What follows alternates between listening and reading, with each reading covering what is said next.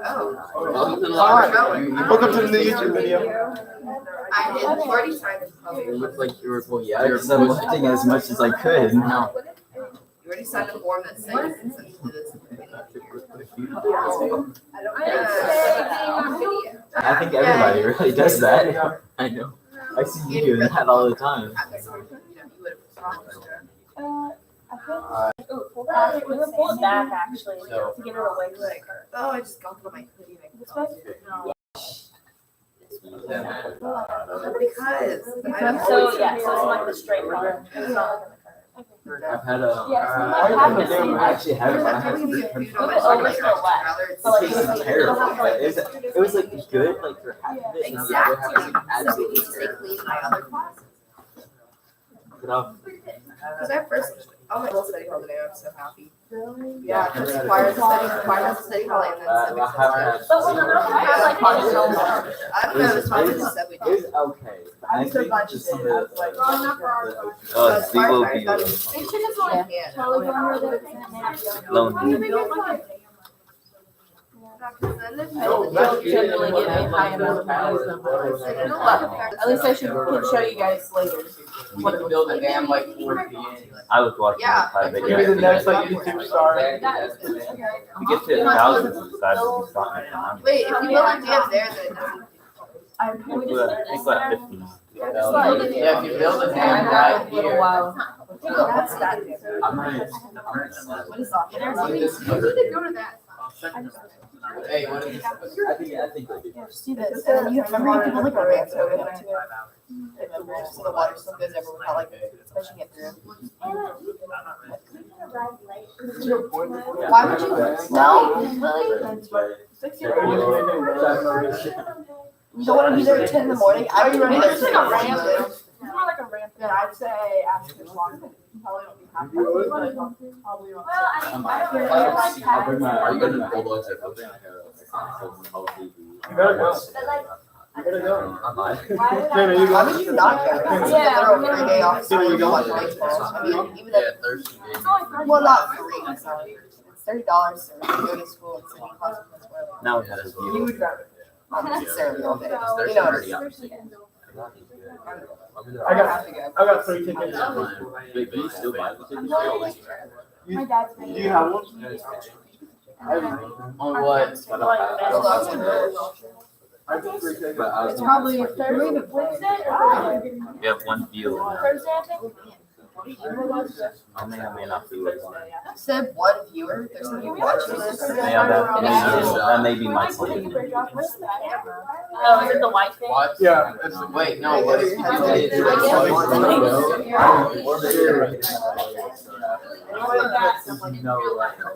Okay. See, but what's the point of the game? I wanted to go. What's its reason? It's. Yeah, but then it'll go this way. So we can't divert. No. I'm going into the building from. Yeah, I got myself a Lego set. That one.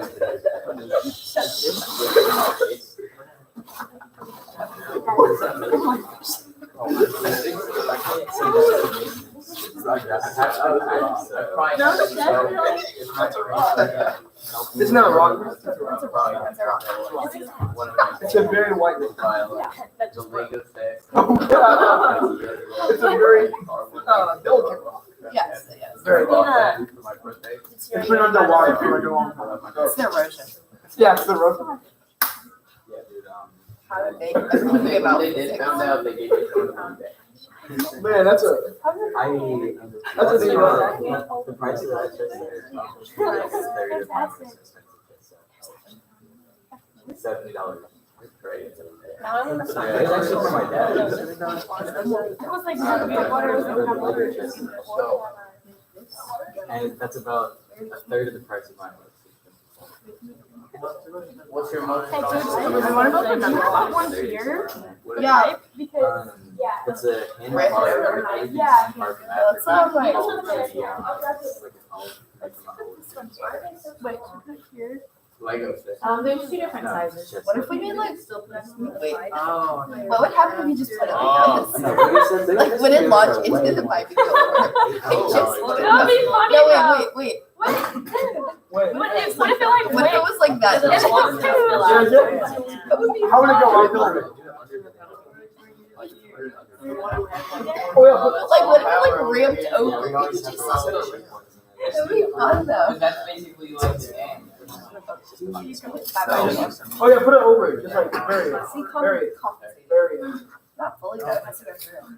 Yeah. No, put it over. The water has to get through some. It's like a pipe. Well, that's almost what it is. Yeah, that's Okay. what we did. It's almost like it is a pipe. Yeah, it's almost like Crazy. it's a crazy idea. Crazy You enough, have it to, like, almost make it is so a pipe. What about putting a bunch of rocks over Yeah, I wasn't upset. Almost a pipe. Yeah. I did drag it. That is too. Too much like Every other. piped. Here. Yeah. Oh, there's a pipe. There's a pipe. Oh, yeah. You put the pipe in. Yeah. Remember? Oh, yeah, the pipe can stay. She's just kind of a big girl, you know? It was funny until I got on like a Put her down. like faster places. I was going like. Why's she that way? So it's a dam. Damn. This dam can't be eroded. I drove in. I mean, it's made of plastic. I didn't take the interstate. I went I like mean, It it will. would not That's pipe bad. all the way around. Yeah. That's gonna be interesting. Like, Why? Do you not like art? Do you not like Yeah. construction? This is not like but when you it. drive so No, I didn't say I didn't like it. I just said it's gonna be very interesting to see what happens. the Well, that only was a one given. I have is the Inviting our class to do this, that wasn't good. That was a You should have been. It's like interesting watching the process. It's pretty abstract, but the engine sounds pretty good. Dude, the only cars I can drive. He's missing it. I feel like he's always sitting. Like, From what Mr. Green said, that he, his sister, and their dad have been trading the same tools back and forth. It like Oh, that's so long. My family Why don't they just like all quarantine together as one big happy family? because they're not ever sleeping at the same time. Takes long. See, but if they all Yeah, that. just I don't know quarantine what's to going on imagine, in lock this them up in a room, like, Yeah, what I are like you it. doing? I like it. what is this? I don't know Oh what. my god! They're making a pool for the neighborhood. It's gonna stop there and then come back and That would be funny. Reverse the It's like reverse. reverse. Yeah, I'm intrigued to see what happens with this. Oh, Jackson's mindset. we gotta just go that. So all the water will go One problem, we're trying. They won't over listen. there. Okay, we got them to take out the Yeah, dam we got them to blocking take me out the into dam. river. Be happy. We're making a pool for the neighborhood. This one? This one? This. Wow, really? They Yeah, gave it really? away. I didn't think. We got like a waterfall. Bro, take that You out. don't Take that out. want Take this out. Oh, there. No. I What? actually like the tunnel. There's a tunnel though. Yeah, no, It doesn't really look like going in there. I like the tunnel. I'm kind of intrigued to see what's gonna happen.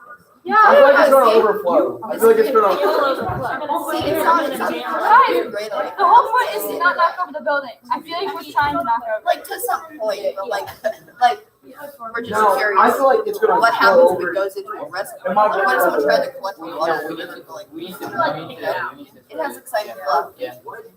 I'm interested to see where it goes. No. Okay. Just leave the tunnel. Please just leave the tunnel. There we go. There's still one. 'Cause I like the Yeah. What was tunnel. the point of that? Because What was the point of looking at you? yeah, there was the What point was in the what you reasoning did. of making a giant pool? Yeah, there's still I don't know.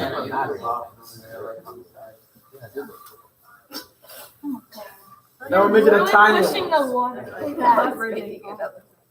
You can't stop Jackson from making a pool like this. You can't stop pure determination. We'll have a wheel. We'll have a half pool. Does that make sense? Hey, maybe it's protecting it from the. Just make a ocean. very Yeah. large, like, Yeah. just make a really Right. large pool, you know, because then it would Oh not. yeah. It could be. Make it the size. Just make a big, large pool. Maybe But the this is sand, SeaWorld. like the beach. Maybe this is SeaWorld, and this is the river that feeds into SeaWorld.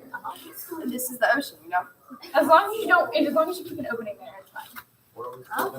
Okay, fun fact, I've actually been to SeaWorld, but I was too young to remember doing it. I don't know that they still have it still in SeaWorld, but if you ever go to SeaWorld, the show pools with pools. Oh, I went to the. Oh, I I took pools with pools. Listen, you know what I'm bitter about? It's like The the fact that I walrus. went on like all my cool family vacations when I was too young to actually like remember. No, I went to San Francisco. I went to Colorado. Here. Like all my fun little trips were before I remember anything. Like I went to like the number one random area in the world. I don't remember anything about it. How much does this cost? You know what? Um, It's unfortunate. I mean, Yeah, I it is. built everything, so the only cost was the materials. I just like So I think this piece of metal was like, because it's so big, was like $600. But what if you bought separate pieces of metal and welded them together? Is that what you did? It will probably still be 600. it would be a little bit cheaper, but you still need a base piece that's pretty big. Yeah, it's So, I mean, I did weld it. So. Oh, you did? well, yeah, but Oh, yeah, it you would did. have had to Okay, I been never saw by it her before. by someone But, else. Comparatively, the video that we watched, those river tables were like $13,000. Is that the one like SIU? The one like SIU. Should we push them down so they don't like unlock? Yeah, that's That one's pretty cool. So this one, I was fine spending $600 on the metal. Because 600 compared to And the advantage of having one piece of metal means that there's only the corners where it can actually move. Yeah. So Lily, that makes a big difference. don't smell other people. That's not good. Are you making an 8? Yes. Lily, that's so weird. Why to is watch. there Please stop.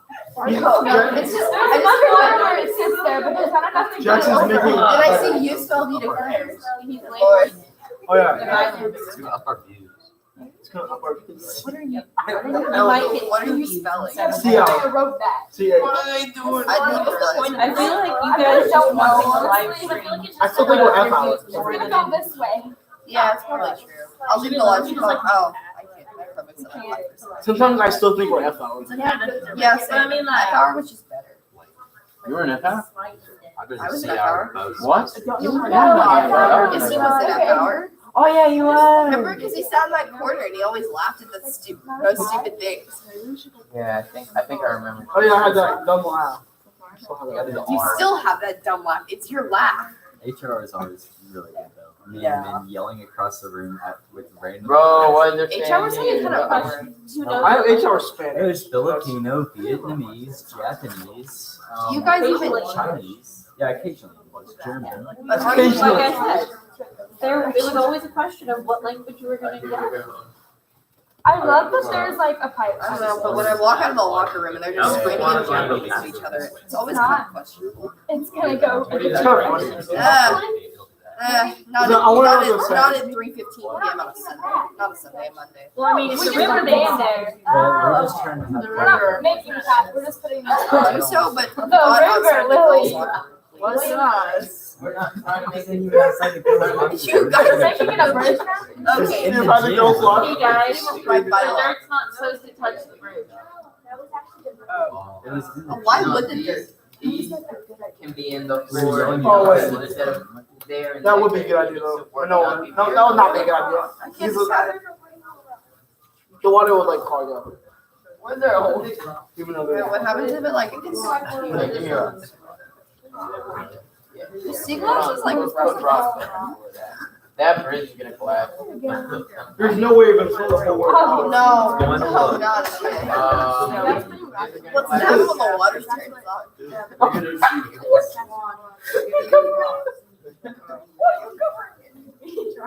Why are you putting your rock over it? No, no. It has a face. Are you alright, here. Jackson? Put more rocks. Put more rocks on the side. Oh my god. Why is there dirt inside of it? How did you have it when the water turns on? Would she like clog up and then like it Guys, clogged we everything? should switch. Put rocks on the walls. Jackson, what are you doing? Why can't they put sand? Put more rocks on the walls so Alright, that I'm going to. They want designs on the house. There's also a pipe in here. Jackson. You're good. They're just invoking. Got me a rock. Oh, a reservoir. Oh, you're smart. Divert some of the water to somewhere else. Oh, You're a my genius. God. Oh, it was Lily's idea.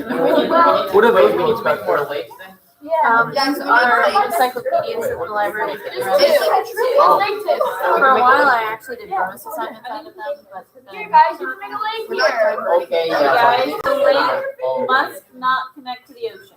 Yeah, it's not. It's not. Just make sure that it does not connect to the ocean. Make it like I think like this needs to be more deep because the water will come over. Okay. Are we making a new? No, we give something for Jackson to do There's more instead rocks. of just clogging up Building a- everything. There we go. I don't know what happened to it. I'm kind of scared. I'm very Oh, scared. Why are there so many rocks here? Why are you There's filling more it? dirt on the channel? We're just gonna cover this with rocks. Good idea. How about let's just not let the water go through? Oh, you made it. Just Oh. build a giant wall. And the pool's back. There's no It water. has to get out. There's no water that's gonna It get will to get the out. pool. It will. It will get out. Yeah, but then it'll like go over here and then go back and then Yeah, and then it'll erode it. When are we starting? Okay, at least put rocks here. I want to start soon. I want to start soon. I want them to not be able to fix this. Like they have Okay, a big, Oh, you're big really lake helpful, Adam. over you here. are. And you are very helpful. You're doing great. No, it's just like. Yeah, he's too posh for that. He's too posh. And then we need to cover this one. Yeah, Adam, you're too posh. Where in the world Probably did this? lives in suburbia. Let's be real. Why do we have a dam at the end? Build a lake. No, I'm no, just You can't staring. build a tunnel. He's like, I know, no, I'm just. I'm just afraid I'm gonna mess something up. I think it's It's like so. I'm sad. water.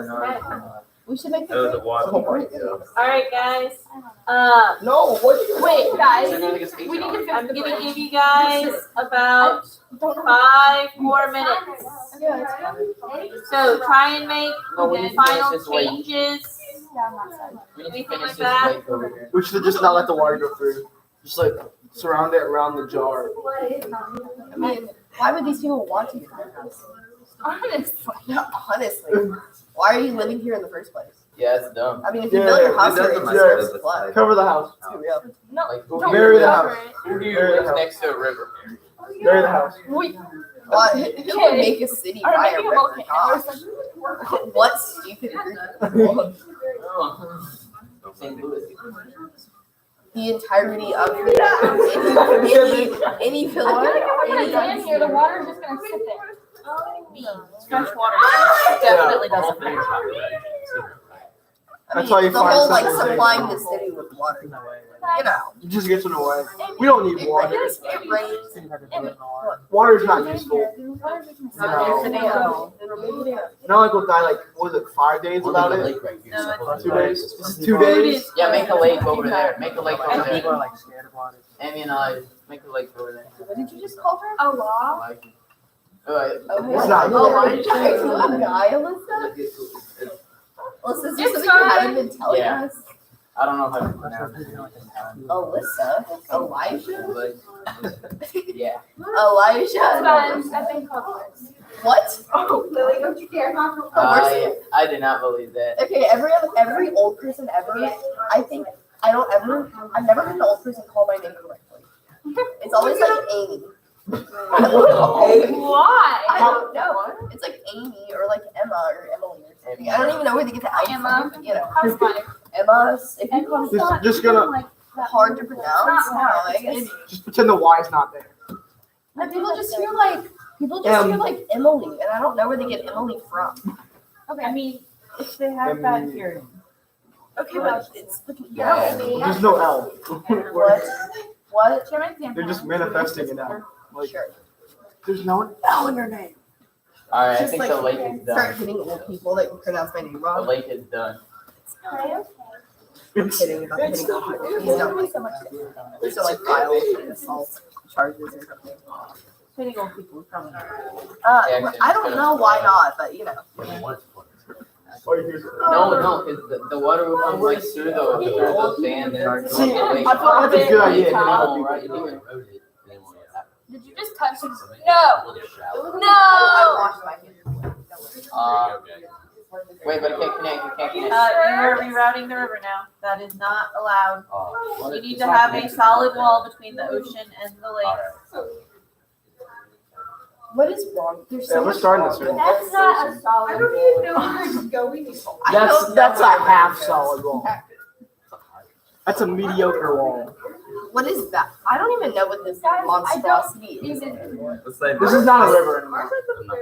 It never Let's was. say Yeah, this- yeah. No, we had a good idea in the beginning, and then we're like, there's too much time. And then What we is decided this? to There's not even an opening on this tunnel right here. Well, there is a tunnel. It'll push through eventually.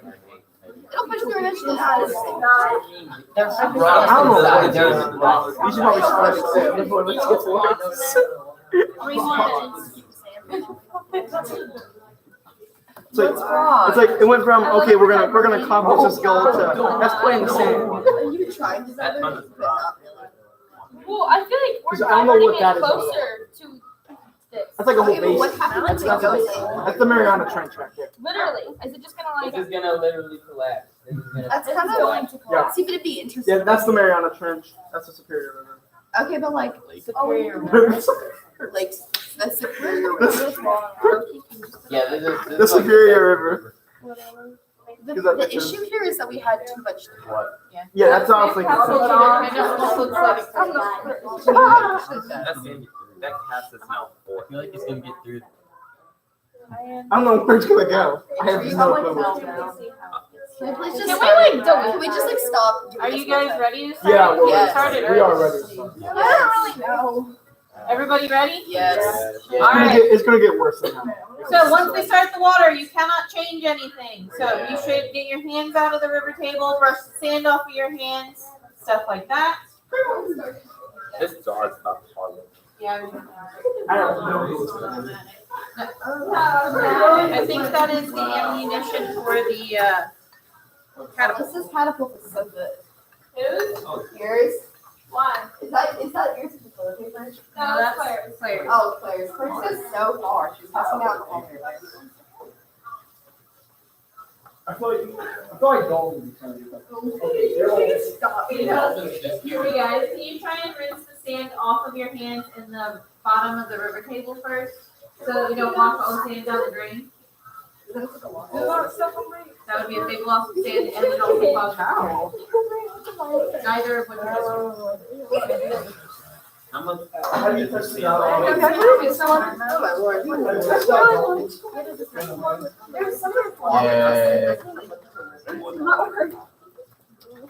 It's not working. Look at this. Look at because this. Look it's at that. not just sand. How many bonus points do you think that was?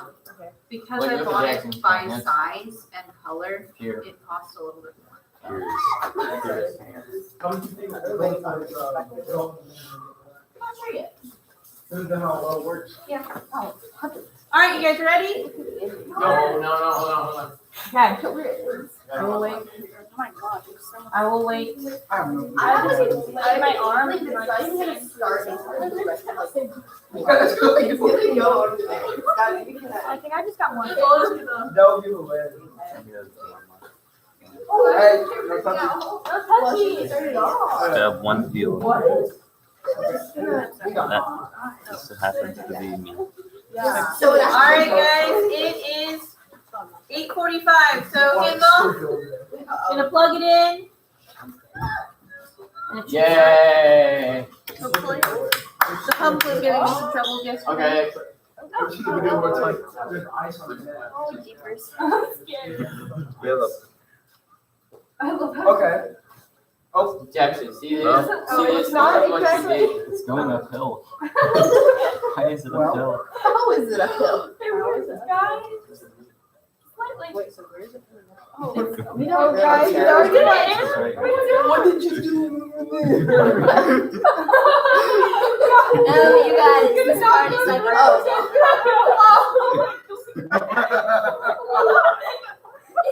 Why did we think this was a good idea? We did it. We did it. Oh my gosh, so good. Hey guys, this wall's like I'm not taking a picture. Well, the house is on eroding.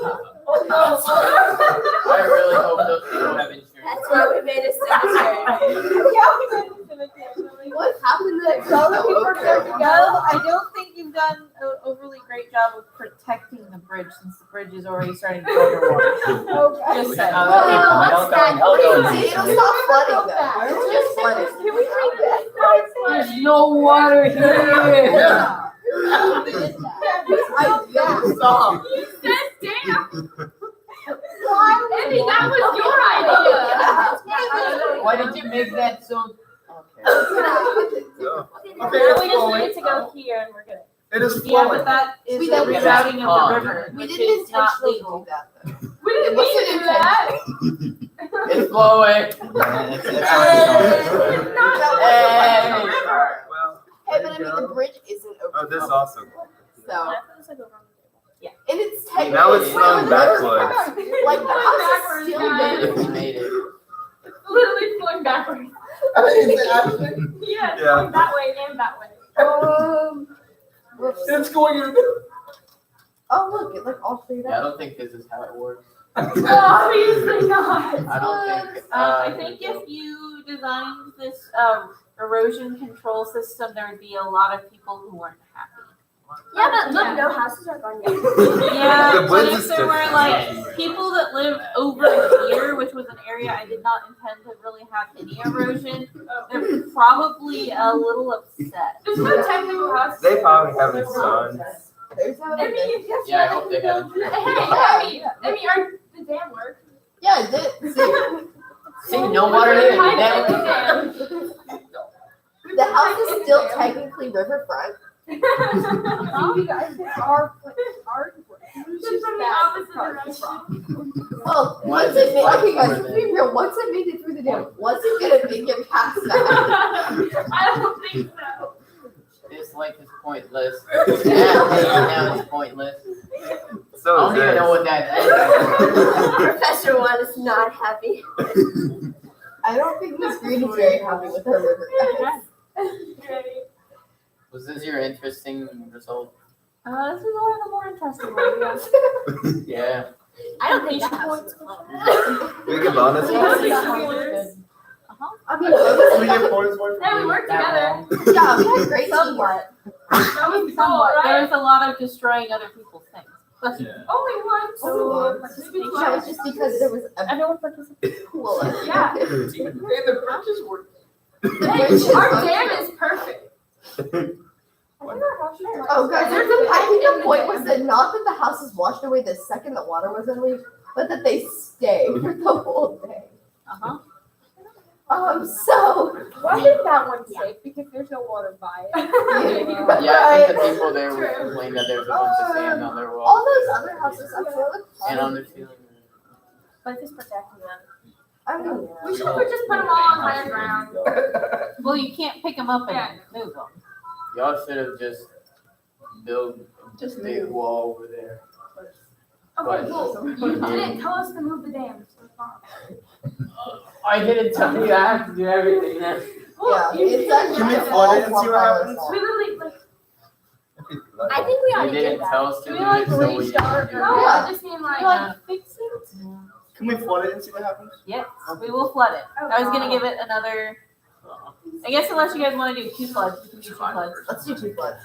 I might need it. All right, we'll do a slower flood first. How many times do you have? Our side. I bet it's gonna fill up that lake and then run over that side. Yeah, it's good. Alyssa helped, so don't even look at me. Oh. It was your idea to put the pipe in. One mama never told us to move the dam. It's not just him. It is kind of just him. I mean, like, What do you mean? You built, this is not a dam, that's a wall. That's like real. There's actually- Rechanneling the river.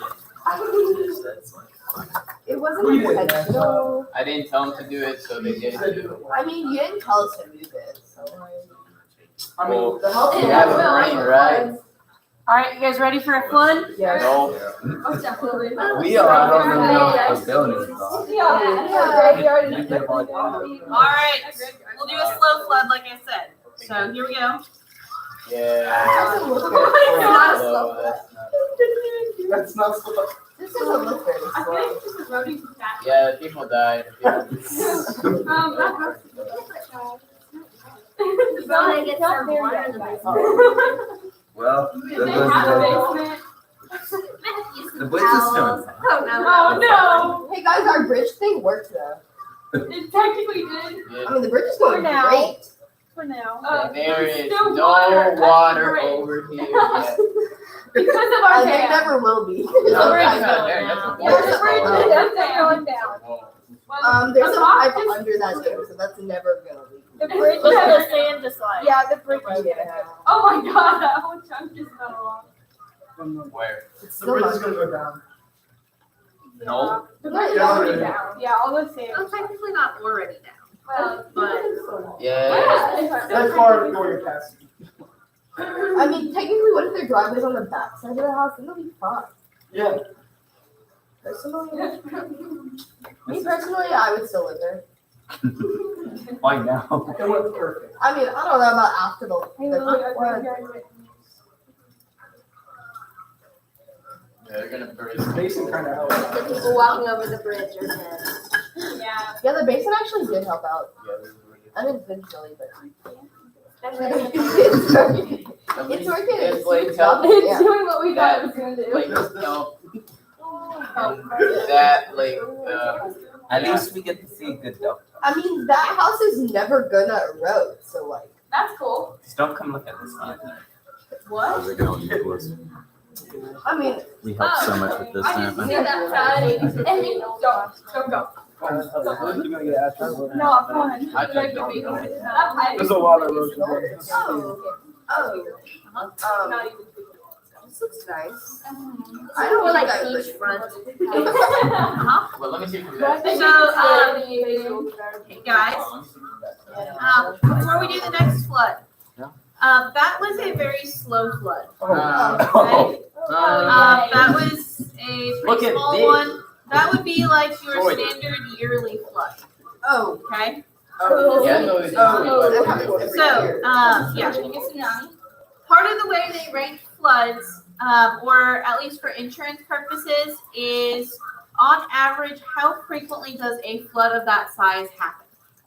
Okay? So, that would be a yearly flood. If you are in the yearly floodplain, you're probably not going to get insurance for flood damage. Got it? Okay. Now, there's also a 100-year flood and a 500-year flood. Okay? So, 100-year floods, on average, they happen every 100 years, but this is statistics. So, you could have a 100-year flood 2 years in a row. You could have a 100-year flood 3 years in a row. It is possible, if not particularly likely. Like I said, statistically, it is most likely that you will have one of them every 100 years. A 500-year flood happens more infrequently. You are more likely to have those once every 500 years. Got it? Okay. Hey, Sam, can you turn the sound off on your computer? Oh, yeah. It's kind of weird talking and then hearing myself talk. So. All right. Oh, that's a live stream. Yeah. Yeah. All right. We're doing a So- I mean, the dam did its job. It's Yeah, I working. think we have time for possibly 2 more floods. So we're gonna do we're gonna try and do a 100-year flood. I mean, Let's this see dam it. is doing its job as a dam. I don't know. Yeah. The last one Yes. I mean, I'm not sure it's not bad. It is reloading pretty fast. I want to see what that looks like. Like, I want to see what happens when the water goes through. It's not pipe good. sits there. Because at this point, it doesn't even That's flow the thing, towards it the won't- dam. It just kind of water doesn't flow in that It is. direction. What is that, like, erodes? Like, I feel like All right, you guys ready for the flood? There's a pipe in 3, 2, 1. That's God. Yay. there goes that house. There goes that house. There goes the Oh, yeah, it went over. With that one stuck in. The bridge. The bridge rolls? Yeah, the No, bridge like, is back. The bridge is on its last leg. It's just like running like all day. Hey. I don't think we do another flood. Do you know the 500-year flood? No. I mean, I guess we can wait till tomorrow. Let's wait till tomorrow. It's already dead. Yeah, well, I think it's the strongest right now. Maybe we should. I think Wait, Why is you it? said It's not. You can see the pipe. Well, like by tomorrow, like all the Yeah, you can houses. see the pipe. Wait, actually, Kick it while it's down. Well, we'll wait for you. oh yeah, see, like, We'll let it run all day. I mean, all I'm saying is if I just like, literally like, I grab the pipe. If I just like, grab, then the issue would be solved, and then we can talk.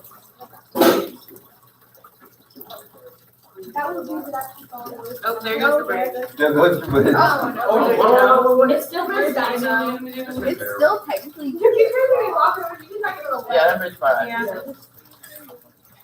Your dog might be able to jump in. I mean, I still think you can walk across that. Yeah. I mean, I think technically because there's a pipe under, you're always going to be walking across it. It still goes over. this has been getting closer and closer to the house.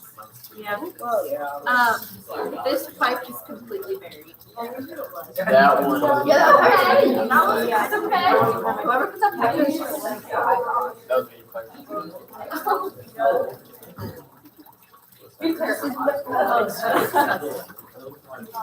Yeah. Not Got the arms. Stop.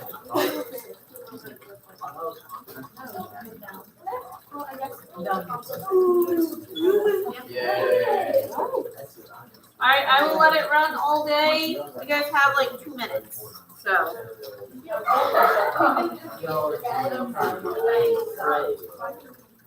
Right for what?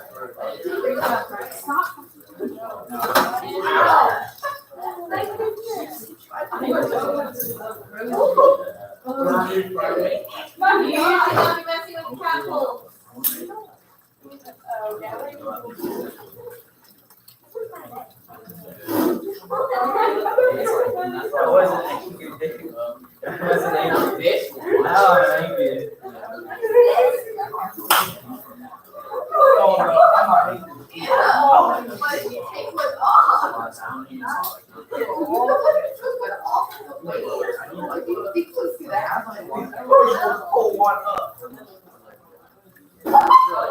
This still is not going to last too long.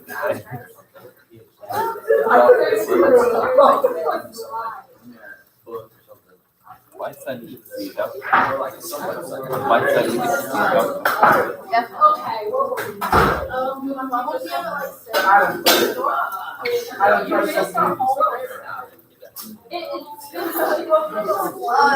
You missed it. Like, it's died. It's so died. I mean, so technically water should get into the bottom of this house. This house is not going to last too long. This one. That one I should double right. That one, I feel like that one will.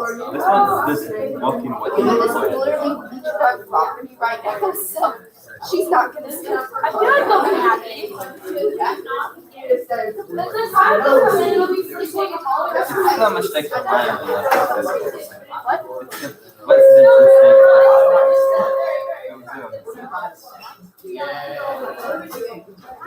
Happy day, guys. Happy weekend.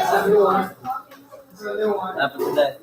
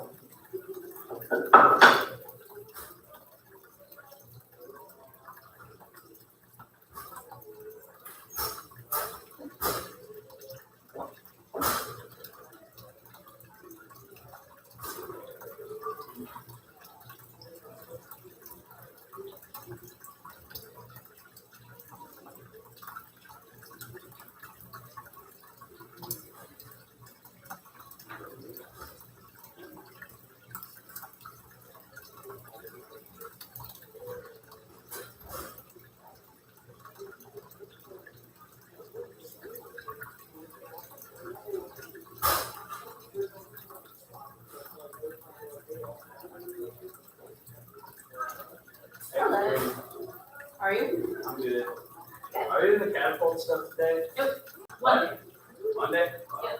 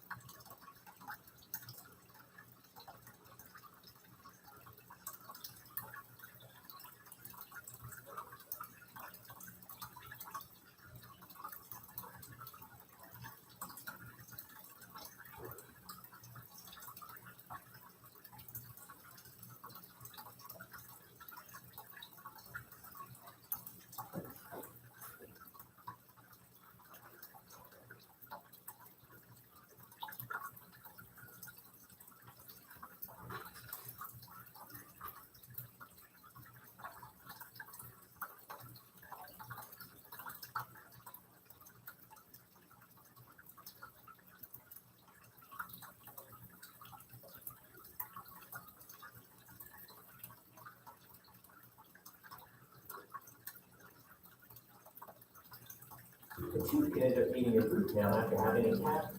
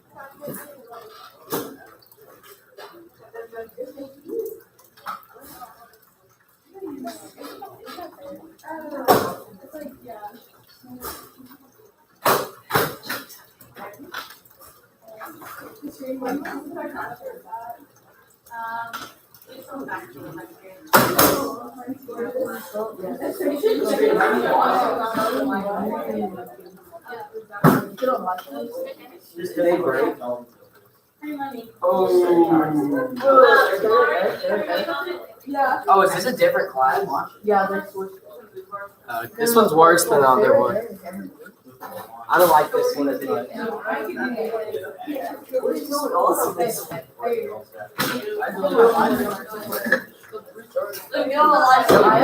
Hey, Cole, you're on the live stream.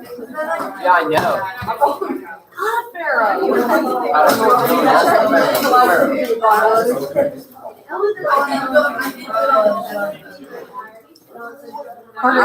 It's Everyone's on it. See if it caught me tripping.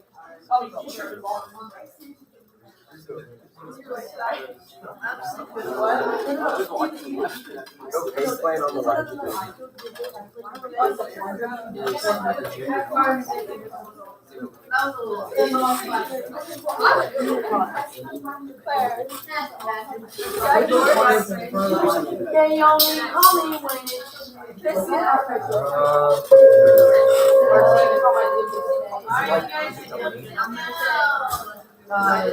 Yeah, it's like Luke, if you see this. Oh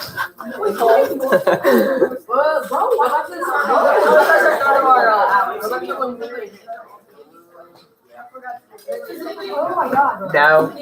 What about now? Yeah.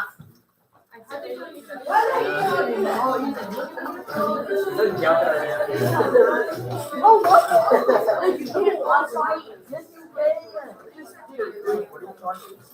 Skip to the beginning of our hour. Dude, what are you doing?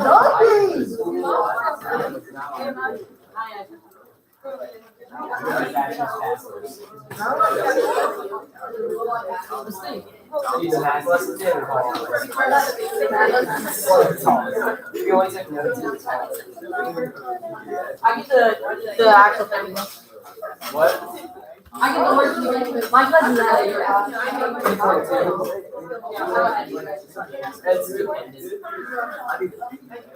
Actually, I don't need to charge my camera. My charger's in quiet. We're gonna start off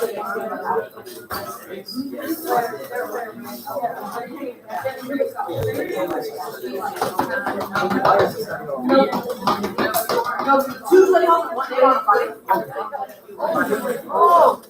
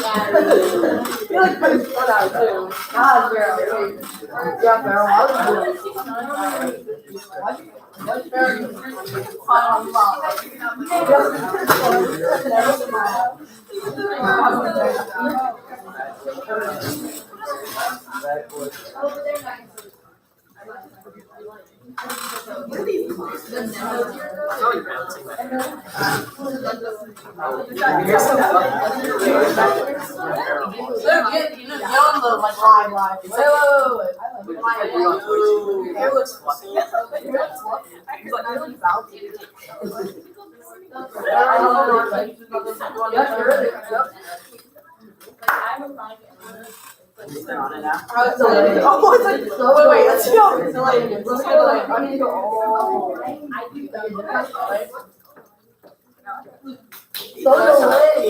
count it. I'm gonna stop. Count it. 1, That's 2, 3, 4.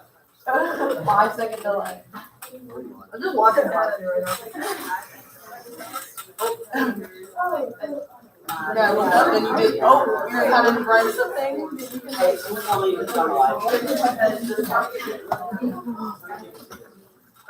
Oh my god. My hair is in my head. It's kind of funny.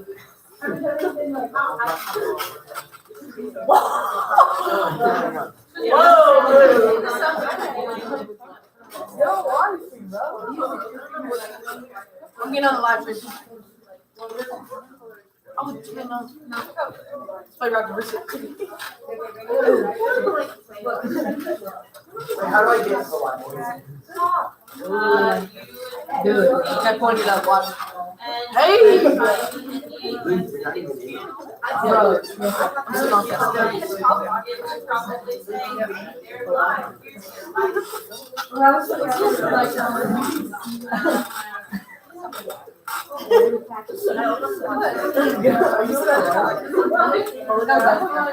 You're not even getting live. I know, my desk is. Is it NDHS. I'm trying to get the live stream. So I can You want to see yourself in the live stream?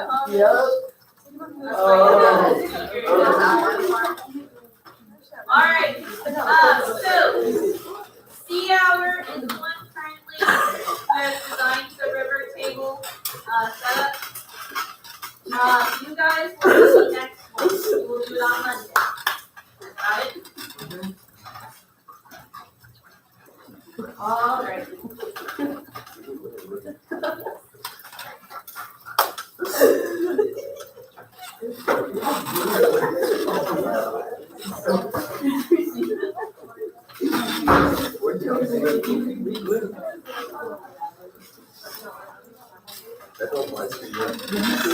Oh, look at all my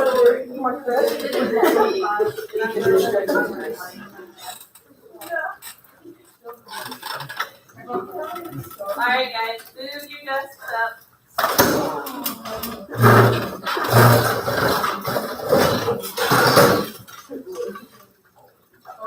Now we're on. Alright. You're not gonna like this. So we're gonna pray. Go back. So that's where I was doing my thing. Yeah.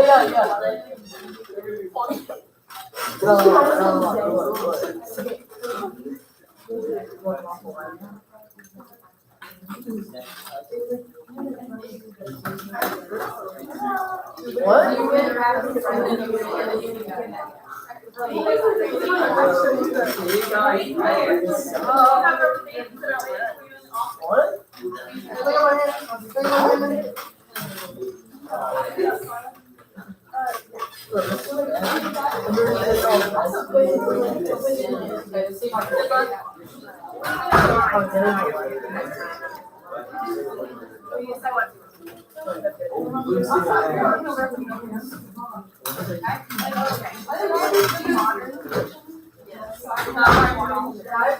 Oh, you put it up? Alright.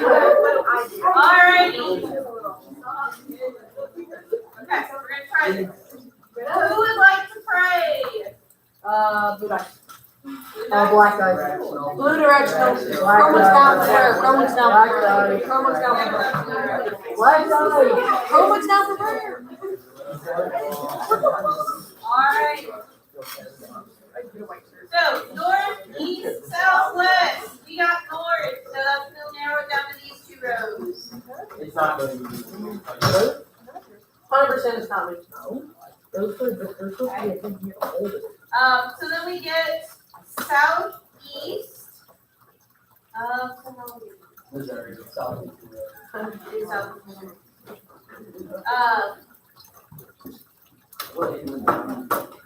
Let's go with this sort of corner right here. So Emma, Addie, and Brenna. I was reading it as Brianna, and I was like, it is not Brianna. It's Brenna. I feel like I'm alive. All right, we got Southeast again, so that. You should put from first. For all those who need road prayers, so special attention for my Bless our God, and bless us and God. Holy Mary, Mother of God, pray for us sinners now and at the hour of our death. Amen. Everybody better be alive. There's only 3 people watching. Oh, you do, yeah. No, I got I got 2 stars. I just got that one. That's just pretty funny watching. Can we do live stream like a flash? Yeah, like can you put it up there?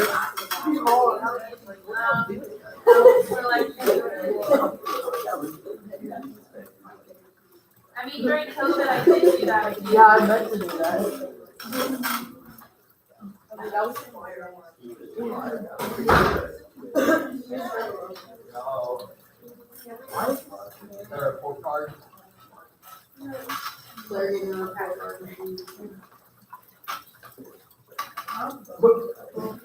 Rubber bands. Wow, I should really not know right now. Martha, Can you do something? Can you do something? I might. Yeah, do something. Just do something. In the camera. Alright, guys. Oh. There is, fixing your couch. We got whole super big. Oh, that's in a my class. Wait, let's get back on. Yeah, you can do that.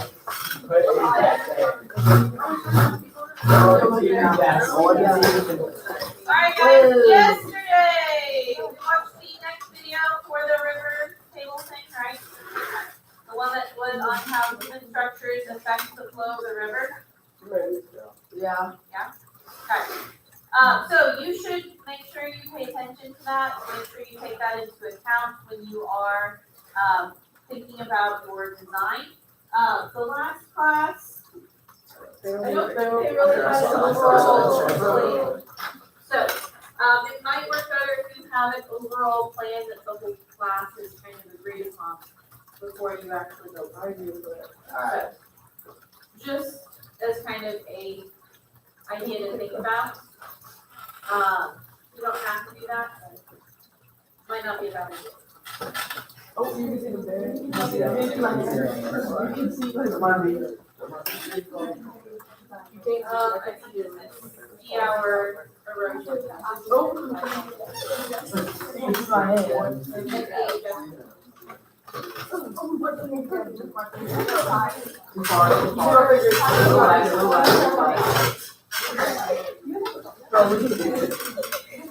Oh, there's my hand. Did you just do a ball? Alright, guys. Close your crumbles. No! Close them all the way.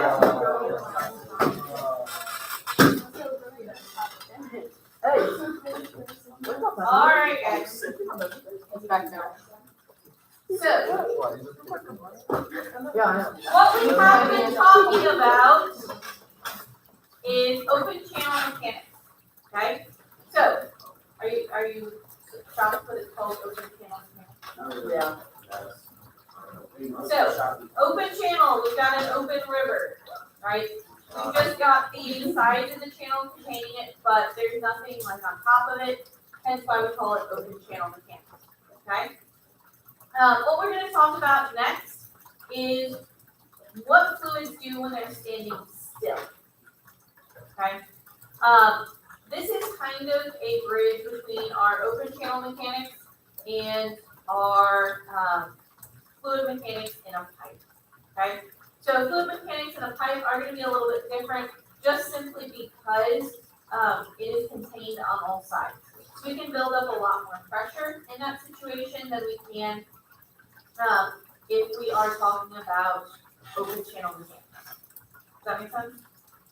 Okay. So, like I said, we're going to start with our static fluids, okay? So the first thing we need to understand with our static fluids is how pressure works, okay? So first things first, what is pressure?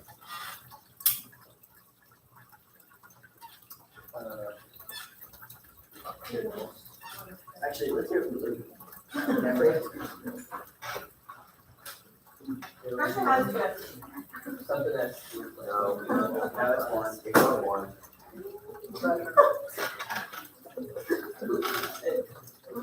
No, it definitely doesn't. No, it is one. No, it is one. What has one? Pressure. Pressure is one A. Yeah, it does. No, it doesn't. No, it doesn't. No, stop lying. No one will correct. Okay. We're Yeah, gonna, there's lying. Not only does that know pressure. it has two S's. Luke doesn't even know what pressure is. It is two S's. Pressure is nine. Your color one. It has two S's. Are you using the peanut butter and All right. charcoal? So, pressure does have to do with force applied to something, okay? But it is a little bit more specific, okay? It is how much force is applied per unit area.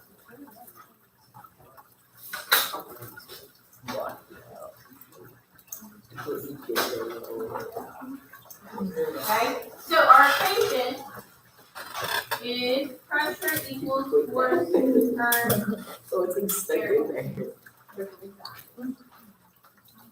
make sense?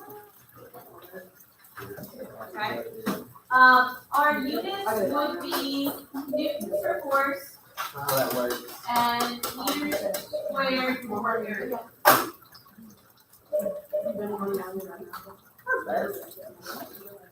My liver. I can sound.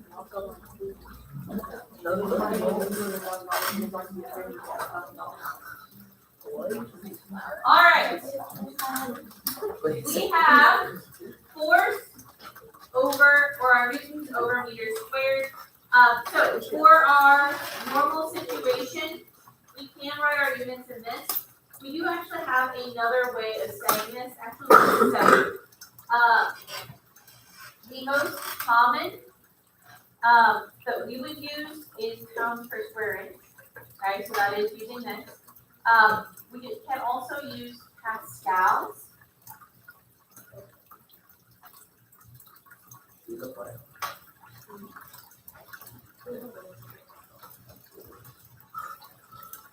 So pascals. Let's see. There's also going to be some that are a little bit more common in the weather forecast, because neither of these are what you're going to see atmospheric pressure box. Okay, that is going to be bar or inches of mercury.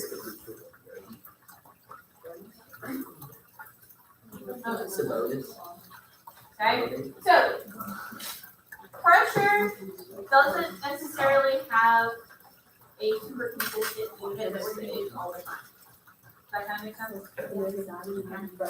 So we're going to talk about it a little bit more, and then we'll see kind of how this applies. Okay? So if we take something, right, and let's say, all right, I take this book, I put it on my hand, right? The weight of the book is distributed over the area of my hand, right? Okay? I can increase the pressure by decreasing the area, so there is now more pressure on each of my fingertips than there was before, right? Or I can add more mass.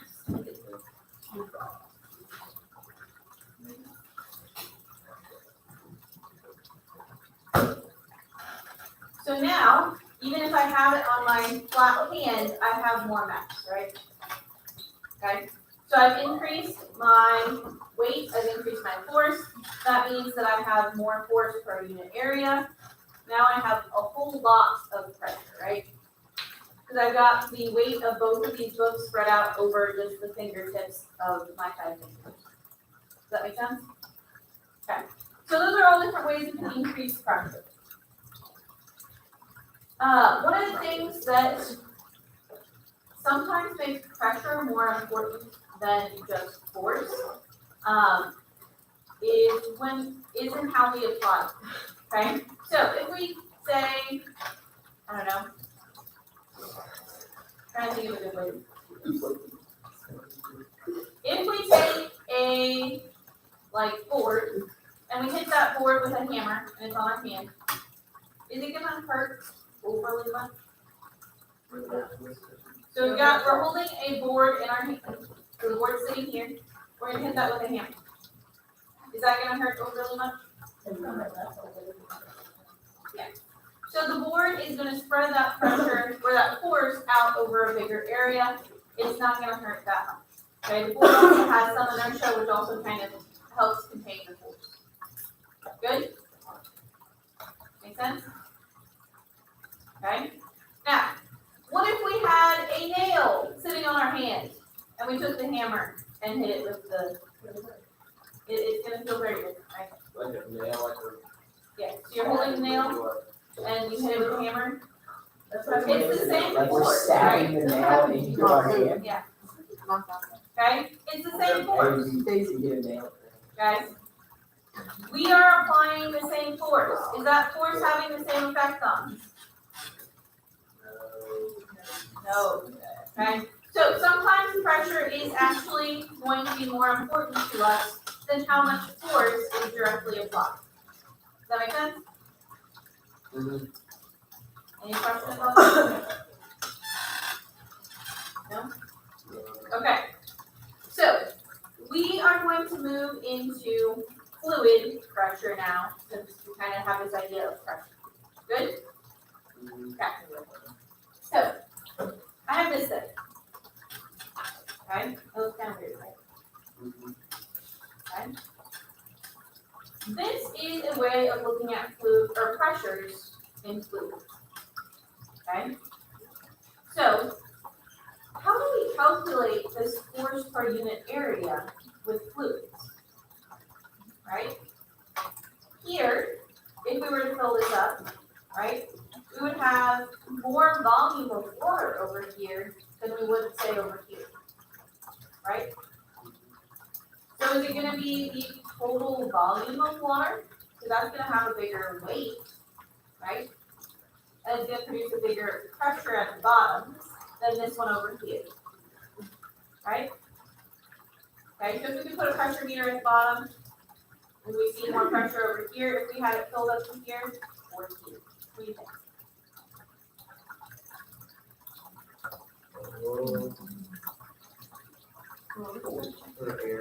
So if we could get like a little mini sensor, stick it in the bottom of this glass tube, okay? And it would measure our pressure, okay?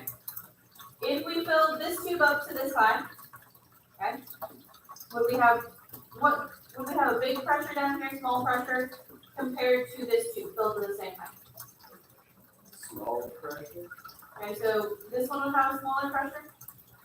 Why? More air in it? More area. Oh, more area. Okay, so that weight is spread out over more area. Okay? But do we have more weight? I mean, we have a bigger volume of water. Okay, so it's the same. Okay. Okay. Now, what if we start adding in something like this, where we have the same area down here at the bottom, but we obviously have more volume. We have more weight, the same area. What do you think? What? Same? No, Suzanne? It's the same. Oh, it's the same. All the same? It's this asking questions, it's probably all the same. It's the same. They're all the same. Okay. Okay. All right. Now, we don't have a fancy pressure gauge, but what we do have is an open tube at the bottom connecting all four of these tubes. Right? Now, guys. When I pour water in, okay, what we will find is since the water can flow freely through this bottom tube, it will go to a point where the water pressure pushing down on each of these tubes will be equal. Okay? But that doesn't mean that the water level has to be. I am. So, what my question for you guys is, we know that the water pressure in each of these tubes will be equal, but will the water level be equal? Okay, so they'll have different volumes. It's the same. Wait. It's the same. It's gonna be the same. It's the same. It can't be like It's the same. It's I all the mean, they same. just have to have the same pressure. Yeah, It's all the same. What's the point So of they're all gonna have the same height? I gotta see that. Yep. Yeah, it's all I'm the just same. trying to get you guys to make a I'm just hypothesis. like, It's gonna be the same on all of them. yep, You think it could be the same? yep. What do you think was gonna be the It's the same. Stop. Alright, guys. Should we try to have it? Yes. Alright, guys. I'm gonna pour it in the one stuff. Ready? Alright, so as you can see, that bottom tube is now full. Oh, Okay? Alright, fill it up. no, it's not gonna be the same. It's the same, I can't see it. I probably should go borrow. I think it's the same. Yeah. Yeah, it's the same. Let's go. Okay. The right answer. Sure. So it is gonna be pretty much the same height in all of them. Okay? Now, why? We have more volume of water here, right? But we do have a bigger surface area, but we still have a larger volume of water here and the same surface area down here. Why do we have the same pressure? Gravity. Over. Okay? Sort of has something to do with that. Okay? Alright, what happens here? A fluid is always going to push on what is directly underneath it. Okay? Is this part of the water supported by something? More water. It's supported by more water, but is there glass underneath it here? I think so. Underneath right here, Yeah. on the side of this sphere. Yes. There is glass right there. So that directly downward force from gravity is actually supported by the glass. Does that kind of make sense? What we find is that for a fluid, like water, right, the only thing that matters is how deep it is. Okay? So here, they're all the same height, because that's the only thing that changes the pressure. Our volume ends up canceling it out because it can fill whatever space is there. Yes. If that tube was not there and they were just independent structures, would they all fill at the same height? No, because like the water can't flow between them. Yeah, but if they all fill at the same height. So they're not connected at all. No. Okay?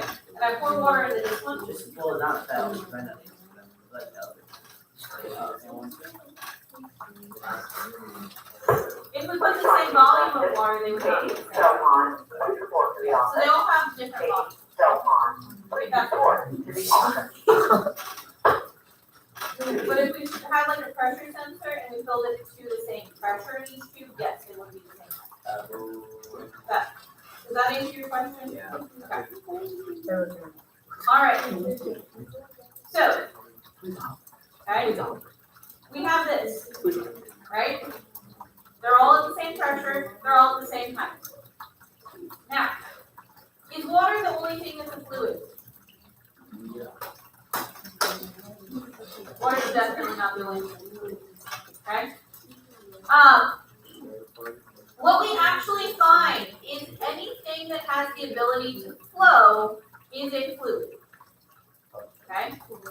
So any liquid, definitely a fluid, but gases are also fluids as well. Right? So our atmosphere actually works exactly the same. So that's why I've not been using the term liquid. Okay, so this is a liquid. Okay? This is a fluid. Gases are gases, but they are also fluids. Okay? So, yeah, it's a specific scientific use of the term. Okay? Fluid, guys, a fluid is defined as anything that can flow. Okay? So if we walk outside and it's windy, you are actually feeling the atmosphere flowing. Okay? So wind is a current through the atmosphere. Does that kind of make sense? Parker, are you okay? This is a joke. You wanna hear the joke mystery? You have a dream. Knock knock. Knock knock. Knock knock. No, you can answer it. Daisy. So unfunny. Daisy me roll. So bad. Wait, should I do the piano? Alright, let's get back to our atmosphere. Why did you say it so apple? Alright, guys. Alright, our atmosphere works exactly the same as this. Okay? So, we are actually experiencing pressure applied to our body based on how much atmosphere is above us. Now, obviously, gases are not anywhere near as dense as liquids. That's why liquids don't float in the air. And so, since they are not as dense, we don't have quite as much pressure as if we had a column of water floating. Right? Okay? Right now, from the amount of air that's above us, we are actually experiencing about a pressure of 14 pounds per square inch. Okay? That means that on every point of our surface, we actually have about 14 pounds pushing down. Okay? Pretty crazy. If I live in Colorado, would I be able to live No. You would have less pressure on you, but you would not be able to lift more weight. Would you? The reason, Would you be able to? Wait, what if that's like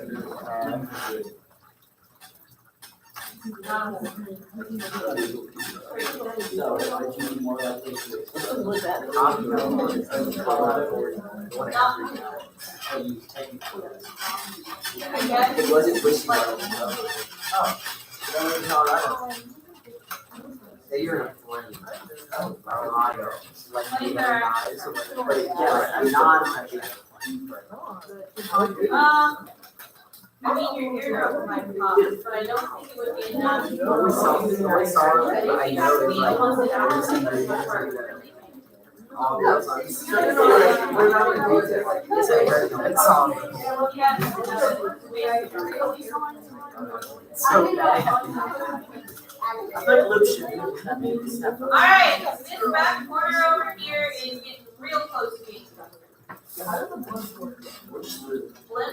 Blimps generally are filled with helium. Actually, they're normally filled with hydrogen. Getting that much helium is really hard. Well, they're not really a whole lot because since they're filled with hydrogen, they tend to explode.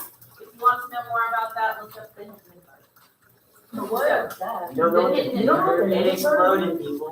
Yeah, Y'all didn't know that? it was a very large one that exploded. It was a crash and burn. Yeah. Like he was in the air, and it crashed. Alright, guys. Let's get back to our fluid pressure. Okay? Now, I said that we are experiencing 14 pounds per square inch. That is on every square inch of our body. So, I'm going to force that with that. So I can put it down. That means that this part of my body is experiencing 14 pounds per square inch of pressure, but this part of my hand is as well. Okay, so it is not just down in the direction of gravity, it is in all directions. Yes. Is there such thing as negative pressure? Yes. Sure. That makes you expand? Yes. Like a certain way of inflating. Yes. How do you get negative pressure? No. So It's about the air. you have a negative pressure difference, but not necessarily negative pressure. You can only go to the point where there are 0 molecules in a space. We haven't figured out how to go less. How to take away 0 molecules. Yeah, I don't like I feel like we should put a lid on that. Yeah. So, are you asking more like if we have a balloon in a vacuum chamber and start pumping the air out, the balloon will expand. When you feel like I'm really, you understand how you bring it out. That's like, I mean, if you put it way deep down under the ocean, it would I've done this. No, but like you blow it out down there. And then then, yeah, if you blew it up down there and then brought it up, yes, it would. You know, it's like indestructible bubble balloon. What would happen if you put it into the like that vacuum thing, the air chamber vacuum? It would just keep getting bigger. vacuum? I thought it What was. kind of blow up this way? No, it's No. ripping the air. So, okay, guys, what is happening there? We have a balloon, okay? We blow up the balloon, it actually reaches a point where atmospheric pressure and the force from the outside of the balloon is equal to the pressure inside, okay? If we remove the atmospheric pressure on the outside, the balloon will then expand, okay? Because there's not any force pushing back in on it. So that kind of makes put a sense. human in there. Not pleasant.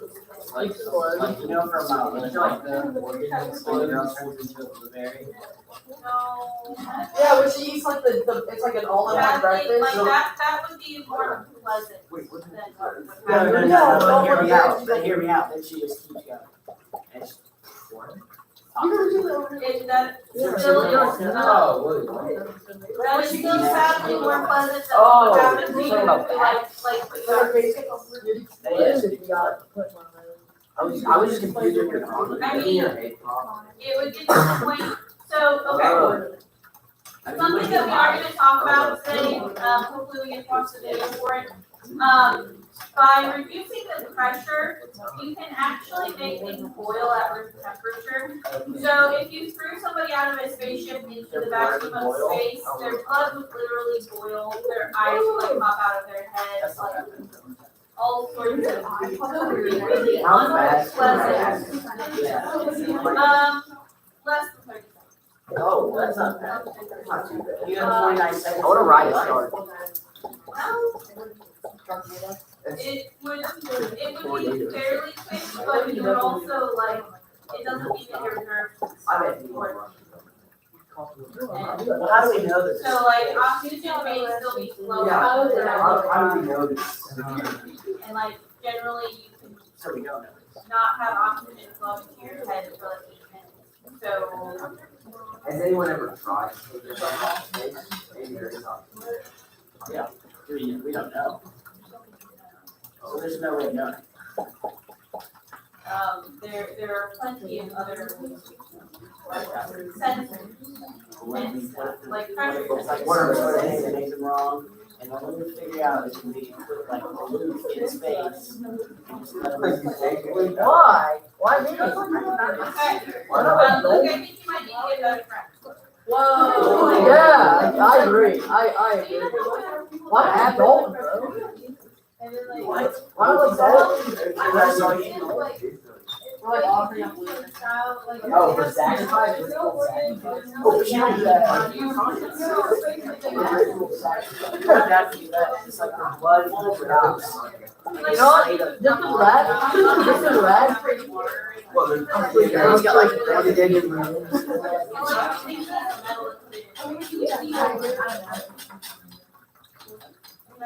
ceremony. I'm gonna sacrifice you doing that.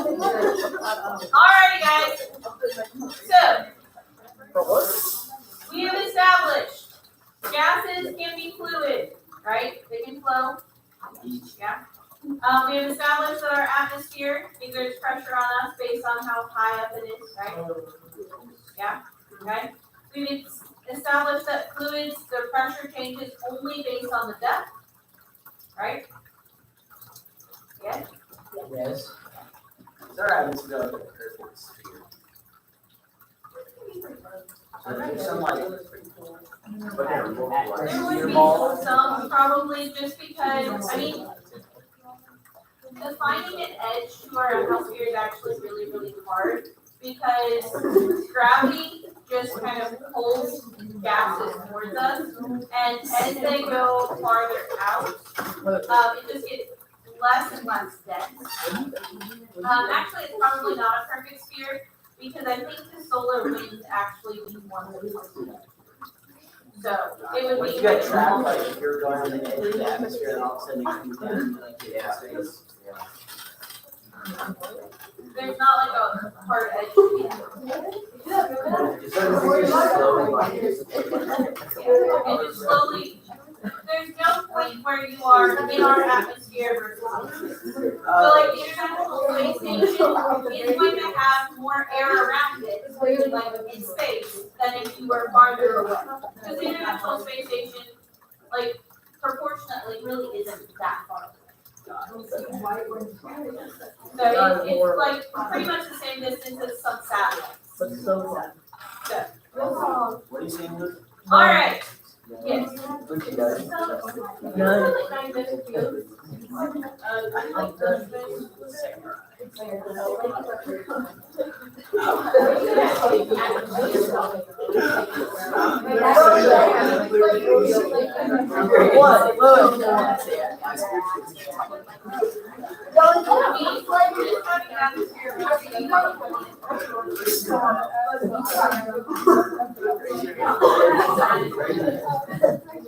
Do it a whole lot.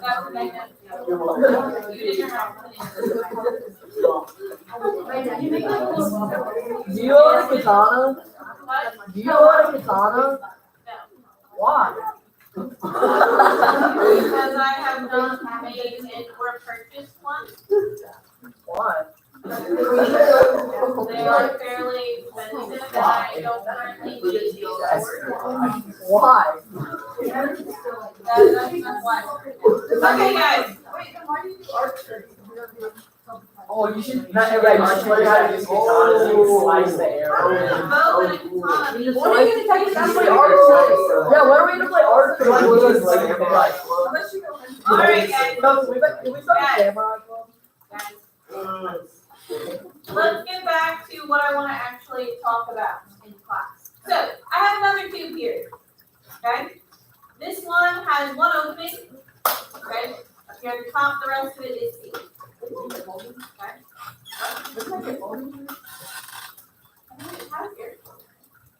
Yeah. Yeah, that wouldn't make it moldy.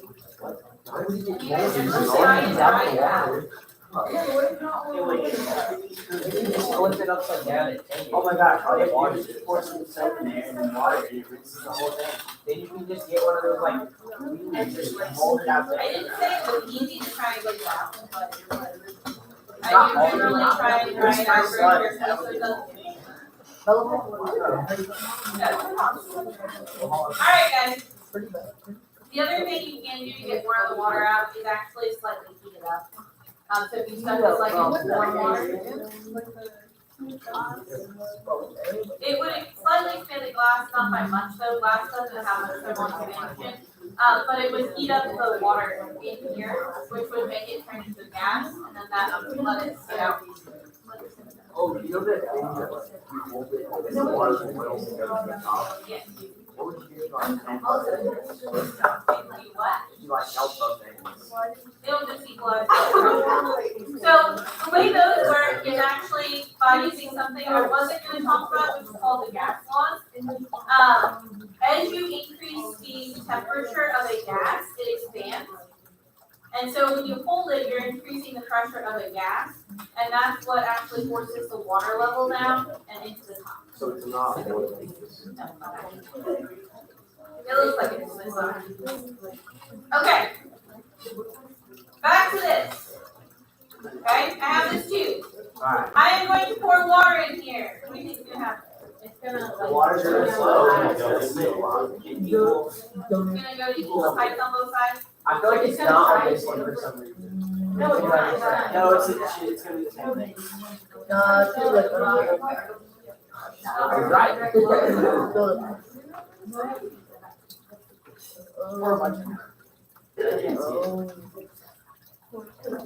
Okay.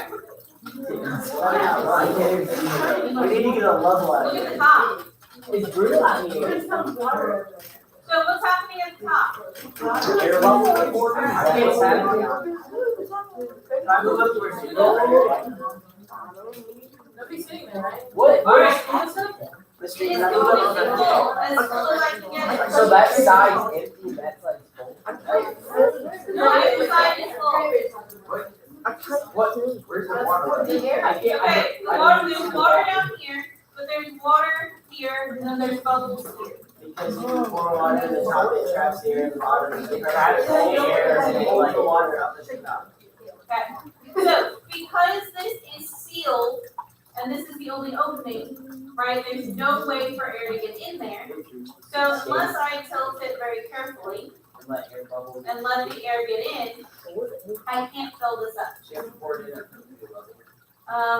No, I have to pour it in very carefully. And actually, if I pour it in sideways, it works fine. The actual. So it will equal out. Well, I know, but I'm saying you have to pour it in the person being able to water to stick up Okay. there. So you have to let the air escape. Yeah. It's reminds me of like the gator. Alright, now it is completely. Where's my water? Yeah. Okay, yeah, actually. Whoa.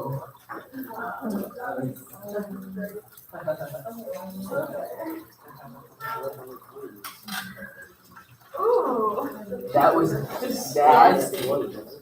You're like, I'm not bad.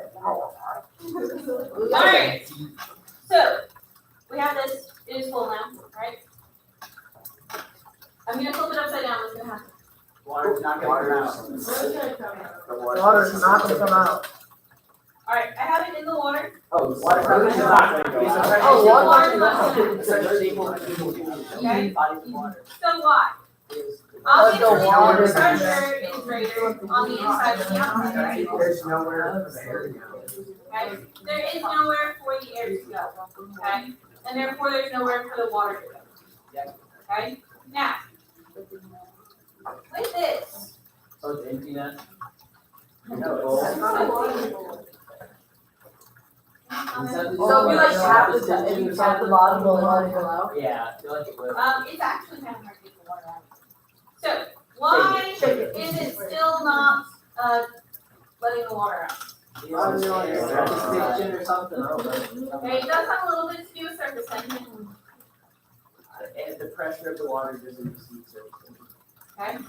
So, what we have going on here, we're not just comparing the water pressure to the atmosphere, okay? What we have in here, yes, there's definitely a glitch. What we have in here is a sealed container, essentially, okay?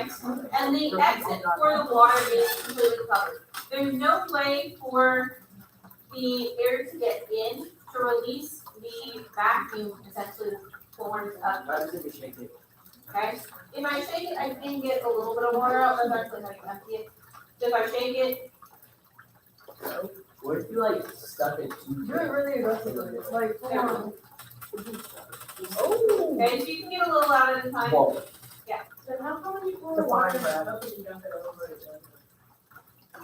Okay, so surface tension is much stronger over smaller areas, and most cups don't have an opening this size. I do.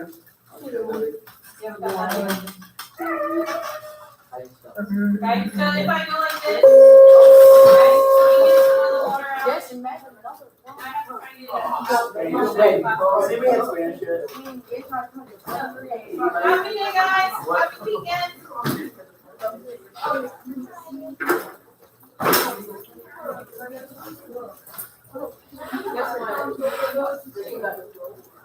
We launched the catapult. Monday is my plan. So we're Assuming doing that that. it's not. Yeah. We should have time to look. Okay, don't admit I'm doing all that. Have to go out.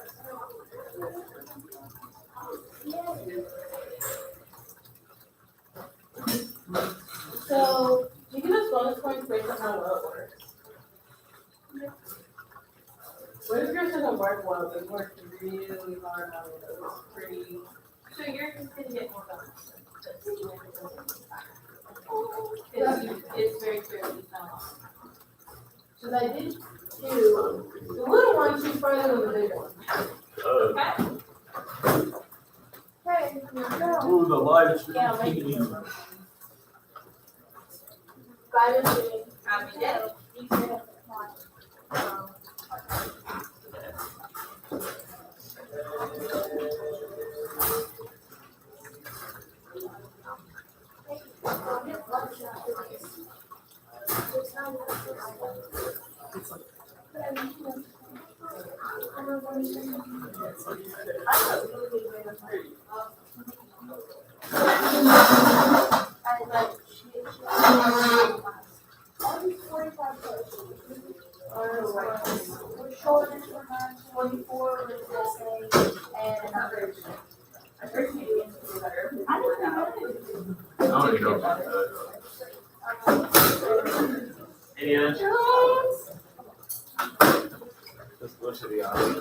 Blood on the leaves. Man, they really survived well. I mean, the bridge fell over before they even. They are terrible. This what hour is this? That was, yeah. Wow. They're terrible. How many of the houses fallen in? I haven't actually done that. Look at this. Look at this. Oh, come here. This is what looks. It shows you what not to do. Oh, come here. How much is that cost?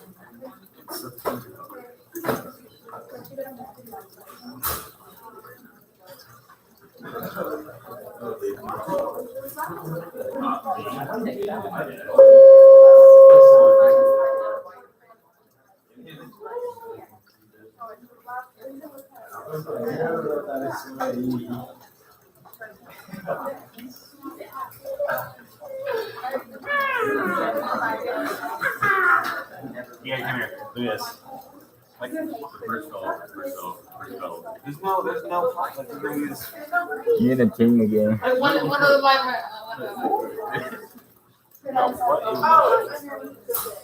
This is great. When can we do this? You guys are doing it on next Tuesday. Them doing the exact same thing as the other time. Gary, I know what to do with this. She does?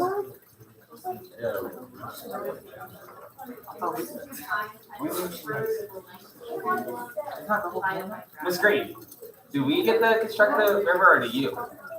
I make the path of the river and you have to protect it from erosion. Okay. Oh, okay, I see what she did. So she makes. Can we place the pipes, or is it you? Square root, it's just of the length divided by the. Miss Green, do we place the pipes? Yes, you can place the pipes. Oh, let's go.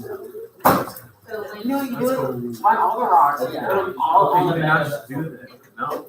I don't want that to be up. No. I'm taking your So spot. make sure that both fractions are covered. No. Thanks for grabbing it. Oh, yeah. So I'll have it declared. I'm going with practice until. we're gonna get out civics for that.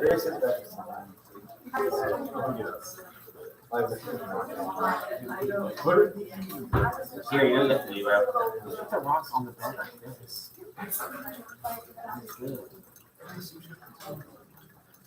Good. Here, put your face back.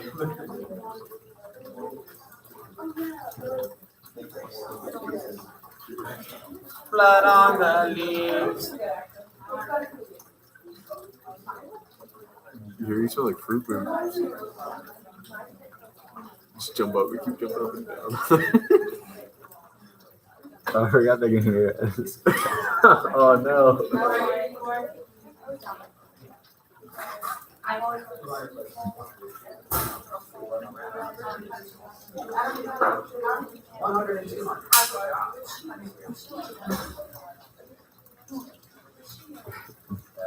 Very me. That's a joke. Say something. You need to. I forgot to give me. Yeah, look.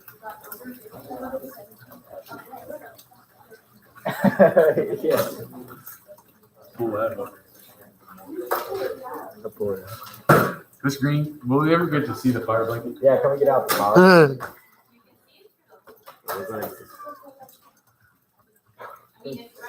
Can we touch it?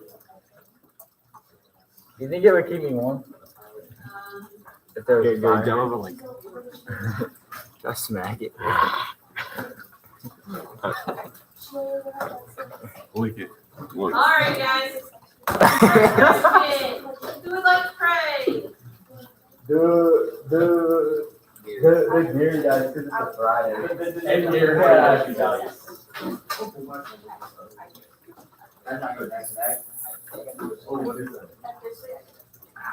It is room 2C6, Oh, which does not exist.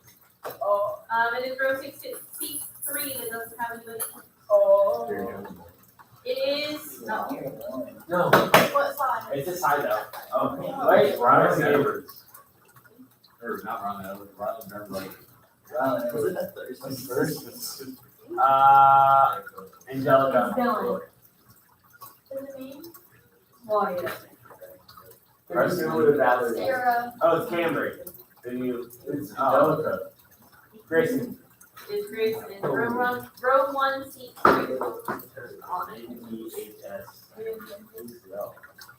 You should go to drum for prayer. For all those of you who are prayers, so special attention to my hand. Hi, Grandma. There's Tom retired.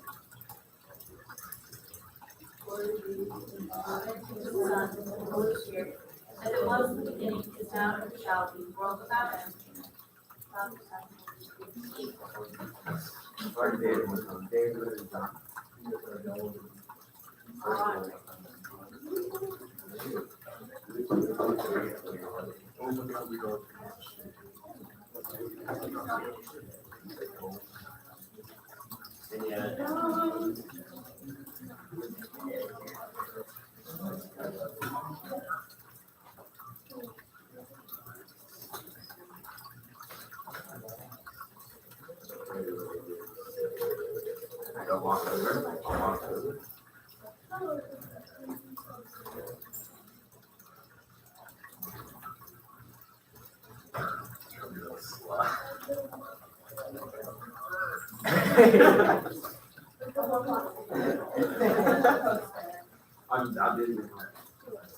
All right, yesterday we were watching the video, right? Yes. Yeah. We are gonna finish that today, and then we're gonna talk about a few other.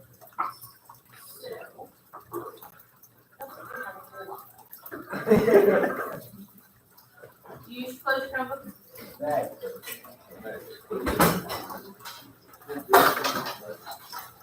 I guess I'm doing an awesome thing that it does. Wait, can we watch it? How do we launch the Live stream? As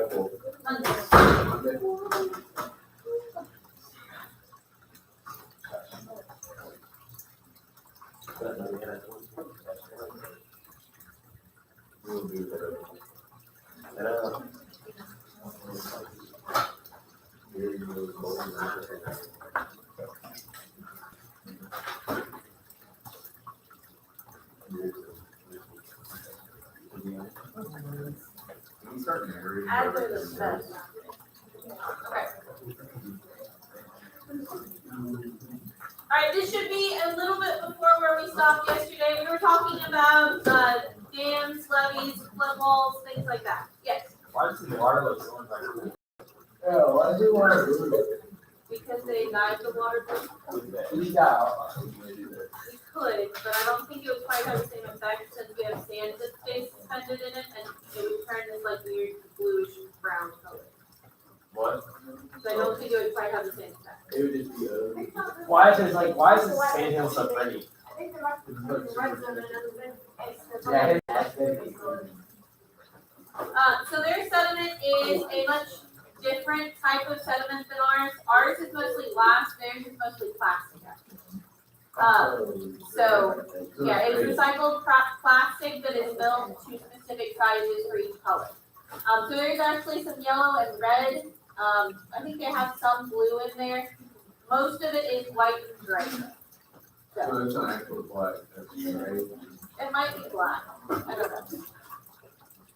Not sure. All right. What's the video? Over the long term, channelizing streams reduces the influx of nutrients to the soils in the floodplain by reducing the frequency of the stream coming out of its banks, slowly making the farmland less productive. Stream restoration is big business right now as we've begun to recognize these long-term impacts that straightening and deepening natural channels have and reap the consequences of the mistakes of yesterday. In the U.S. alone, communities and governments spend billions of dollars per year undoing the damage that channelization projects have caused. Even the most famous of the concrete channels, the Los Angeles River, is in the process of being restored to something more like its original state. The LA River Ecosystem Restoration Project plans to improve 11 miles or 18 kilometers of the well-known concrete behemoth featured in popular films like Grease and Dark Knight Rises. The project will involve removing concrete structures to establish a soft bottom channel, daylighting streams that currently run in underground culverts, terracing banks with native plants, and restoring the floodplain areas, giving the river space to overrun during floods. Thanks to fluvial geomorphologists, projects like this are happening all around the world. But straightening channels isn't the only way humans impact rivers and streams. Another. All right, side note. This is going to talk about bridges. Your bridge will not actually have any piers for it. Okay, so there's not going to be any points where it goes into the river. But what are other things that might be obstructions like this in the river? What was it? Our bridge doesn't have pillars.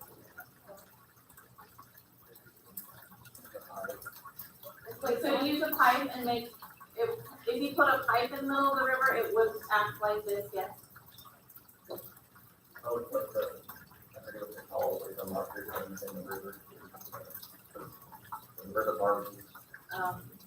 Those are normally buoys, they're not generally directly, they're like on a cable to the bottom, so it's gonna be a little bit different.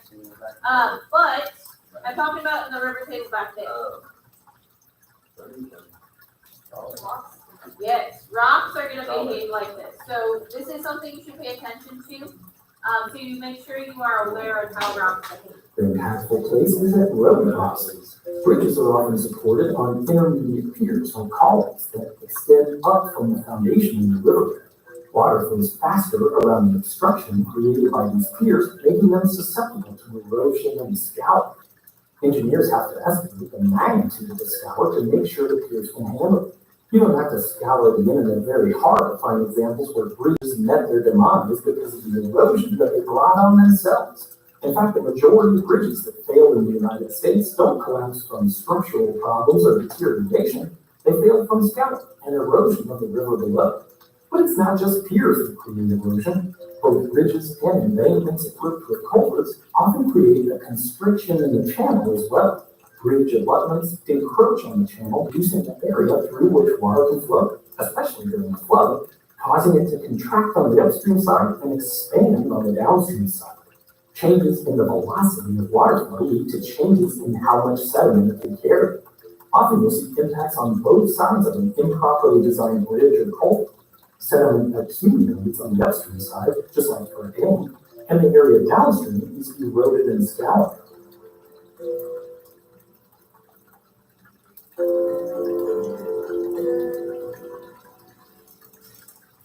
Modern roadway designs consider the impacts that bridges and culverts might have on a stream to avoid disrupting the equilibrium of the sediment balance and reduce the negative effects on habitat too. Usually that means bridges with wider spans so that the abutments don't intrude into the channel, and culverts that are larger and set further down into the stream bed.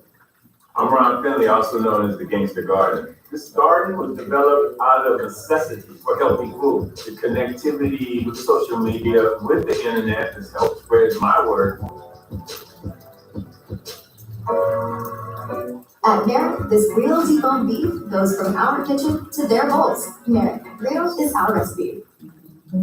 Just like bridges or culvert road crossing, dams slow down the flow of water upstream, allowing sediment to fall out of suspension, as we saw in the flume earlier in the video.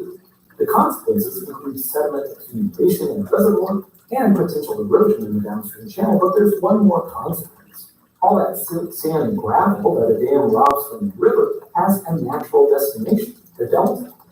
When a river terminates in an ocean, sea, estuary, or lake, it normally deposits all that sediment. Let's watch that process happen in the river canyon.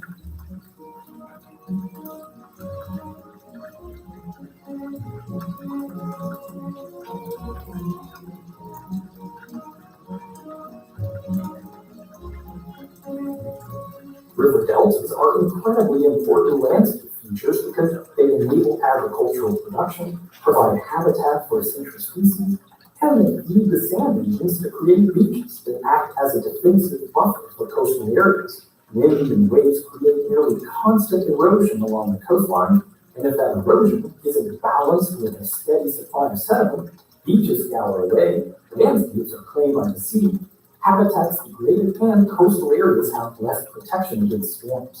And hopefully you're seeing now why it's so difficult, and some might even say impossible to control rivers. Because any change you make upsets the dynamic equilibrium between water and sediment.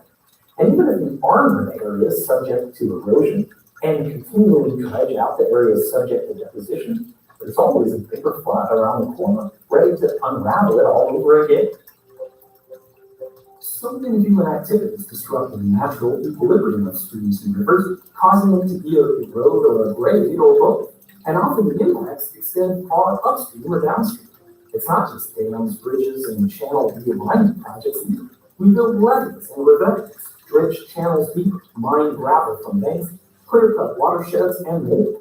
Historically, we haven't fully grasped the impact that those activities will have on the river in 10, 50, or 100 years. In fact, the first iteration of the stream tables we've been filming were built by inland. These are the colors of the sediment. In case you guys wanted to see what colors they have. So they do have other ones. This is a way that they can mix them in certain proportions.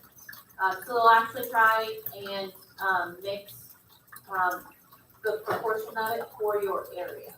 If that kind of makes sense. First they found was Steve Goff in the 1980s. At the time, he was working with the state of Missouri trying to teach miners, loggers, and farmers about the impacts they could have on rivers by relieving sediment or straightening channels. These people who had observed the behavior of rivers their entire lives were understandably reluctant to accept new ideas. But seeing a model that could convey the complicated processes and responses of rivers was often enough to convince the landowners to be better stewards of the environment. Huge thanks to Steve's wife, Catherine, and the whole team here at In-River, who continue this incredible legacy of using physical models to shrink down the enormous scale of river systems and the lengthy timescales over which they respond to changes, down to something anyone can understand to help people around the world learn more about the confluence of engineering and natural systems. Historically, engineering and fluvial geomorphology have been The rest of that is an ad, so we're not going to watch it. But what I want you guys to do is take a few minutes and think about what they said in this video. Okay, so think about how adding those obstructions to the channel can affect how erosion happens close to the start, to the end, things like that. And look back at your worksheet and look at those answers that you put in for how you would protect the house and how you would protect the bridge, and see if you want to change it.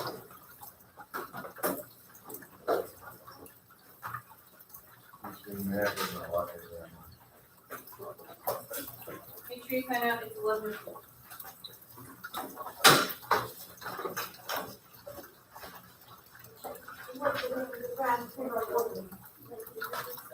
There's some extent, but you can make a well-designed channel. So.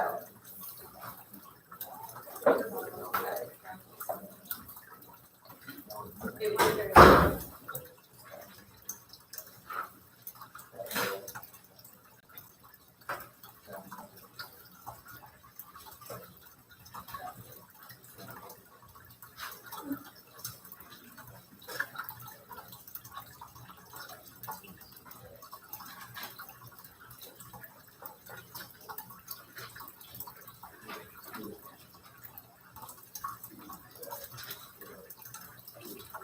One thing I would recommend is when you guys do get a chance to go and work on the table, actually talk to your classmates and make kind of a class plan, so that you can kind of all be on the same page and work on the same thing.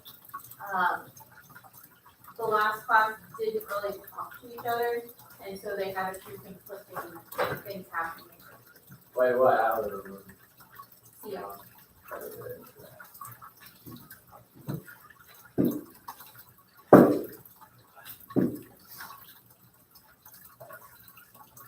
Wait, who gets to do it on Monday? Yeah.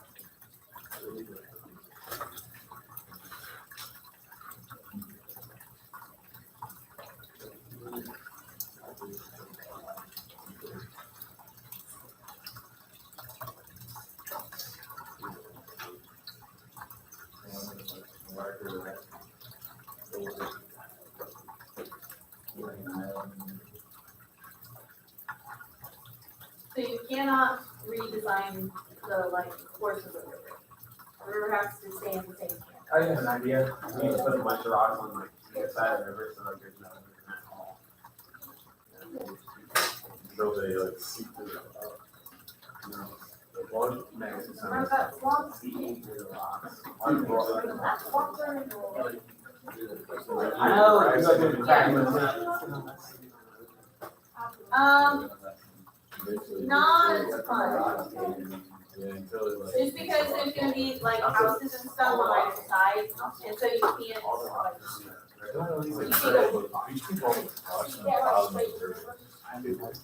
cannot. It has to stay in the same channel. So this is something that would be very common to happen with anything for an actual river restoration project. There are going to be some times where you can straighten it, but if you're dealing with something like the Mississippi, you can't really easily straighten it. There's too many people, too many farms in the way. So I'm trying to keep it somewhat realistic. And so in this case, we're going to have stuff already built around our river. So there's going to be houses and things like that, and bridges. If you move the river away from a bridge, then there's no point in having a bridge.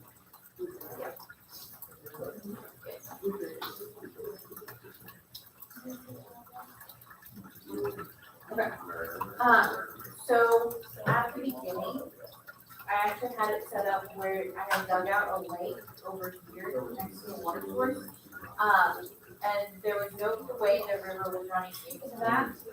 And like I had never filled the lake, but it still had water. So where did the water come from?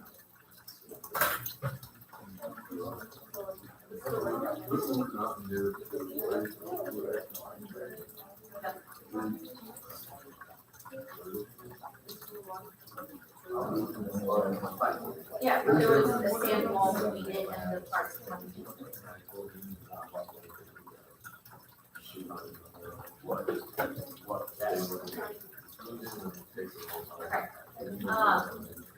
So the first river that we had was from Johnson. Okay, so it just ran pretty much straight from the top to the bottom. Okay. The sand level had been pretty flat except for that straight channel. And I just came over and I dug in kind of in the top corner. So the like water is flowing in over here and I dug.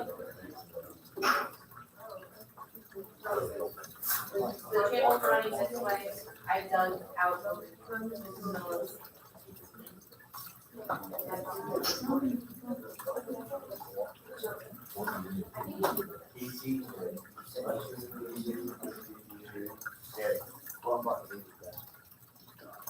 all right.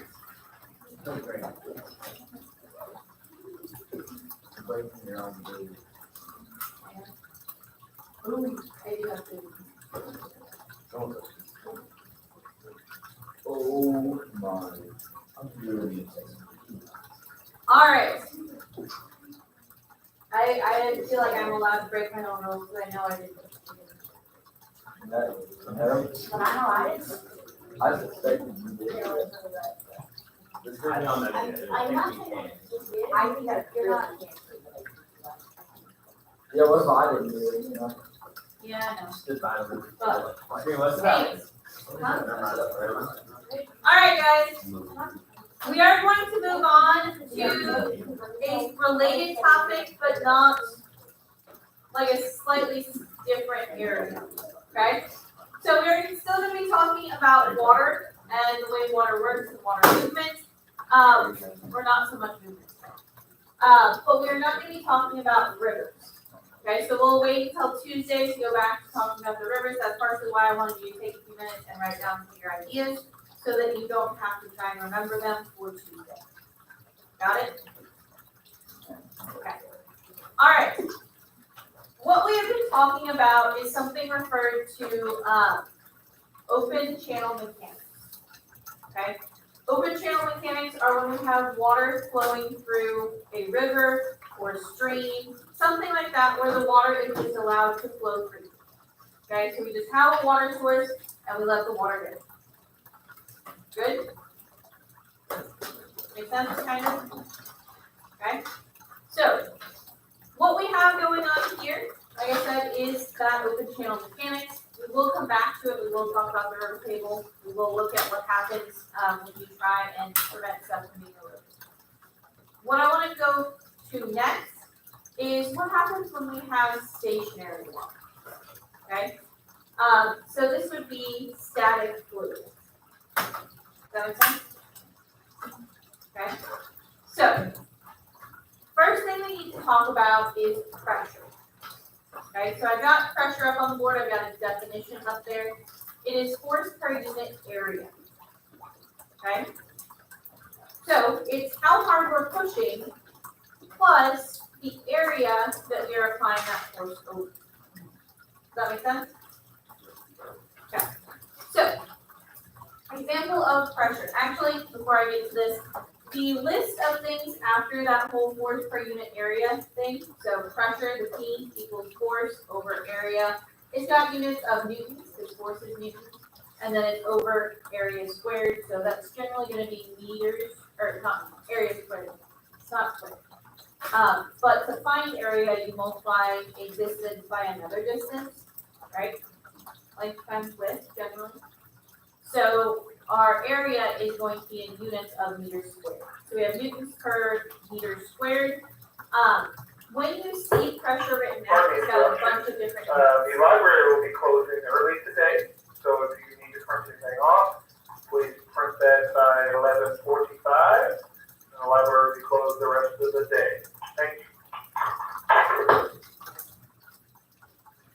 But yeah, so with pressure, we see it in a whole bunch of units, and because we use it so frequently for very, very different applications, we still use all of those different units. Gentlemen, do not need your phone. You can have your notes. That would be a problem. You should always bring it up. Alright, so pressure has a whole bunch of different units. If we are talking about like the pressure in your tire or something like that, we're going to use PSI or pounds per square inch. Okay, so that's one of our units that we'll use a lot. We can use pascals. Pascals would be used in a similar sort of situation as pounds per square inch. If we're talking about things like atmospheric pressure, okay, so how much pressure we have from the atmosphere, there's several different units you'll use there. Bar is one of them. Pascals is possible. Kilopascals is another one. And you can also use inches of mercury. And you'll explain. I will explain why that's the case later. Cool. So this has a whole bunch of different units. So if you ever see any combination of those units, it is referring to pressure. Got it? Yeah. So pounds per square inch. Okay. If I put this book on my hand, right, the entire weight of this book is spread out over the area of my hand, right? Okay. If I go like this, do I have more or less pressure on my fingers? I have lessened the area, but I have not changed the force. Okay, so I've got the same amount of force, less area, I've got a higher pressure. Good? Okay. Now, let's go back to my hand. If I put another book on top, do I have more pressure on my hand? Yes. Okay. Now do I have even more pressure? Yes. Okay. So, now, there are some situations where we're going to actually care more about pressure than we are about the actual force applied. Does that kind of make sense? Yeah? Okay. So, as an example, if I take this book and I just put it on my hand, right? It's not going to hurt. It's a book, right? But what if, instead of just putting it on my hand, I put this nail in between my hand and the book? It's going to feel very different, right?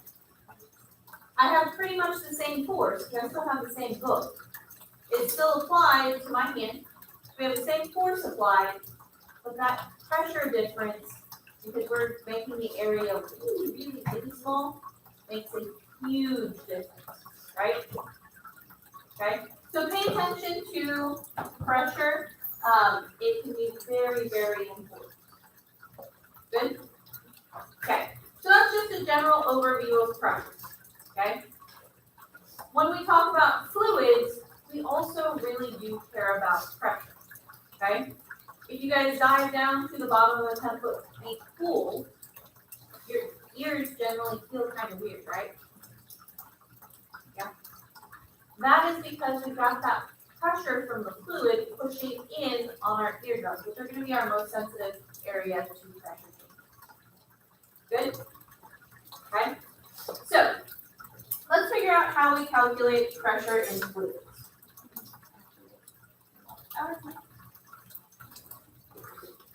Okay. So, I've got this very interesting set of tubes. Okay? And these tubes are all connected at the bottom. Okay? So if I put water in one, the water can flow into the other tubes. What this allows for is the water pressure down here at the bottom has to be the same for all of the tubes. But the water can flow to wherever it wants to in those tubes. Does that make sense? Okay? So, what we're going to look at is what makes the water pressure in each of these differently shaped tubes the same? Okay? So if I start pouring water in here, and let's say this tube right here fills up to here.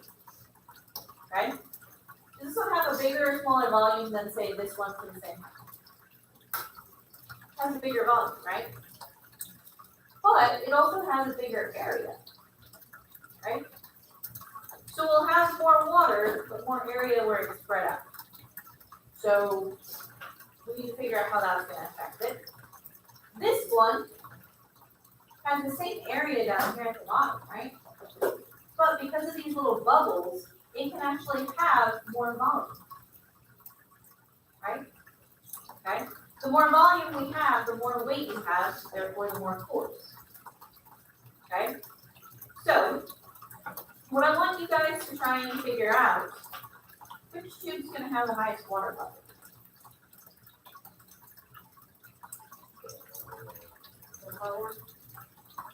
This one? So it's got the smallest area. It'll take a lot more water to get the highest volume, right?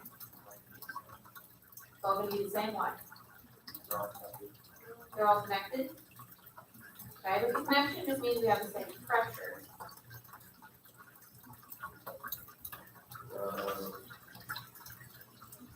It's gonna be about the Zigzaggy one? Yeah. That's going to be the highest? Okay. Maybe? Pressure. Oh, the one at the bottom? The connector? I mean, the connector is going to be horizontal, so it will be full of water. Any other ideas? Maybe even or zigzaggy one. Even or zigzaggy one? Okay. I was going to say, should we find out? Alright, so I do have a container of water. I am going to pour it into the larger tube just because I don't want to spill it everywhere. So, alright, got the bottom tube mostly full. Okay, so we're going to start filling it up. So what does it look like? They're all pretty equal. Okay? Zigzaggy one. Now the 631, I think, is a little shorter, but. Zigzaggy one. Alright, Did you guess, buddy? alright, here, Oh, you said I see.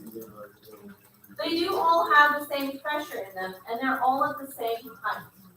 Okay? So, this one has a greater volume in it than this one, and they have the same surface area down here at the bottom. Why do they have the same height?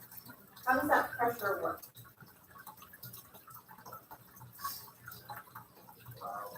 It does equal out, okay?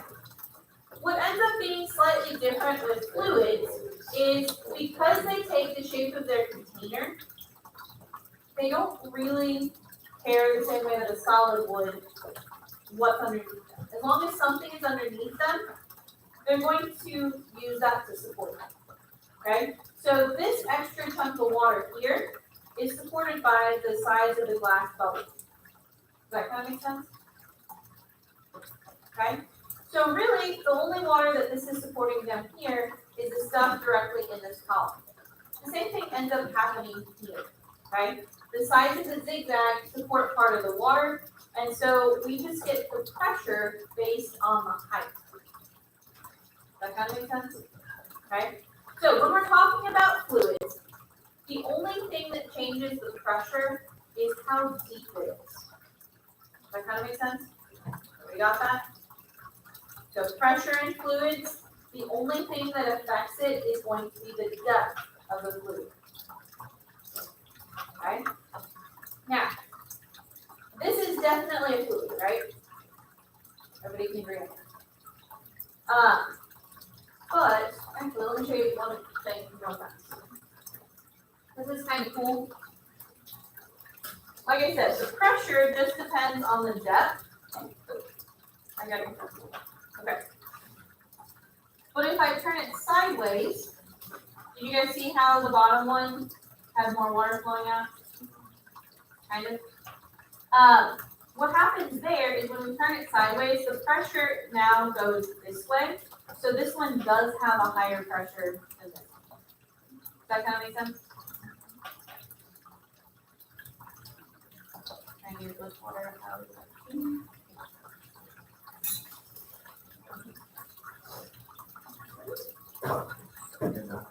Alright. So, we talked about pressure in water. Is water the only fluid we can talk about pressure in? Air pressure. Okay? Now, surprisingly enough, air is actually a fluid as well. Any gas is considered a fluid in terms of science. Now, it is not a liquid, but it is considered a fluid. Okay, so there is a differentiation there.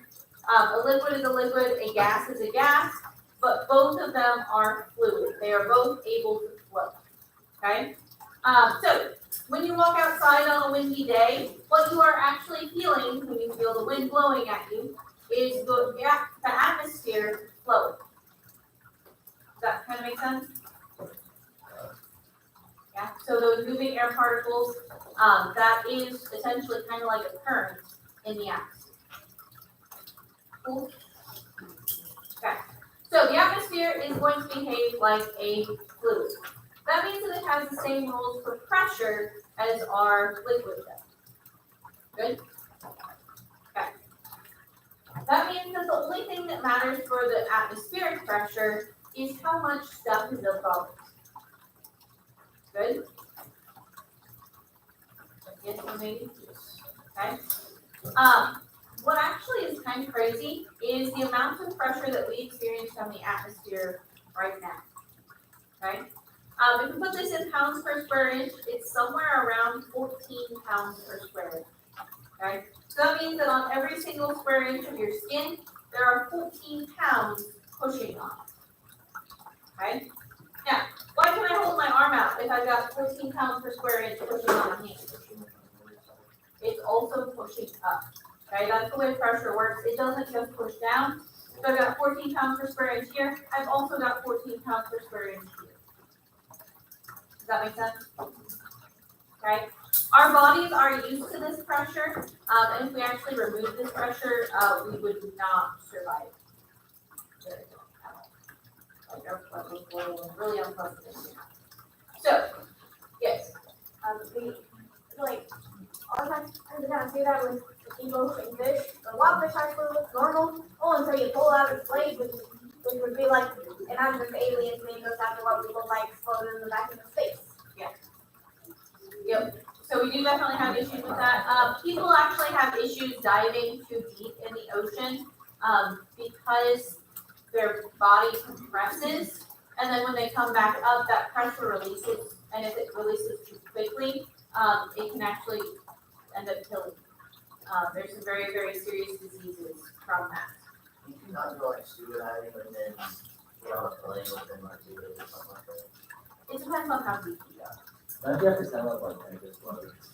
It depends on how deep you go. So if you are just like scuba diving on a coral reef, most coral reefs are not going to be much deeper than like 50 feet. And so if you're only diving that far, you're generally pretty okay. It's when you start getting below like 100 feet below the surface that you really start seeing major problems. So like if you're snorkeling, you're probably fine. Just, yeah. It's not until you get substantially deeper that you really start getting some of these dangerous problems.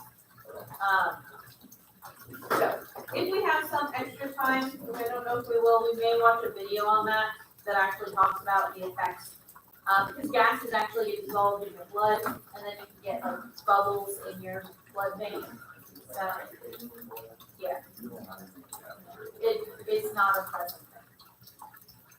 Anyways, so. And the Father, Son, Holy Spirit. What was the Lord of these, I guess? My God, the Christ, the Lord, God help us remember things to the Lord. Father, Son, Holy Spirit. All right.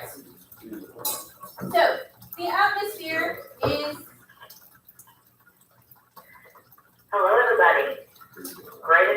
today we have two signings. We have Molly Turner and Kristen Anderson at First Lunch. Molly will be going first, and then we'll transition to Kristen. Come down and help us celebrate these two great athletes. Also, if you did not receive your Cardinal ticket and homeroom this morning, after the two signings today, I will be in the gym and we'll be able to hand those out to you at that time. Thanks, everybody. Okay. I now have a different tube, and we're gonna look at something a little bit different, okay? This tube only has one opening, okay? Do you think this is gonna behave the same as the other one? Katie Turner, my apology. Katie Turner, we love you. We love you too, Mom. But Katie's signing today. Thanks, everybody. All right. What's gonna happen when I fill up this tube? It's gonna fill up the thing. Gonna fill up the thing? Why did you go that? Okay. See what happens.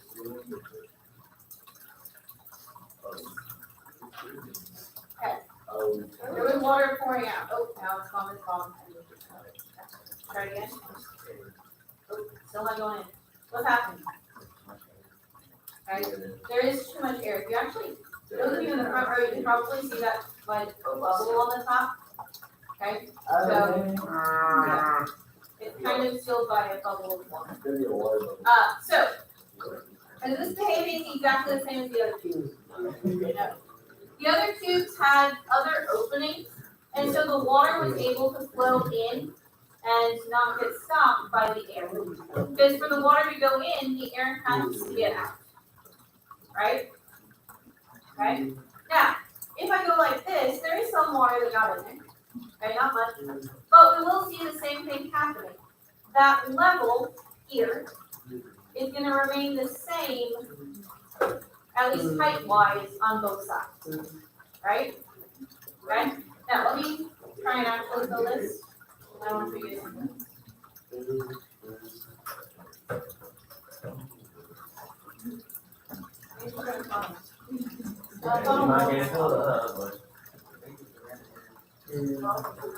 Oh wait, I guess.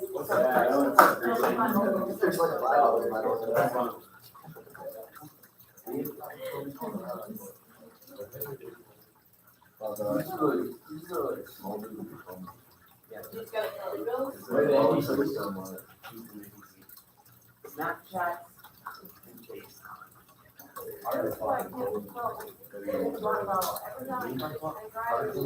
Oh, in there.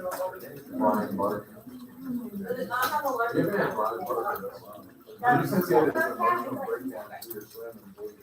Alright, now it's full. It's a big cylinder and there's one opening. All the time. When I fill it up, I'll pull the cap and then just put it on really fast and screw it on. Every single time there's an air bubble. Just that, because the only way to keep it from leaking is to fill it up with. Okay?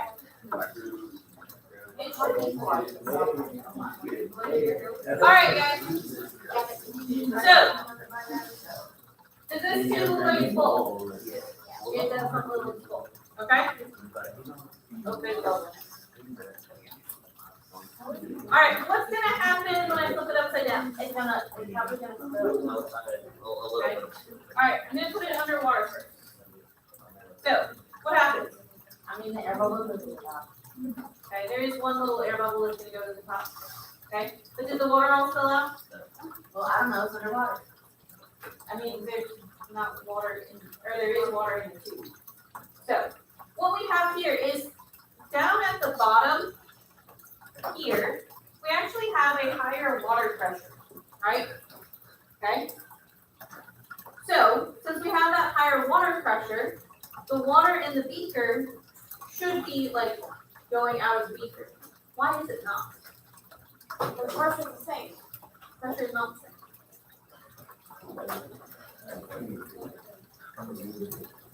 We've got other factors. Okay? So, the air cannot get in. Okay? It is still. Okay? So the air cannot get in here. Why? Space is already taken by the water. And the surface tension down here is actually strong enough to hold in this water pressure. Okay? And it does have a little bit of aid from the atmosphere, because the atmosphere is pushing up with that 14 pounds per square inch. Does that kind of make sense? Water surface tension is also pretty strong. Now, how do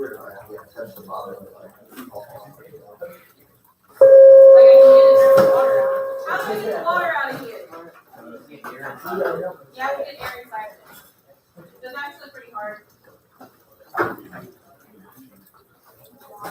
Have a good day, guys. Yeah. You said you were going to take it.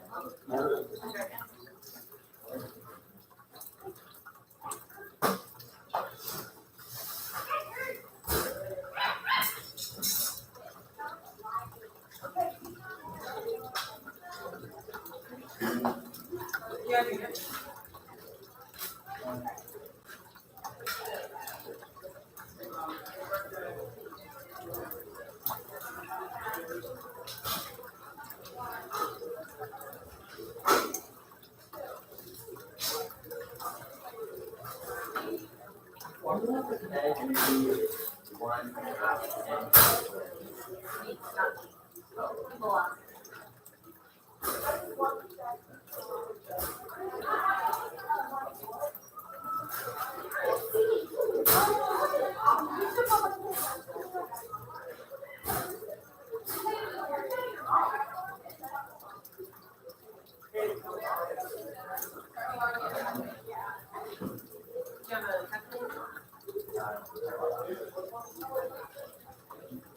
The only things I want to note, there is one question where I like hand cross something out and correct it.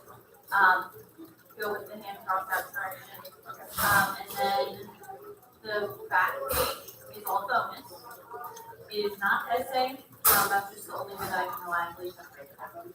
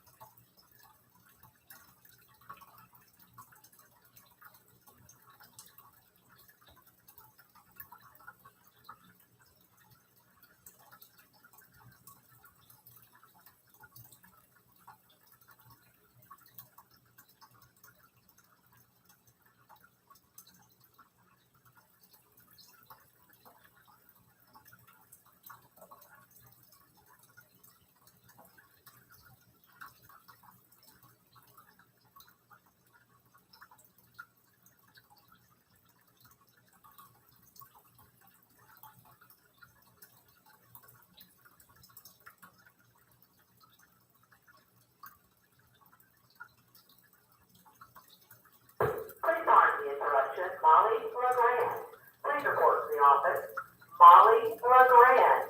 Please report to the office.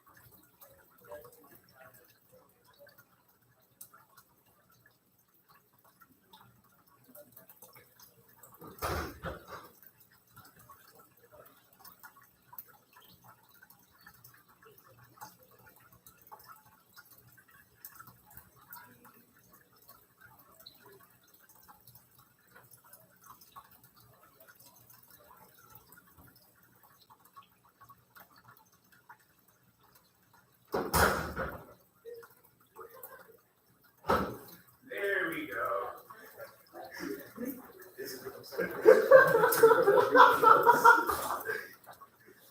That was the barrier between geometry and algebra.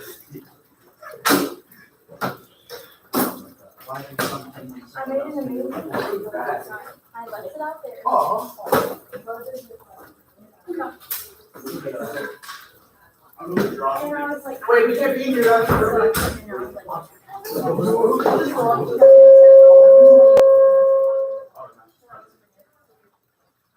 She's arriving. Oh, good heaven.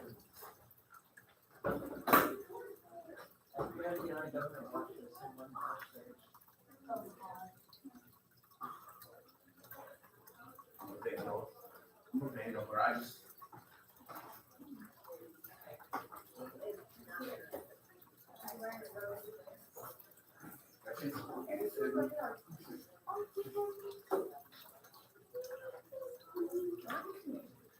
I can't wait to go long church here. Man, I think,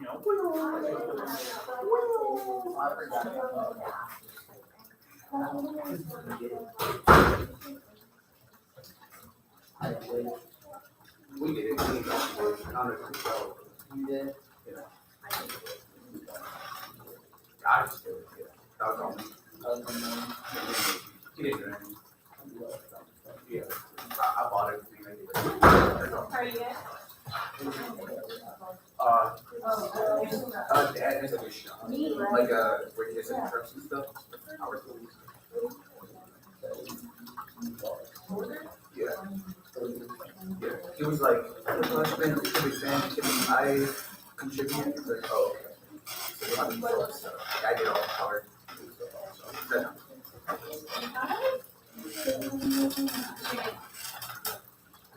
a Sharpie, put your name on it. On the certificate? I put the name, names on the thing.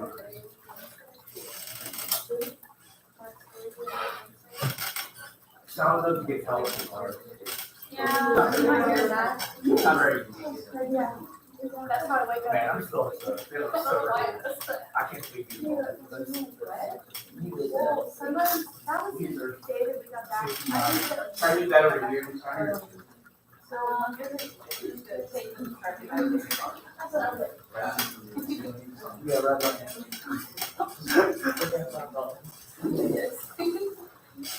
All right, what are our signs on the shaft on the page? Oh, I don't know, it's your catapult. shaft.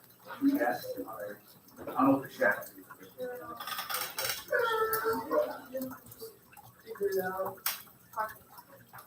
I forgot how to use that.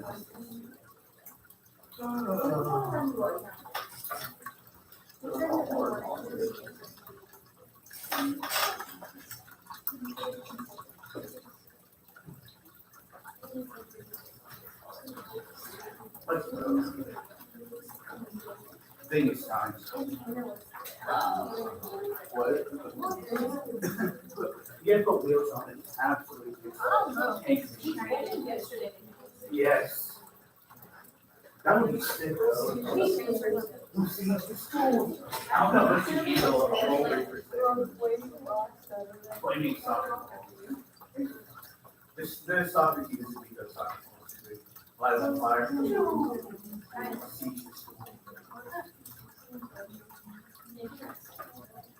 Trying to like imagine how you would light the soccer ball on fire. Gasoline? And how long it would stay. Well, the powder was, it's gonna stay out forever. Okay, well,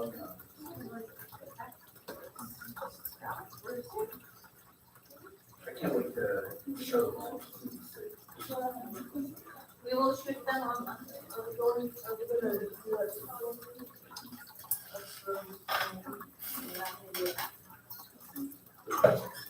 Tell me at the end line, so you talk about it, or. That is what I have.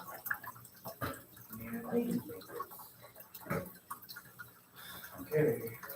You should do a non-flaming soccer ball at a, undetermined point out on Notre Dame Drive. Do you like the archery? Or are they like too small? Or some of that?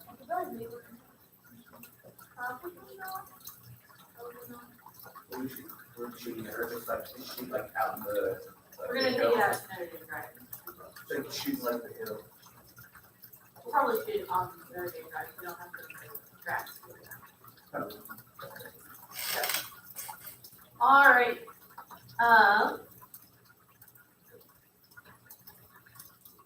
Good luck, Mark.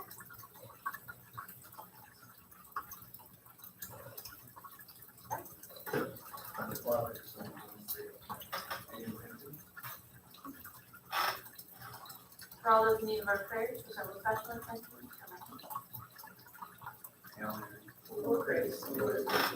blessed art thou amongst women, blessed is the fruit of thy womb, Jesus. Holy Mary, Mother of God, pray for us sinners, now and at the hour of our death. All right.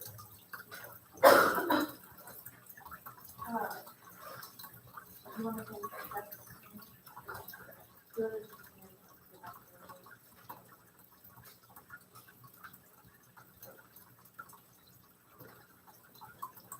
All right. We. Yeah. Okay. So we had just finished the video. I don't think I gave you guys a whole lot of time to make some notes about the video on your worksheet. Did I? I gave you a little bit of time. So I want you guys to get that worksheet out again.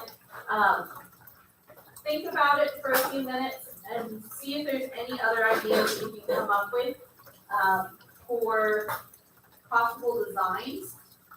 Actually, I have to check this. See if stuff is falling in. I know the bridge is falling in.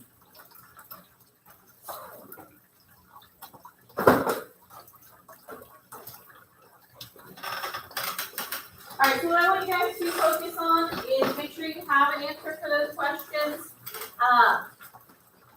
Make sure that when you look at those, you use kind of the context from the video. And think about how that erosion might affect things, how you can protect the house that's like on a bend in the river or something like that. Good.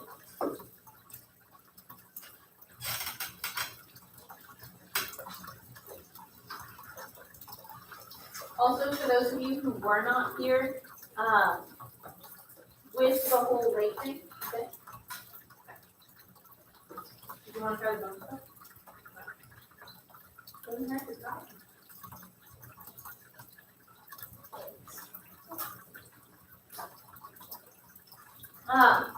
One thing I did want to mention with the lake, you do have a copy of this, right?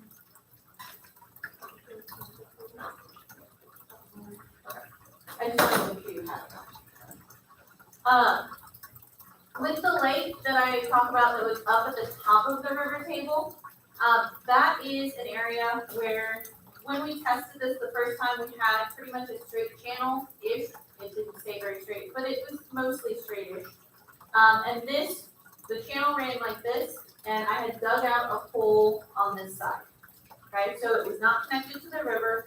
I had never filled it with water directly, so I didn't take a bucket to fill it up or anything like that. And it did fill itself with water. Does that make sense? Okay. So what I'm asking there is, how did that water get in there?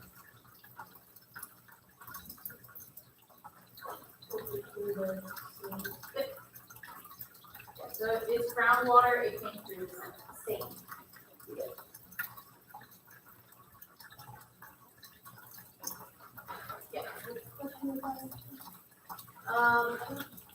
They're not actually numbered. It's one of the last one before, or it's the third to last question.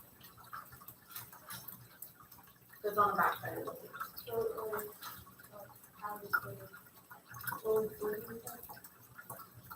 I'm kind of asking you to think about how the water would get in there. So if I've never had the river run into it, so there's not been like water running over the surface, and I've never poured water into it, how would that water get into the lake? Does that kind of make sense?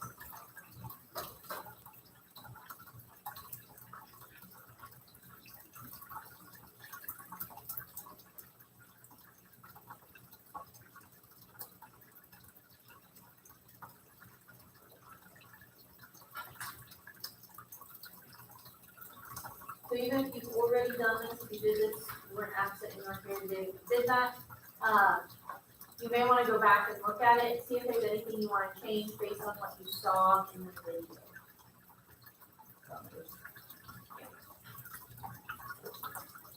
I'm not saying you have to change anything, but you do have more information than you had when you made that idea, or you came up with that idea.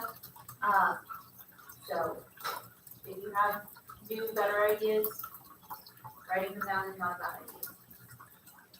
You guys will not be doing the river table until next Wednesday. I don't know the time.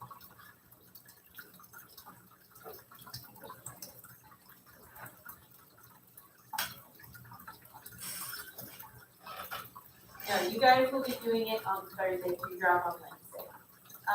How many people are going to be gone from the dog river?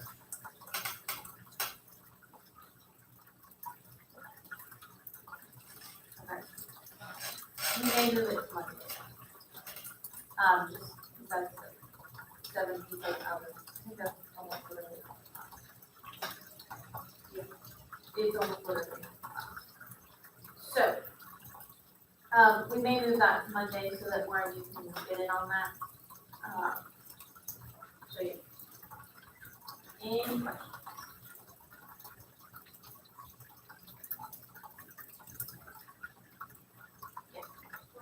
The same question, so you want to answer literally, like, kind of like how the water will come back to the How did the water get into that lake? So if I just have a flat plane of sand and and I dig out a hole, it actually, if I do that in there, it fills up with water. How does the water get in there?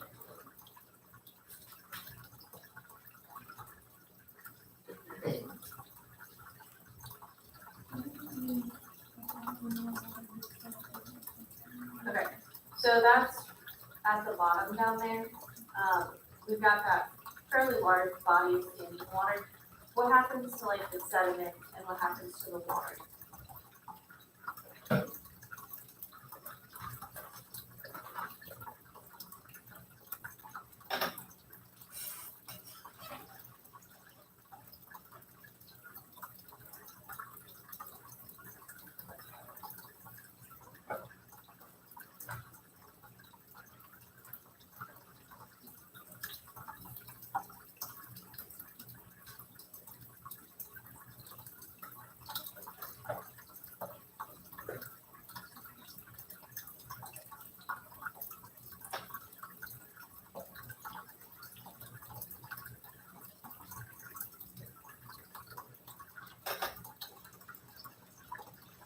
Alright.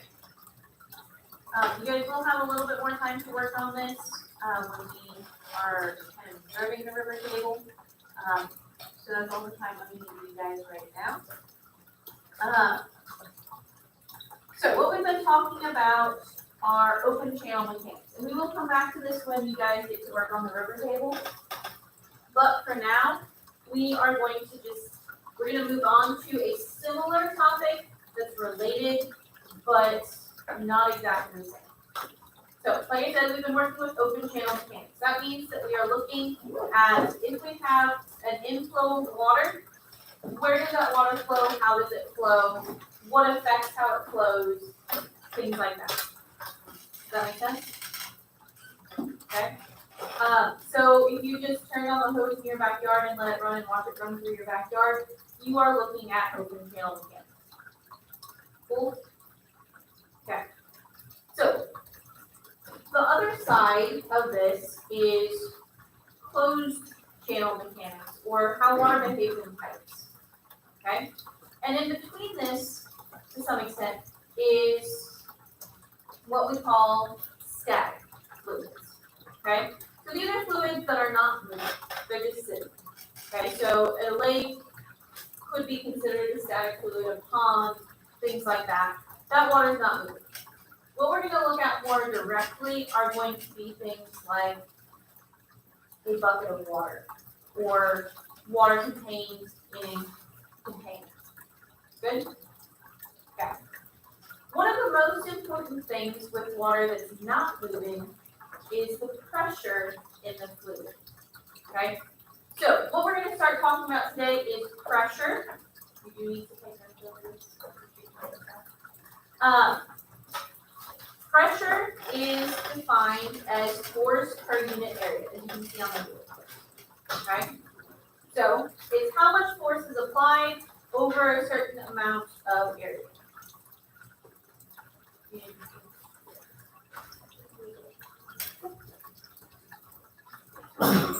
Let's see.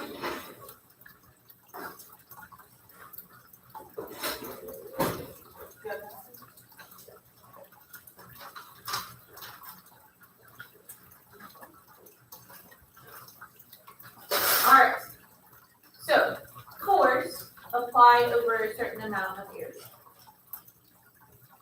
All good?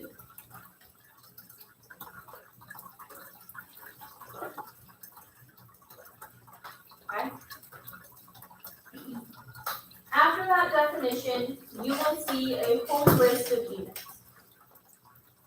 Okay?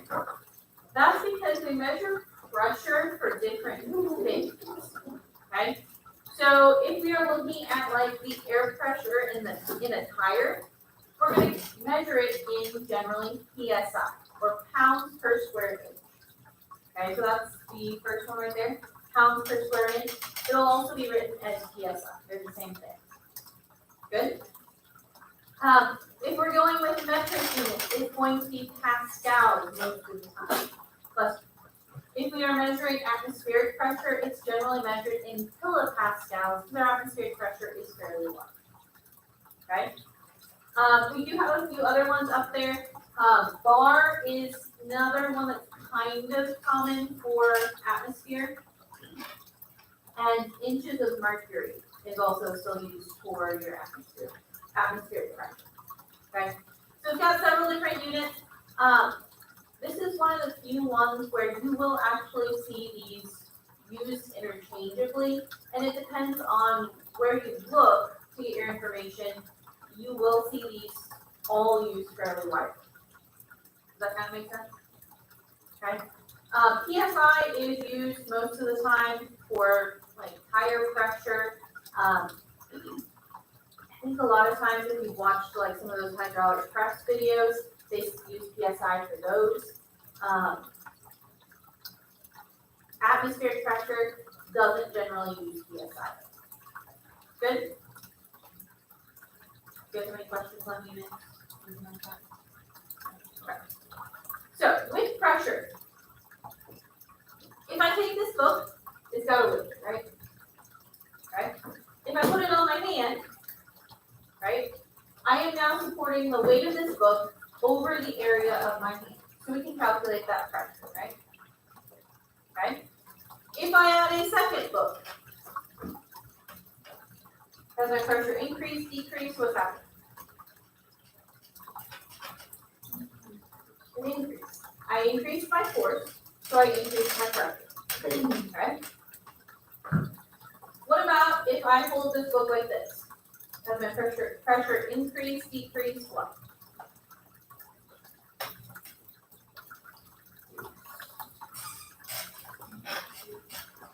Okay, so my area has decreased, right? What does that do to my pressure? Okay. Because the area is in the denominator, as it gets smaller, we're dividing by a smaller number, and so it actually increases the pressure. Does that kind of make sense? So smaller area, we get a higher pressure. Good? Okay. Now, there are going to be some times where what we really care about is not so much our force, but our pressure. Okay? So if I have this textbook sitting on my hand, it doesn't hurt, right? It's sitting there. Now, eventually my muscles will get tired because it is kind of heavy. But the book itself doesn't hurt. Okay, the pressure is fine, my hand can handle it. What if I balance this textbook on this nail and then put it on my hand? Is that going to be a very different situation? Okay. We still have the same force applied, right? We still have the weight of the book. But what really matters here is the pressure. When we lessen that area to this really fine point, our pressure goes through the roof. And that's what's going to actually make a difference. Good? So there are some times where pressure is more important than force. There's other times where force is what we really want to talk about. Cool? Everybody's got it. Okay. That is pressure with solid objects. Fluid pressure is going to be just a little bit different. Okay? The main reason why it's different, if I take this book and I hold it like this, does it like flow? No. It's a solid. It doesn't flow. Liquids don't behave the same way, right? They flow, they move, they take the shape of the container. And because of that, we're going to find that there's a few little differences between solids and liquids in how they produce pressure. Good? Okay. All right.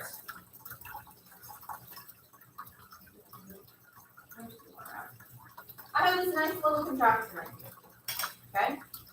These 4 glass tubes are all different sizes, right? Okay? And they're all connected through a tube at the bottom. Okay? When we look at fluid pressure, right, it is still going to be force per unit area. Good? Okay? When we have something like this where they're all connected at the bottom, that means that the fluid pressure in all of these tubes is going to be the same. Because if there's more pressure on this tube, it'll push the water down and push that into another tube that has a lower pressure, right? Okay, so since they're all connected, all of these tubes will end up with the same water pressure. Okay? My question for you guys, how does the water level in here end up, or what does it end up being? Water level test. Is there one that's going to be higher? Is there one that's going to be lower? Yeah. Maybe. We'll find out. Okay, so our volume of water, right, is going to pertain to our force, right? So if we look at this one, we would have a bigger volume of water if we fill it up to here than if we fill this tube up to here, right? Yeah. So if we fill them up to the same height, we've got different volumes of water. Is that going to affect our pressure? Okay. In this one and this one, we also have a different surface area on the bottom, right? But what about this one with these weird bubbly things and this one? Right, it's got the same surface area at the bottom, but this one's obviously going to have more volume of water. Is that going to make a difference?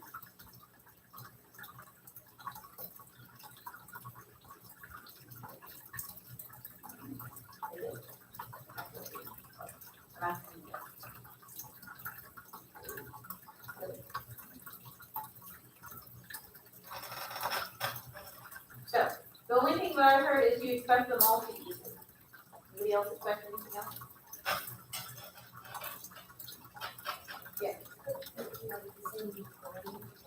Same volume in each one? Yeah, because then we have the same weight of water. Okay. If we had the same volume, which one would be the highest? This one right here. Okay, the straight narrow tube is going to be the highest.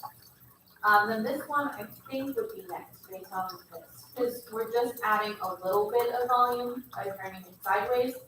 Then this one and then this one. Okay, so by volume, that would be the order we would expect. Okay. Anything else?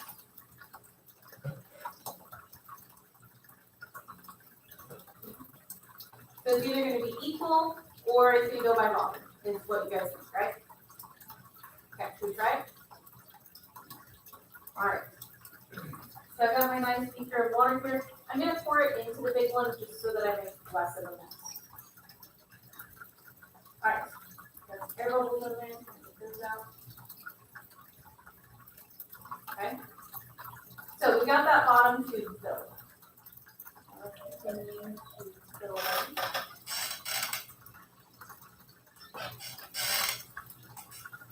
What does it look like is happening? Okay. So they're saying equal. What does that tell us about the volume of the water?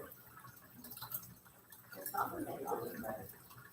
It's definitively not the same volume of water. Okay? Our pressure actually doesn't depend on volume. Now, if we had solids, it would. Okay, so if we were stacking up books and they have these different shapes, we would have more weight here, so there would be more pressure down here. But because it's a liquid, it actually transfers the force differently. Okay?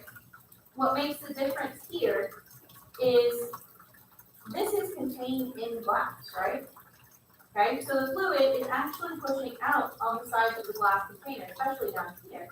And so the support is coming from this part of the glass. Same thing here. Part of this extra volume is actually being supported by the glass tube. Does that kind of make sense?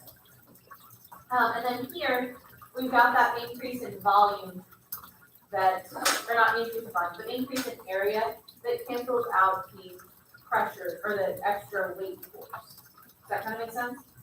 Okay. So, what ends up being the only thing that matters in fluids is how deep you are. Okay, so how much fluid is above you is the only thing that matters for fluid pressure. Okay, that's an important thing to know. The depth of the fluid is the only thing that matters for fluid pressure. Good? Yeah. Any questions? Okay. I'm going to do something, and it works kind of well. Let's see. I'm going to turn this sideways and try not to get all of the best stuff. So I'm going to turn it sideways. When I turn it 90 degrees, where is the greatest pressure going to be? at the bottom, because there's a lot of height of water above it.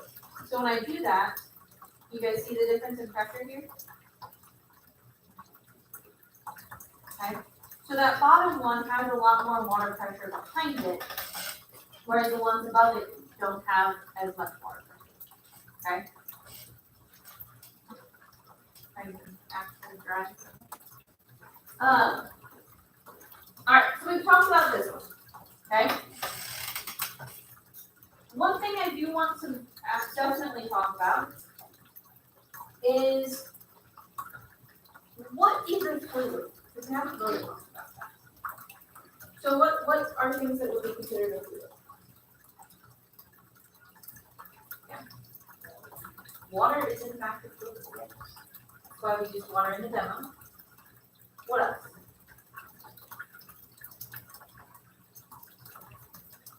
Yeah. Yeah. It's a very strange fluid, which is why we call it a non-Newtonian fluid, but it is, yes, a fluid. Yeah. Yeah. Also a fluid. That is also a fluid. Okay.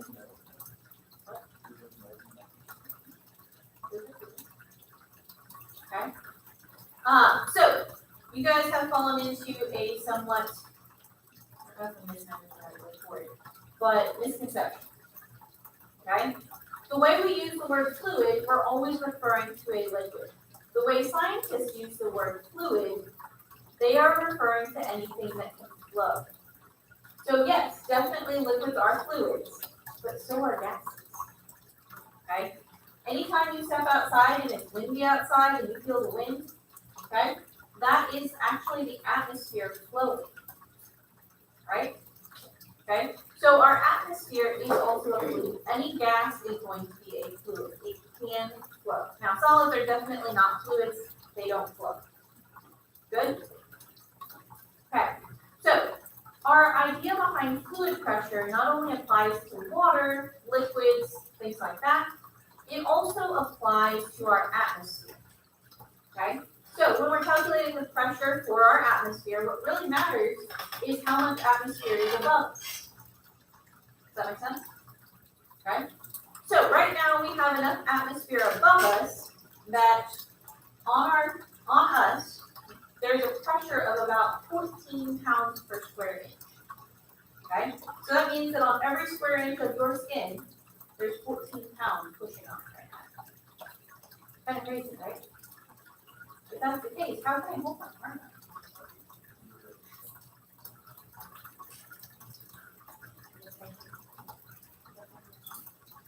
A lot of pressure pushing down, right?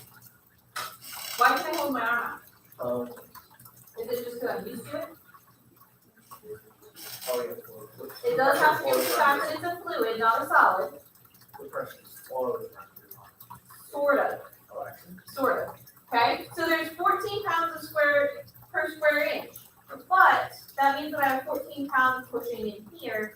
I also have 14 pounds per square inch pushing back up. Because pressure in fluids works in all directions. Okay?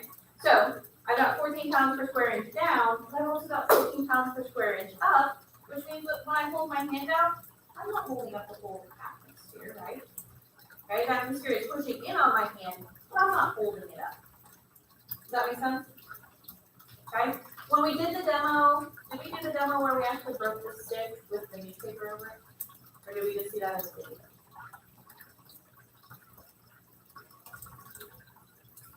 Okay. This was a while ago. This was last semester. Okay, we did not break the stick in class. Okay, you must have watched it on the video. That was actually part of my master's thing, where some classes watch videos, some of them I did the demos in class. So, if you put a newspaper out, okay, and you make sure that it is like flat on the table, okay, and then you put a meter stick underneath it, and you hit the meter stick will actually break rather than lift up the newspaper. Although there was one class where I ended up ripping the newspaper, because the newspaper wasn't strong enough. That was your class. It was last semester. I thought it was shocking. That's what. So I ended up ripping the newspaper because the newspaper actually wasn't strong enough. The wood was too strong.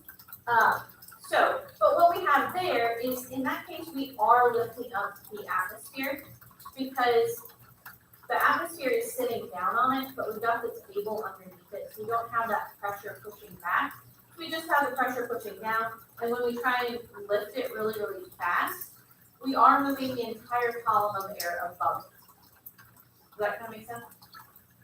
You guys have any questions on that? So is there, so, what, like 100 pounds of that, you press it down, like, Now, if you lift it up gently, the air can get underneath it, and you have the same pressure on both sides. And it's not like- can you run a paper up, like, have it just like on the ground, where you can pick it up?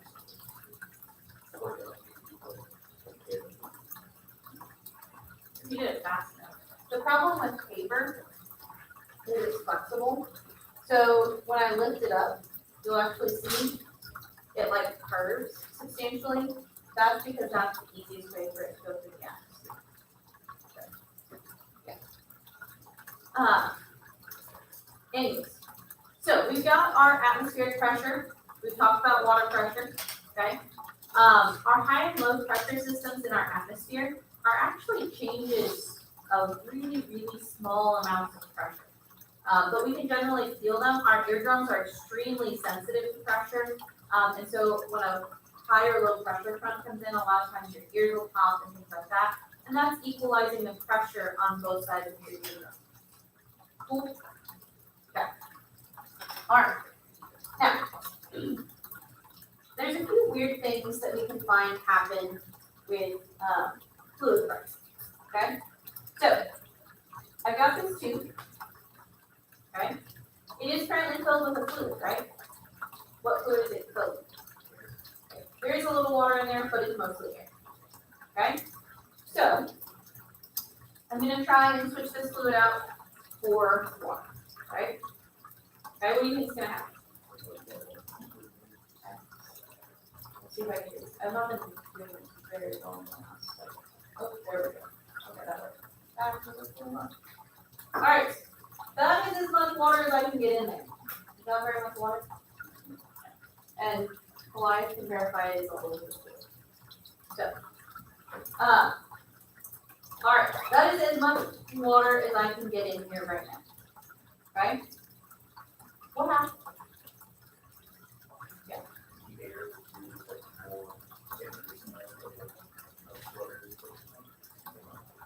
Sure.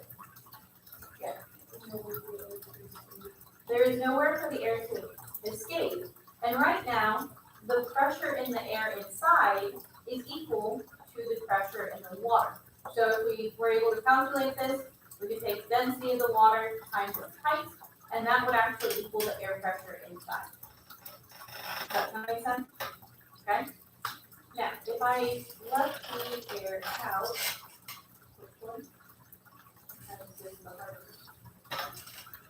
there we go.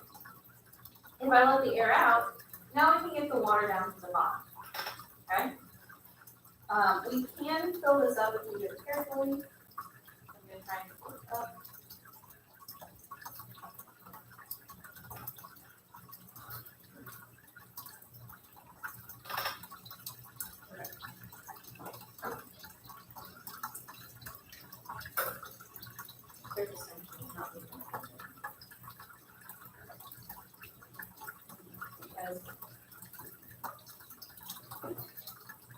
So if we do this in such a way that the air can always escape, it will fill up much better.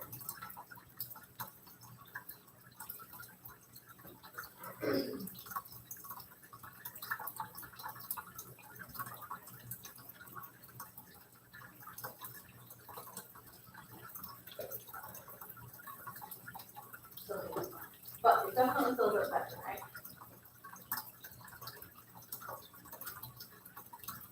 Okay. Now this tube is full of water, right? Okay.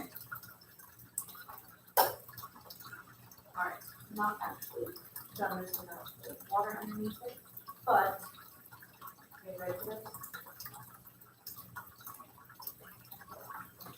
What happened? Okay, so we have the exact opposite thing going on here. What we have is the surface tension plus atmospheric pressure pushing back is enough to support this much water. Okay, and because we have a fairly small opening here, our surface tension forces are actually pretty big. So getting water out of here is actually pretty difficult. There are several ways you could do this. You could inject air into here. So if I use like a syringe or the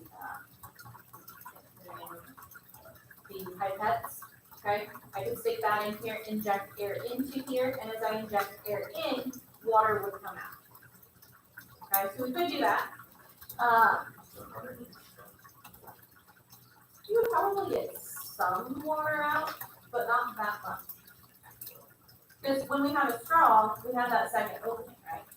So we are decreasing the pressure at the top, and then the liquid comes up through the straw, right? Here, we don't have that other opening, and so if we were to like suck on this side, like a straw, like I said, we might get a little bit out, because then you still want that inside pressure and outside pressure to be equal. You have to get that much out. That might actually work better. So if you got a really skinny, like one of the coffee stirrer straws, and glue into it, you would do the same thing as like injecting air. So, yeah, kind of cool to see. But probably the easiest way to get water out of here is to actually shake it. Because once you break that surface tension, the water can flow out. Very slowly, but it can flow out.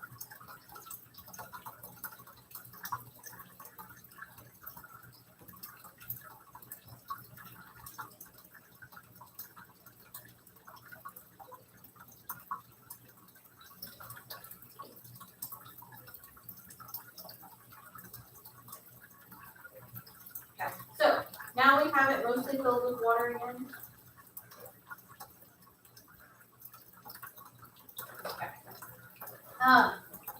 When you flip this upside down and the end is covered in water, which I didn't do for you guys, I did for most of the other classes, we do have a similar situation going on.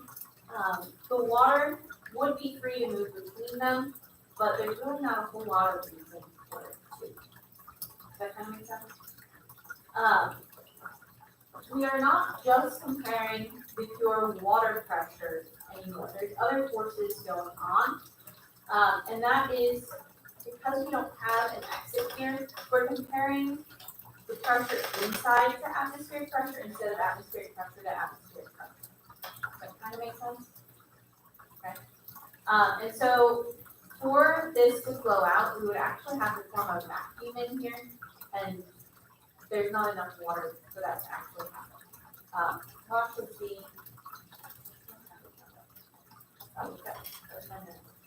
In the video that I'm going to show you guys, we will actually see a vacuum form. Cool. It's going to be some pretty crazy stuff. So, do you guys have any questions, comments, thoughts? One of the things that has been brought up in some of the other classes is those little hand boiler things. All of mine have been broken, so I don't have them. But when you hold the bottom of them, right, it starts looking like it's boiling up at the top, right? Is it hot enough for that water to be boiling? That's definitely not hot enough for the water to just be boiling. But what's happening is something that we're not going to talk about a whole lot, but there's something called the ideal gas law, okay?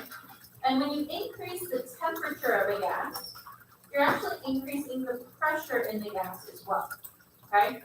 So when you hold that bottom of the hand boiler, okay, you're increasing the temperature of the gas in the bottom part. And that expands, which forces the water level down, which makes the water go up to the top. Does that make sense? Any questions? No? When you hold the top, you're expanding the air in the top, and that forces any liquid up there down to the bottom. And it will also result in, if there's any extra air, that being pushed down to the bottom and up. Good? Any questions?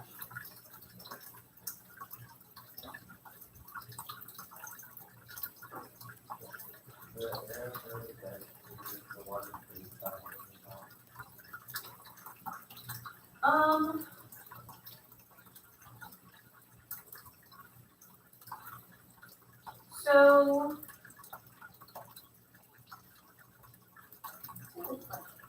it would take a lot of pressure to get water to just freeze. What we actually see happening more frequently and a little bit more easy is actually something you're going to see in the video. So applying enough pressure for water to just freeze without changing the temperature is really difficult. Because as we increase that pressure, the temperature actually does go up, which makes it harder for it to freeze. So that's really difficult. But what we can do is actually boil the water until it freezes, which is kind of counterintuitive. So what you're going to see in the video, you can actually release the pressure or put the water in a vacuum in such a way that it will actually start to boil. Okay? Boiling, when we add energy to get it to boil, so we put it over heat and get the water to boil, right? It then turns into a gas. If we remove the pressure to get it to boil, we actually are going to find that the temperature of the water goes down. Okay? Boiling is a process that releases thermal energy. And so as it turns into a gas, the gas has more energy than the liquid. So what's left over is colder and colder and colder. Cool? So you can actually boil water till it freezes by removing the pressure and putting it in a vacuum. Kind of crazy, right? In the video, you won't see it boil till it freezes. Our vacuum pump here is not good enough to boil water till it freezes, which is unfortunate. So what we're going to do is we're going to watch the video. They're going to actually boil water for you. Sadly, you don't get to see it very, very well because the apparatus they built didn't have enough to do. But it is still interesting to see. The water does boil without adding any. Cool. So let's watch the video.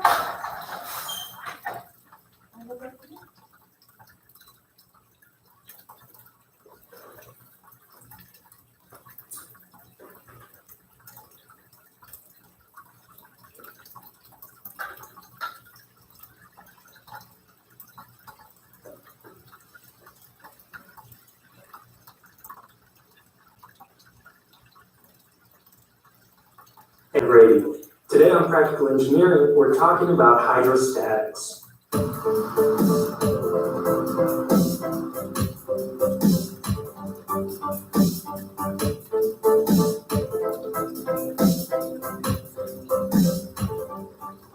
I put together this drawing of a few different containers filled with water.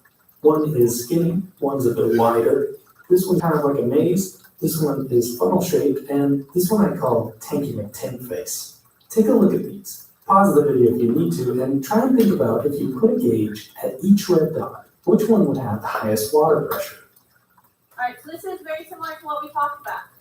What is the pressure, or which one would have the highest pressure at the bottom?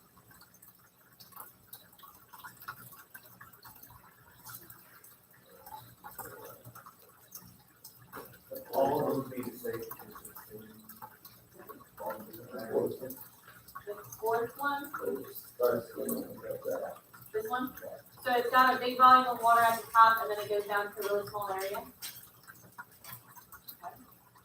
Any other input? It's only like depth, right? They're all the same, they're all the same height, same whatever.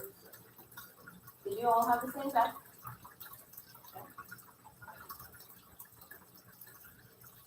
Did you have the answer? Made a decision? The correct answer is the pressure at the bottom of each container is exactly the same because they all have the same depth. In fact, for a fluid that's not moving or static, the volume or distribution of the water doesn't matter. The only thing that affects the pressure is the depth. But why? You may have heard of Bernoulli's principle, which basically says that all fluids have energy, and that energy can take one of three forms: kinetic, potential, or internal. Static fluids, or fluids that aren't moving, don't have any kinetic energy, so we're left with only potential energy, which is related to the height of the fluid, and internal energy, which is related to the pressure. And this becomes really useful because any body of static fluid will have the same amount of energy no matter where you measure it. Let's pick one of our tanks and demonstrate what that means. At the surface of the water, the height is greatest, and the water pressure is 0. As you move down into the tank, the height decreases, but the water pressure goes up. So there's no change in energy. At the bottom of the tank, we can say that the height is 0, so all the fluid's energy is in the form of pressure. Notice that in Bernoulli's equation, there's no volume, total weight, mass, or distribution. It's just height, pressure, and the unit weight of the fluid that relates the two. Look closely and you'll see that this relationship has applications all throughout our lives. Here's an example. Any city has a grid of pipelines carrying fresh water to all the buildings. Often called water mains, these pipes are under a significant amount of pressure. Imagine if you could tap into a water main with a vertical pipe.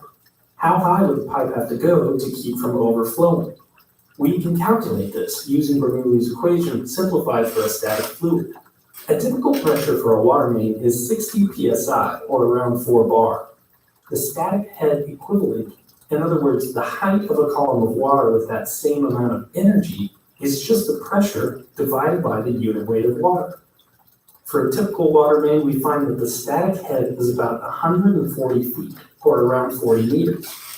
In fact, if you could do this at every point in the city and connect all the points, you'd have what we call a pressure plane, an imaginary surface almost like a comforting blanket, hovering above our heads, representing the water pressure at any location. We will finish this on Monday. Have a good weekend, guys. We're just about to get water out. Water power. Water power. Have a good day, guys. We have to finish that. We will finish it after you guys do the revision. Not next week. It'll be probably Tuesday of the week after if we do the revision one. Okay. So, just don't lose it.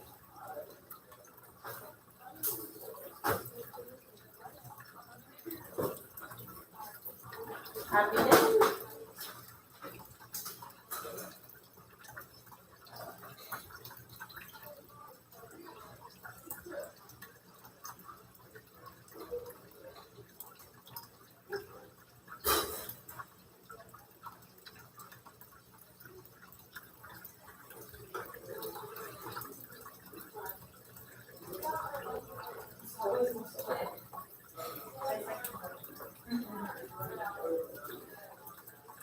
I think the worst thing about biology. Like washing. Yes. I accept it.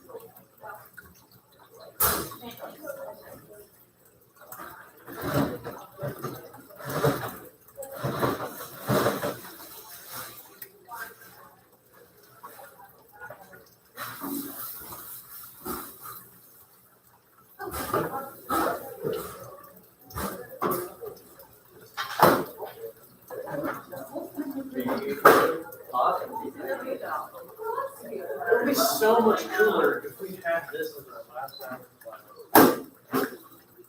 Wow, that is so good. Why did you scoop that way?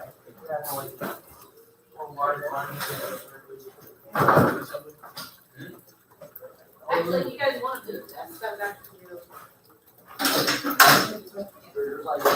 This row should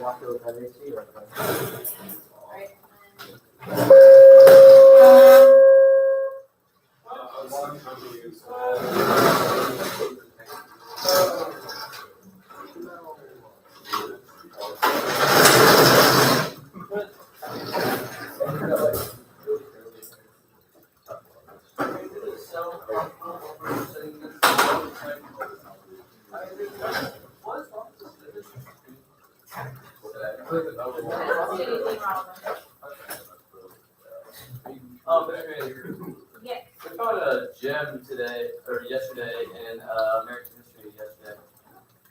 I found a picture of Mr. Green as a freshman. That's gone. Yeah. Where did you find said picture? Oh, you just look up Josh Green Notre Dame.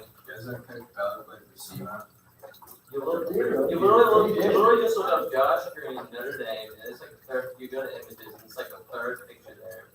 It's like a bunch of kids in Scholar Bowl. He's standing right next to Miss Hawk. It looks like my 7-year-old cousin. I'm not even sure why. Bruh.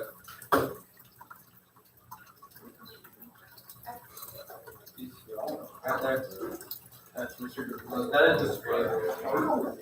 I'm not even, I'm just like surprised he's like changed so much from like a year to now. You got it, yes, that's great. I haven't got a school picture. What? Huh. Yeah, it's gonna have profane in it. It's a bunch of people like in Garble. There's profile one end, then there's this Tom on the other end. And he's standing next to his Tom. This is in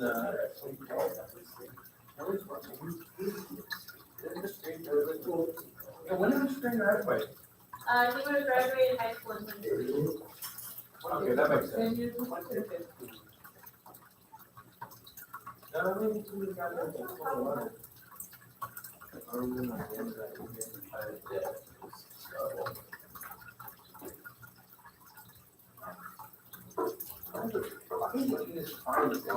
This is disturbing. Oh, okay. I added high school on the end. Without high school, it is. Okay. Can you find the picture? Just Josh Green Notre Dame still in the third inning. To be honest, you'll find him in first grade.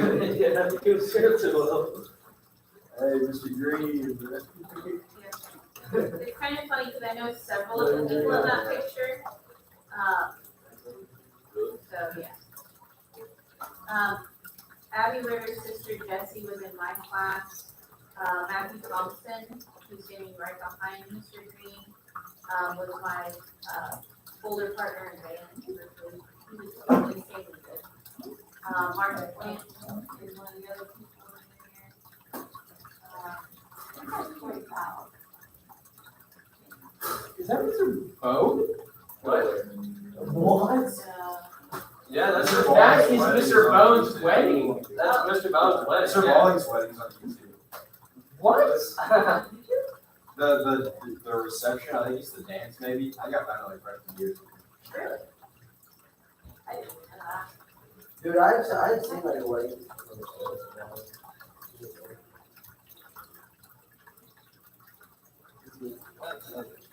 No way. I was looking at random images. One of the nice things about having recently switched my name is that I don't come up on anything if you Google my dream. There's a lot of my dreams. What would you put up Mary Green Notre Dame? When I tried it, I didn't get any. Do you marry Ball? That one was a lot rare.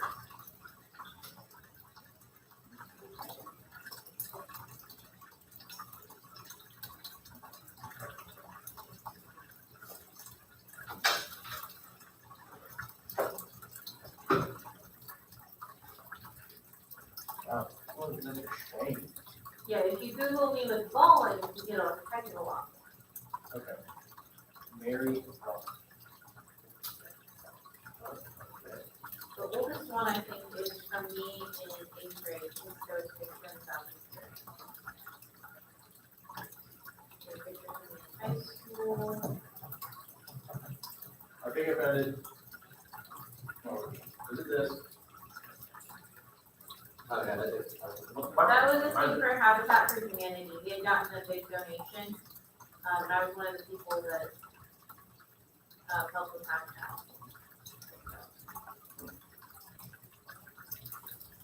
There's some of me dancing, things like that. Anyways. This is like,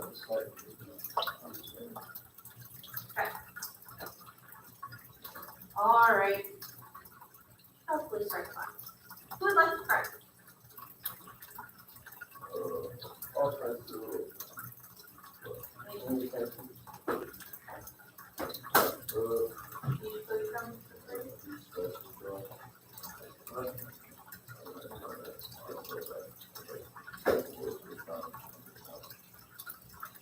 For all those in need of our prayers, with some special intentions for my aunt, during the weekend.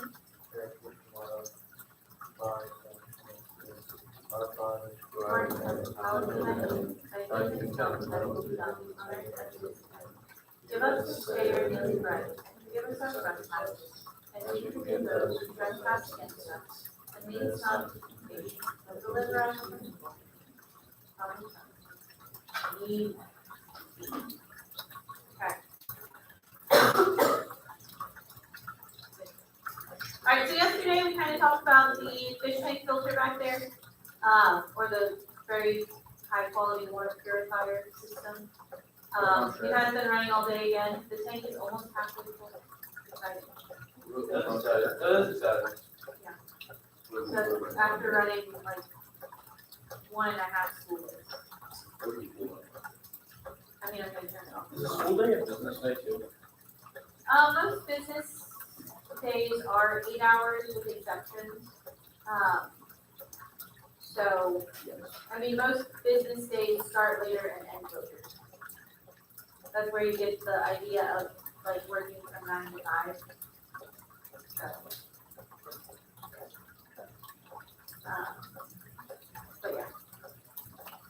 So, school days just start earlier and then end earlier.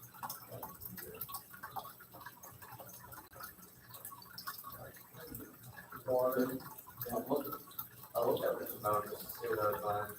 Just about, I'm not even buying it anymore.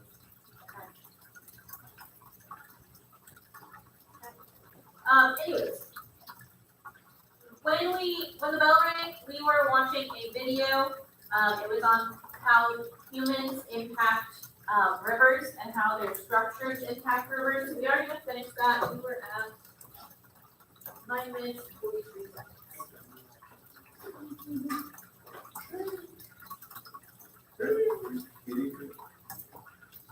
Actually, we do have.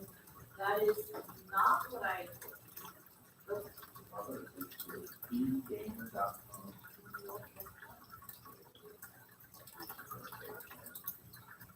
If you think you know the story, think again. Small action. To discover. Back on the upstream side.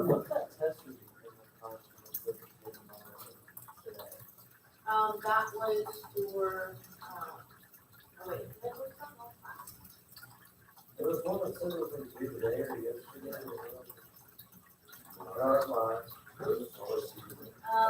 That actually might have been the one that I reopened.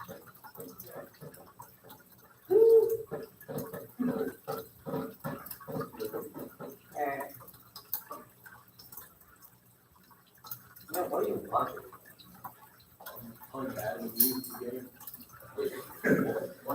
You know, yes, it's dinosaurs. Well, So are you playing as Satan? No, I think it was Adam. Why do you think that? I don't know.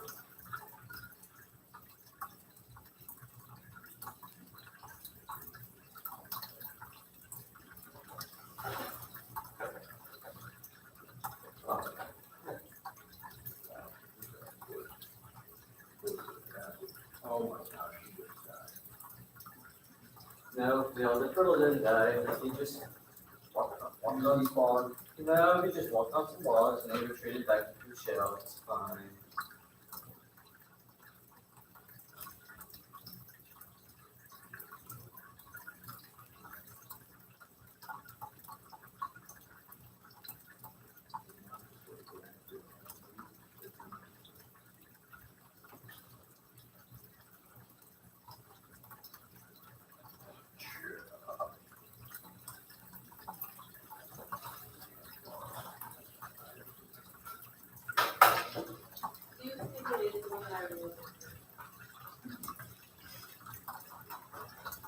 I just wanna make sure, like, I didn't have to do it. So, what? I wasn't, this game to be honest with you, I wasn't really planning on doing it, to be honest. Wow. Wow. Just wow. Because I knew that I was a responsible student and I already got it done. Yes, it is the one that I read over the. Hello. No. Hey Neil. Yeah. This is who you're with.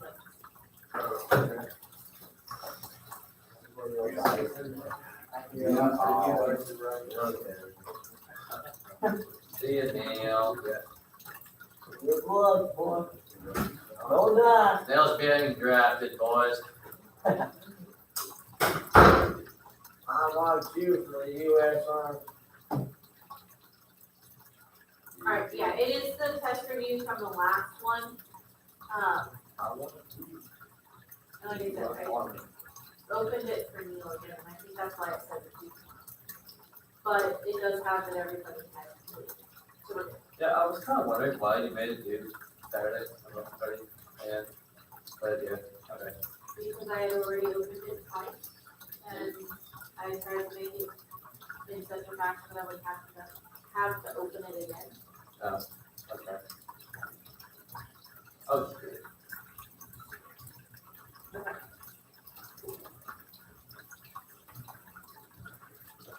Alright, now we're gonna actually watch it. So we had been talking. Just wait for Neil though. Let's wait for Neil to come back. You just want to see if That might be a while. I don't know why Neil was told to just. I bet he's being drafted into the U.S. Army. Me and Josh.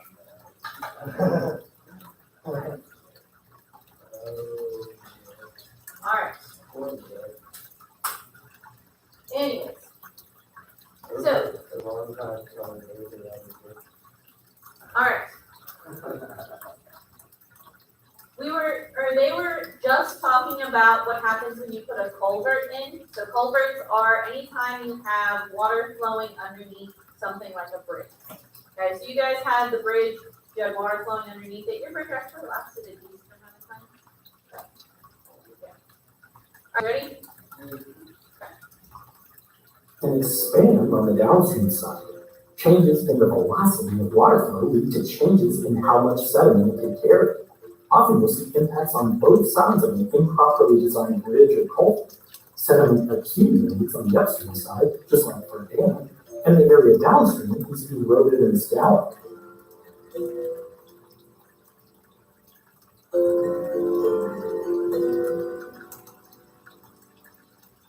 Modern roadway designs consider the impacts that bridges and culverts might have on stream to avoid disrupting the equilibrium of the sediment balance and reduce the negative effects on habitat too. Usually that means bridges with wider spans so that the abutments don't intrude into the channel, and culverts that are larger and set further down into the stream bed.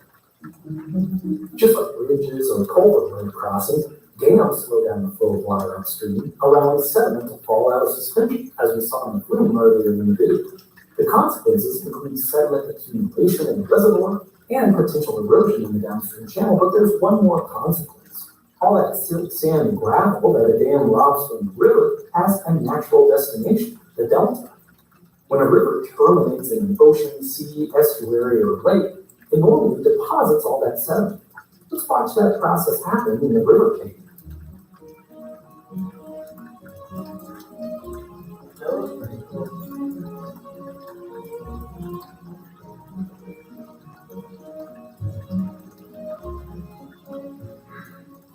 deltas are incredibly important landscape features because they enable agricultural production, provide habitat for essential species, and they feed the sand engines to create beaches that act as a defensive buffer for coastal areas. Wind and waves create nearly constant erosion along the coastline, and if that erosion isn't balanced with a steady supply of sediment, beaches scour away, landscapes are claimed by the sea, habitats degraded, and coastal areas have less protection against storms. And hopefully you've seen now why it's so difficult, and some might even say impossible, to control rivers. Because any change you make upsets the dynamic equilibrium between water and sediment. And even if we farm in areas subject to erosion and continually dredge out the areas subject to deposition, there's always a bigger flood around the corner ready to unravel it all over again. So many human activities disrupt the natural equilibrium of streams and rivers, causing them to either erode or abrade or both. And often the impacts extend far upstream or downstream. It's not just dams, bridges, and channel realignment projects either. We build levees and ravines, dredge channels deeper, mine gravel from banks, clear-cut watersheds, and more. Historically, we haven't fully grasped the impact that those activities will have on a river in 10, 50, or 100 years. In fact, the first iteration of the stream tables we've been filming were built by in-reverse lake founder Steve Goff in the 1980s. At the time, he was working with the state of Missouri trying to teach miners, loggers, and farmers about the impacts they could have on rivers by relieving sediment or straightening channels. These people who had observed the behavior of rivers their entire lives were understandably reluctant to accept new ideas. But seeing a model that could convey the complicated processes and responses of rivers was often enough to convince the landowners to be better stewards of the environment. Huge thanks to Steve, like Catherine, and the whole team here at InRiver who continue his incredible legacy of using physical models to shrink down the enormous scale of river systems and the lengthy time scales over which they respond to changes, down to something anyone can understand to help people around the world learn more about the confluence of engineering and natural systems. Historically, All right, the rest of it is just an ad. I think it's an ad for both. So, are some of those things that you would not expect? Okay. You probably expect them a little bit more now that you've seen the river table, but not particularly, right? Some of the more surprising ones, I find at least, are the effects of culverts. We actually have to be very, very careful in the way we design them to allow the water to flow through and allow it to flow through at all water levels. There's several different videos that we could get into, but I don't think we're going to get into this much detail with it, where the specific design not only of the tube itself, okay, so the tube that the water is flowing through, but the entry and the exit point for those culverts makes a huge difference to the actual erosion that happens around it. There's different ways that water can flow through them. So if it's a low water level and the pipe is like less than half full, you generally have less problems. But once it gets to that flood stage where the pipe is almost completely full, or this side, like the side that the water is flowing in, is completely submerged, you actually run into some really weird things happening. Where even if you got water completely covering this side of the tube, on this side, you may not have the tube actually more than like half full as the water comes out. So you actually have to look at how much water volume you can let through and all sorts of things like that. Cool? So there's a lot of really complicated stuff that you can get into the more you study it. We're not going to get into that. One thing that I did want to point out is we're actually going to go look at the river table. Don't touch it because there's another class that's doing their project with it right now. So we're going to come out here and look at something. There's some really good examples of it. Camera rolling. Yes. You are live. Uh-oh, bridges. They're bridges.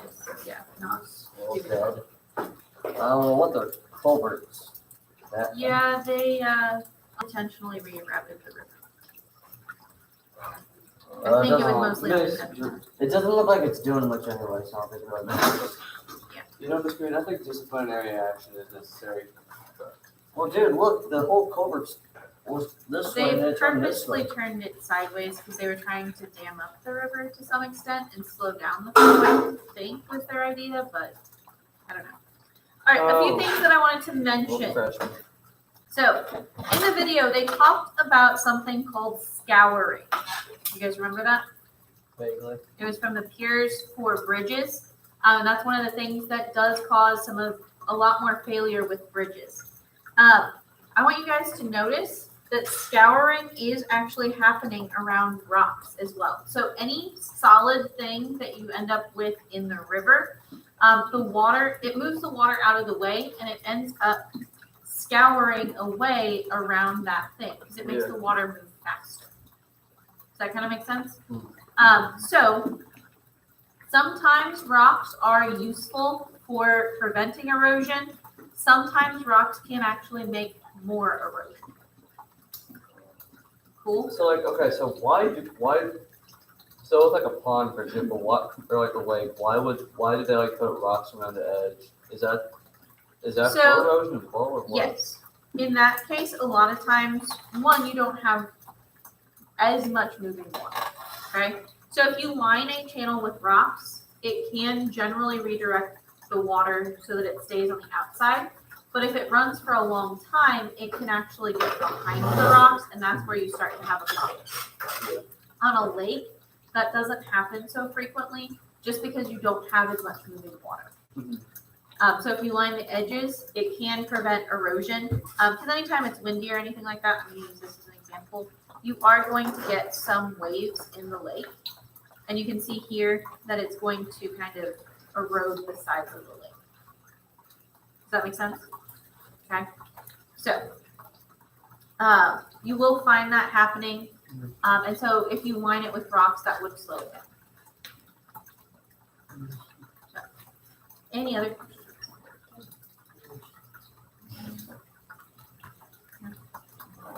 All right, let's go sit down so you aren't tempted to mess with the sand.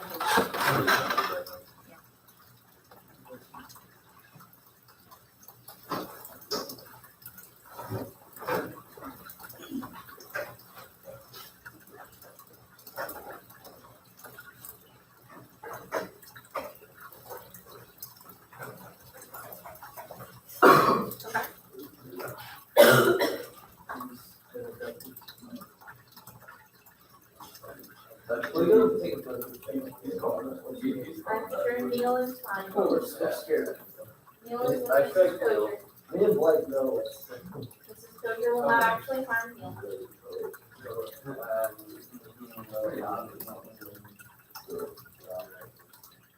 Like I said, Mrs. Coger will not actually harm Neil. Oh, guys, this coder can seem a bit scary at times, you know? All right. Anyways.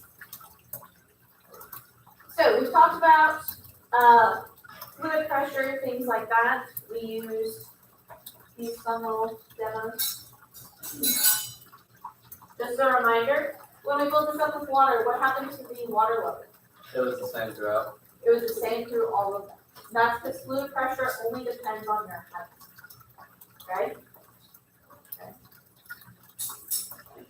I do find, it is kind of weird, like how it, like, honestly, the water doesn't know, like, oh, what's the same height and it's not, so I think it's kind of weird, like that.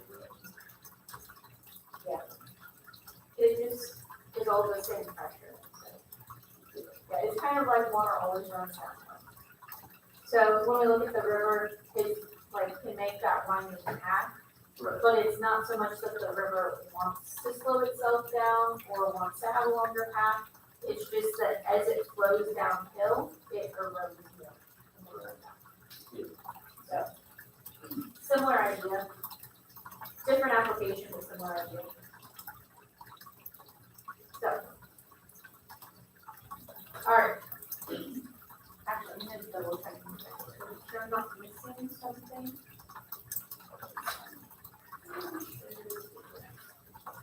Are you gonna teach physical science next year? Oh, yeah.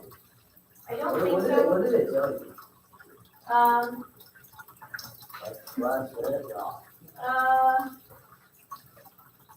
It depends on when they get the schedule set out. So, When do they usually get the schedules ready? sometime between third and fourth quarter. Definitely. Okay. So, from what I understand, I'm teaching advanced physics next year. So, no, it's only 2 people wanted to take it. Oh, so it didn't just have it. Yeah.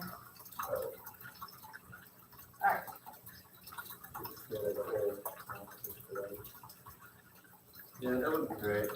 That's been awesome. It would have been exciting. Neither of them were seen. I think it was Katie Turner and Eli Youngblood.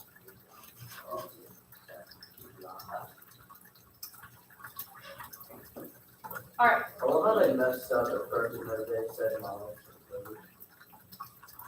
I mean, those two don't even like in the slightest, to be honest. Well, I mean, They do, but they just not. No, they really don't. But then you're saying, Anna, it's like a weird hybrid club. The word hybrid just feel like it sounds weird when we're talking about a human. Okay, but like, We're talking about a we person. don't really call them like a mixed breed or something. What? Oh, that's even. Exactly. Yeah, that's Okay. okay. No. So, Like that. Okay. also, just a side note, we are probably looking at a test fairly soon. So like, Because we're at the end of chapter 13. so like in 2 weeks. No, like next. So like, nah. I mean, how many people are going to Bulldog Red Book? Oh, only 2. Probably should get your tickets soon. That's next week. So, I think you might still be able to purchase them, but I'm sure there is a like. Well, what if I took somebody that was going to think about it? Like, I could use batteries, but like, it has to, I would have to. Talk to Mrs. Halter. Yeah. So talk to Mrs. Halter about that, because the office will need to know that you're going. Hey, you said it's probably. Yeah, that's. It's probably looks like that. For real. Yeah.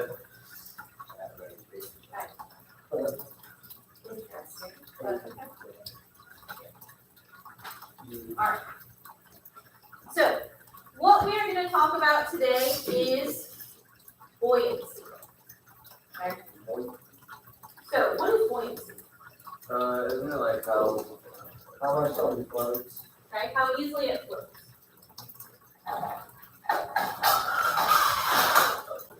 I'm going to leave this up here for the freshmen. You guys already talked about this. Okay, so buoyancy. Buoyancy actually does have a force that's associated with it. It's called the buoyant force. And it's what causes stuff to float. so it's like the amount of force that the water is pushing, like the water is pushing up on something. Yep.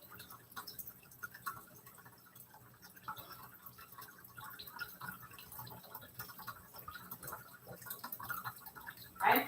So your buoyant force, right, is to some extent related to the density of your object, but it's not exactly the density of your object. Right? So when we have something that floats, like a ping pong ball, okay? Yeah. This has a very low density. Its density is less than water. So when we put it in the water, it floats. If I try and sink it, it pops back up. It's gonna float. Right? Okay? So density is going to play a role here. But what is the factor that actually tells us how much of the ping pong ball is going to be under the water? Okay? That is where we look at buoyancy.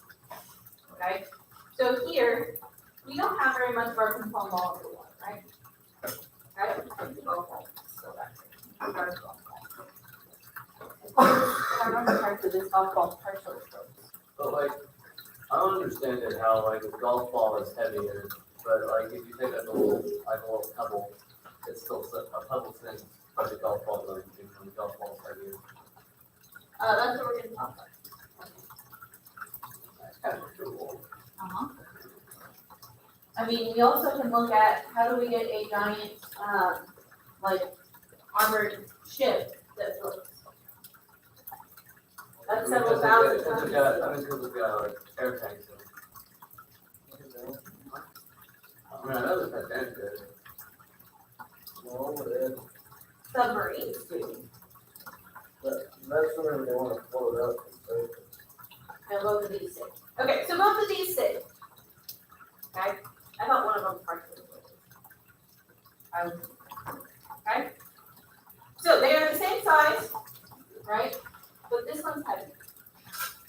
Good? So what makes that difference other than density?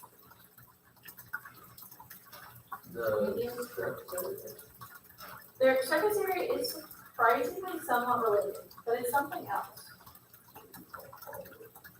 Okay? So what's kind of like surface area, but three-dimensional? Volume. Volume. Okay, so volume is actually going to play a really, really big role.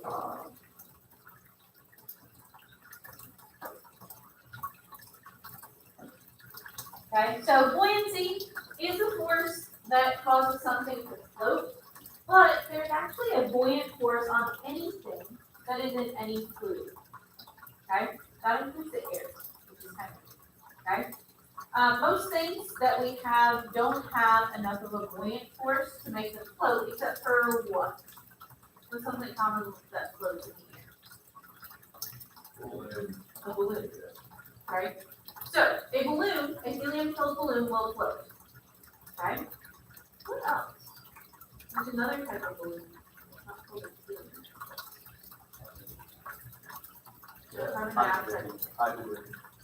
Hydrogen would float, but we have slight problems with that.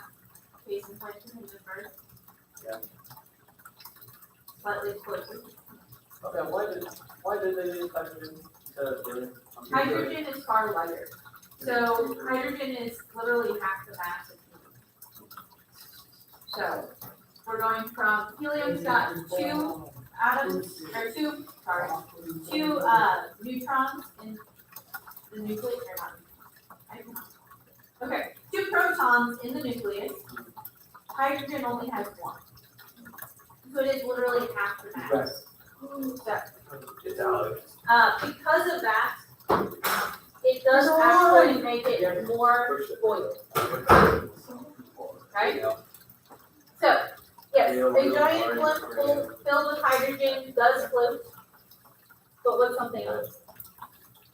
Something that we still use today, generally not for long distance travels, but more for entertainment purposes. Travel. I mean, those are for novelty travel, but something that floats in the air. Hot air balloons. Hot air balloons. Planes work different. We already talked about planes that use Bernoulli's principle. Okay.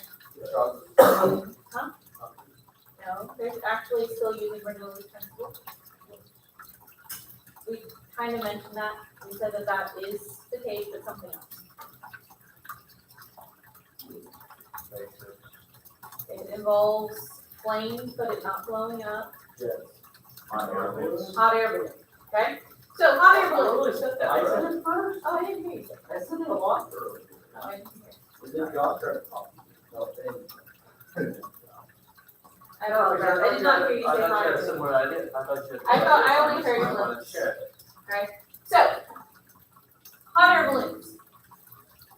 Hot air balloons actually work on the same principle to some extent as boats. Okay? But there's a little bit of a different thing going on. Okay? With a hot air balloon, we're putting hot air into a container, right? And what does heating the air up do? Any ideas? Heating the air up expands the air. Okay, so as we heat that air up, it actually goes down in density. And it goes down in density to such a degree that it can actually lift stuff up. Okay, so hot air balloons work essentially by the buoyant force. So you end up making the air in the balloon less and less dense until you can get up off the ground. Does that kind of make sense? Sort of, kind of? Now, the buoyant force by itself doesn't necessarily tell us exactly how much something's going to float or how fast it's going to sink or anything like that. What we need to look at is something called Archimedes' principle. Isn't there only like 5 bullets in the world? I don't know. I have not looked up. I mean, they have little ones. Like, you can buy one that's like essentially a helium balloon. But That's not cool, though. let me make sure. That one is for like-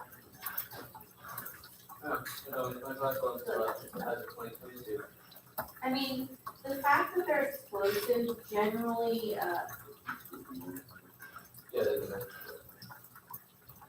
when they fill them with hydrogen, they are highly explosive, and helium at that quantity is extremely expensive.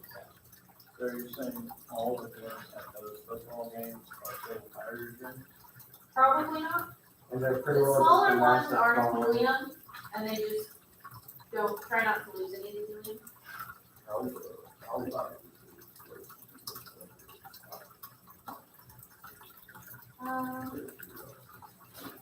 Question, is it just popping, or is it like Exploding. Hindenburg situation where it explodes very loud? Very loud. Ooh, just God. Sorry.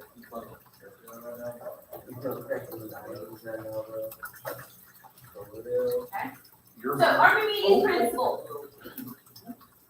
This says that your buoyant force is equal to the weight of the water that is displaced by the object. Okay? I was always confused by that. Like, so when you got ships that weigh like a lot, I always thought it was like the shape of their hulls that made them actually float. So I was always confused, like, if it weighs like several hundred thousand tons, how would that actually? Yep, that's what we're gonna talk about. Come on, Neil, take it. Bruh. I just got killed. Like, no respect.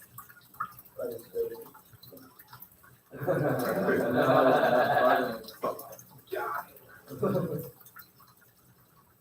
Okay? So, the buoyant force is equal to the weight of the water displaced. Okay? So, with our ping pong ball, if we know the weight of a ping pong ball, right, we can actually calculate the weight and therefore the volume of water that it's going to displace. Okay? And from that, we can actually figure out how deep it's going to sit in the water. And we can do the same thing with a boat. So, was it you, Josh, who was floating the thing and putting rocks on it, or was it that? Both of you? Okay. That's me. I take credit for it. I started it. So, what you guys are doing back there, you had a container, right, that had steep sides, and so it can actually displace a fairly large volume of water, right? A volume of water that's much greater than its weight, okay? As you added rocks, right, or as you were saying, passengers, to your boat, okay, it displaced more and more water because you were adding more and more weight, okay? Once you reached that point where you had more rocks, then that would be more weight than the water that could displace, that's when it sunk. Does that kind of make sense? Yeah. Okay. Like, okay, so with modern ships, you guys were kind of like, you're not, like, depending what old type it is, like, I guess there's like, I think like, look at the Titanic, it's not very steep, it's more like this, you know, it's like, kind of shape, like, triangle, how does that, how does it? So, It's not flat at the bottom. yeah. So it's more like this, is what you're saying? Yes. You still have the same thing going on, okay? This area, where the wall of it is generally solid steel, on something like the Titanic or a battleship or something like that. So this is solid steel. Good? Okay? The inside has air in it. Right? So we are actually displacing a very large volume of water, even though it is kind of pointed at the bottom.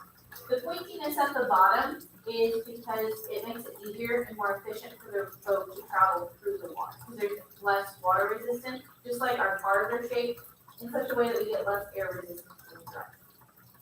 So if you had a car that was like, let's say, a rectangle, 100% cold rectangle, would it be very air resistant because it would be less? It would? I feel like it wouldn't just be smacking against like the front, and that's it. That's what, you said it would be very air resistant. Yeah, so the air would run into it. That's a lot of air resistance. So is it better for it to go over the car and on the side, or is it better to just stay in the front and then that side? Definitely go around it. So like, Because if you had a car that was just a square, right, and you were driving it even on Route K, you would notice a huge drop in your gas mileage, and you would have a really hard time probably going much faster than 50 or 60 miles an hour.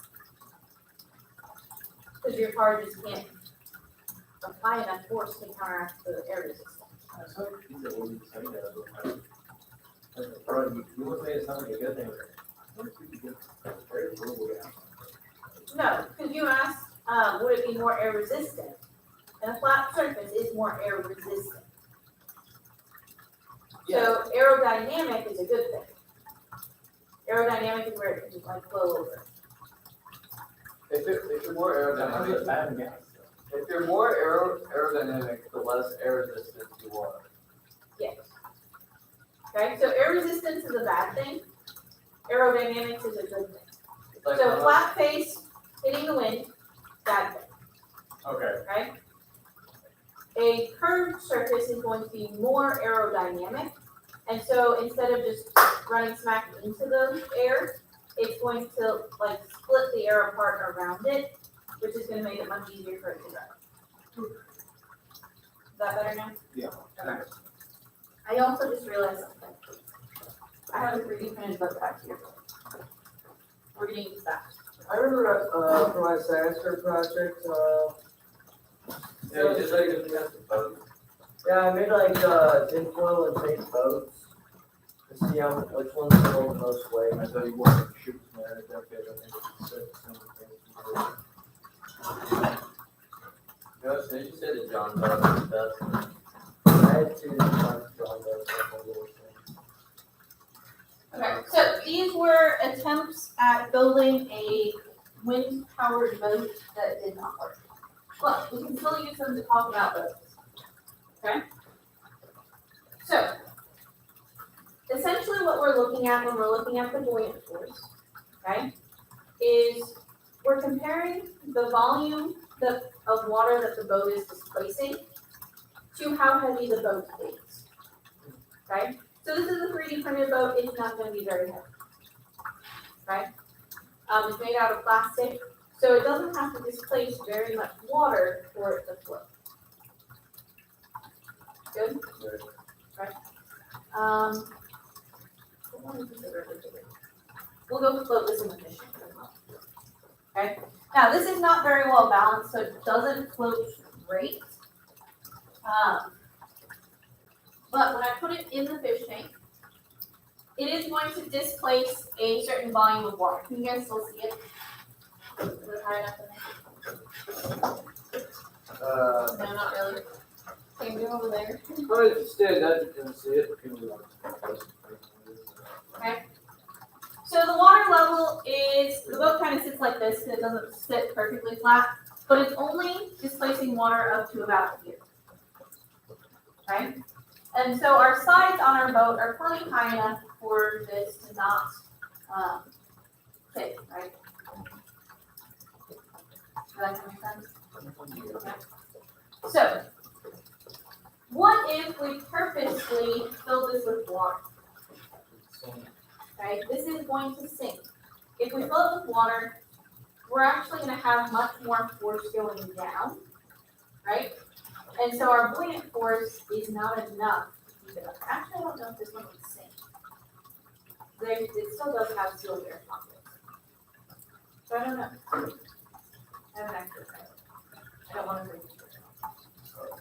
But yeah, a normal boat, like a steel boat, the steel is much, much, much heavier than the water. And so if we were to fill that up with water, it would definitely sink. Okay? Make sense? That's why things like submarines, they have to be very careful about how they seal them. Okay? So with a submarine, you've got this giant, essentially metal encased boat, right? Okay. If it has enough buoyancy to float, is it a very good submarine? Chances are no. No, it's going to stay on the surface, and most of the time you don't want your submarine staying on the surface, right? Okay. So we have to get the submarine to sink. So what do you think they do to get a submarine to sink? Oh, it takes some water. It does take some water. Okay. No, it's Sand? through water pumps. Alex. Oh, I mean, it does move with propellers.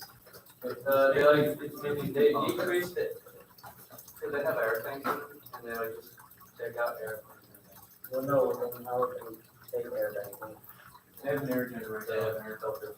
No, What? they have an air generator. That's not quite how it's. Air generators? No, they're not air generators, like when you take water and you do some form of chemical process and you get more gas and you get oxygen. No, I don't think so. No, there's an easier way to do that. They have water filters. Okay. So submarines are going to have different ways of doing this, but generally it is solely through controlling the water level in the submarine. Okay? So it's not going to flood obviously the place where the people are, but it will have tanks where it can switch out air for water. Okay? Now, most submarines are probably going to have enough power that even when they're at least neutrally buoyant, which is what most submarines go to. Any idea what neutrally buoyant means? Okay, so it's not just floating, it's very special. It's kind of, and it's not all the way down, but it's like not flooding. It means that the object has exactly the same density as water, so wherever it is in the column of water, it can stay there really easy. Have a good weekend. Oh, So we'll talk about this more on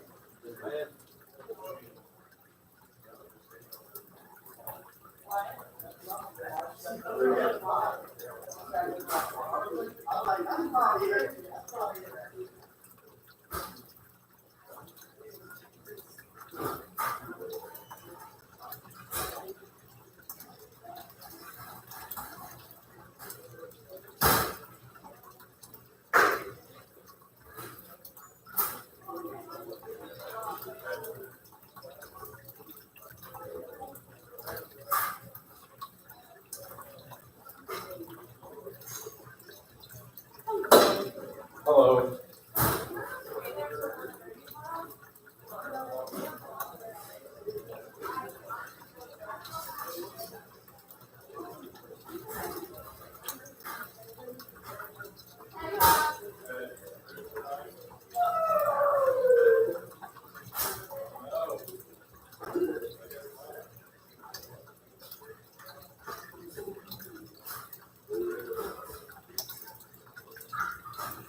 Forget about it.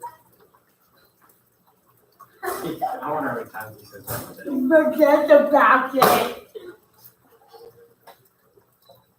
Where's your boat? Oh, They're over here. is this our boat still? No. Oh, it's not? Mm-mm. Was this our design though? No. No, this is sea house. Who's in CR? What are they doing right there? Like, they didn't even connect it. They just made a random pipe. It was connected at one point. Oh, wow. Did it, like, fall? Oh, yeah. I'm It's so alright. ready for tomorrow. Yeah, that's tomorrow. I'm gonna go fishing. You're lucky. I'm going fishing Sunday. You know, I'm going fishing in the bank. What? In the bank. Still not catching fish. We'll see. If I don't catch them on Saturday. If you're not catching on Saturday, I'm not fishing. What? Why? You don't know what They to tried do. to copy it. Depends on what it looks like.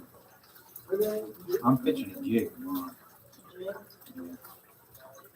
I gotta start working and get something out.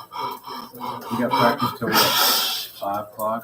No, you want to practice on high the game. Come steer. Yeah, we're going to shit the hit. Yeah, the teams will be coming in. What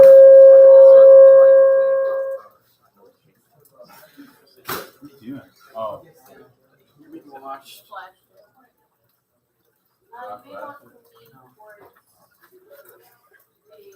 Oh, it's live. It's live. Really? It's live. Please don't make me cake. I can't say that now. Hey, Greg, say hi to the live stream. Say hi to the Yo, live stream. what's up, guys? We're back with another video going over river table. All right, the only thing I want you guys to know is that I really don't want to be here right now, but I'm doing it for you. All right, so let's get right back into another video with NDHS Fix.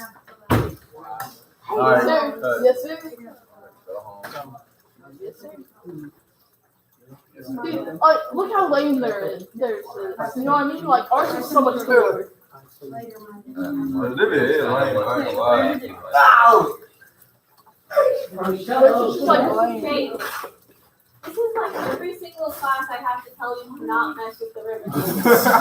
You need to go sit down. It's always my fault. This grade, are you gonna launch a big catapult? Oh, can you record that at least? So we can watch it? You gotta win. At least record it. You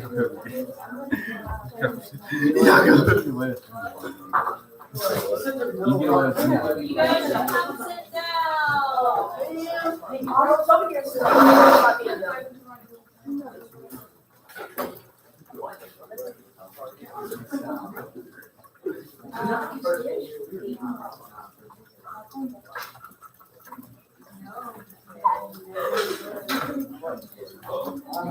Man, who that is, gang?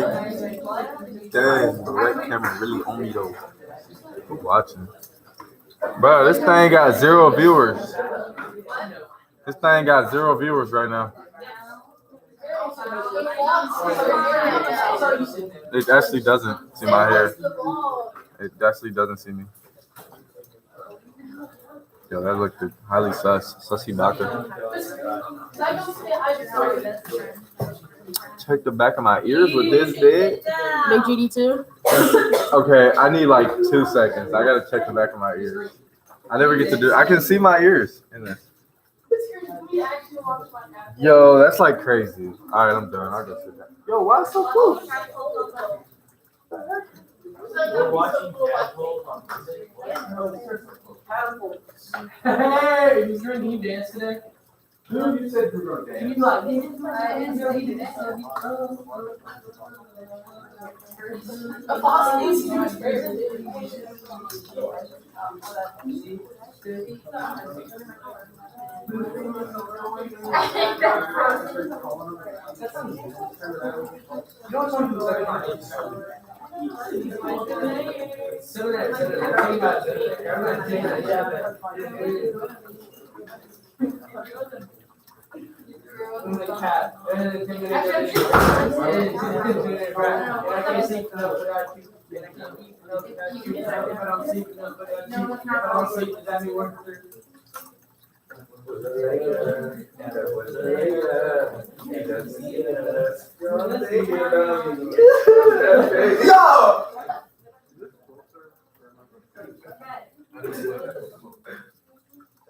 All right. Who would like to pray? Can I do the ice spots real quick?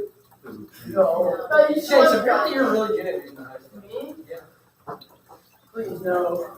I did it for adult celebration. It's like this. It's Like like, something. it's like, Chase is good at it. yeah. Dude. Guys, Who would like to trade? all the dice. All of the dice? I have to see that. Are you gonna put both on the river table?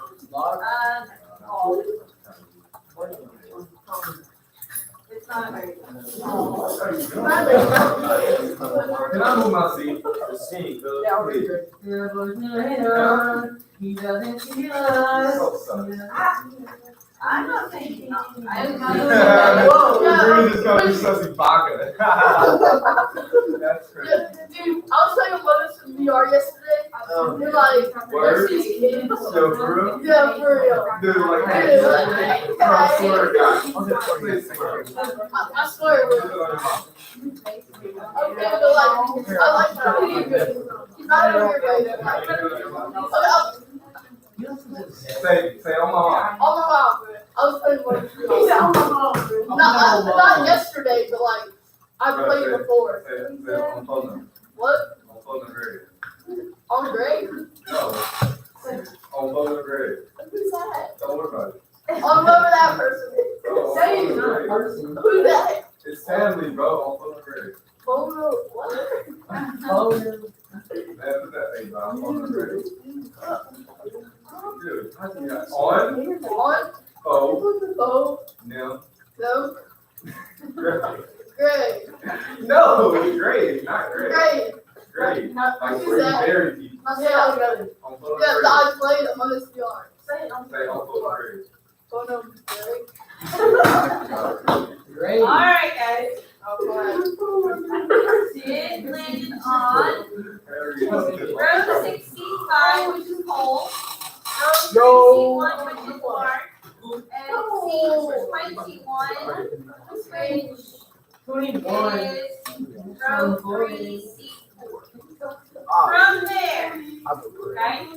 From there. From there, it goes north and west twice.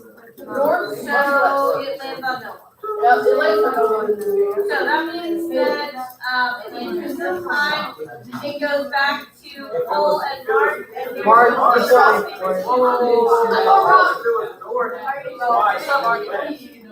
one, west one. See, you said it was north, west, and west one. I'm over off this green. I was like, So you're gonna play against one dice? I'm gonna give each of you a dice. Oh, okay. Alright, Mark. This is your dice. That's my dice. What was it? Cole, this is your dice. Who's your one? Alright. So, Mark, you got paper. Alright. Cole, you got Spock. what's that? It's not a piece of paper though. Paper is proof of Spock. But like, paper. It's not a piece of paper. Your friend. Mark your friend. Okay, I'll print.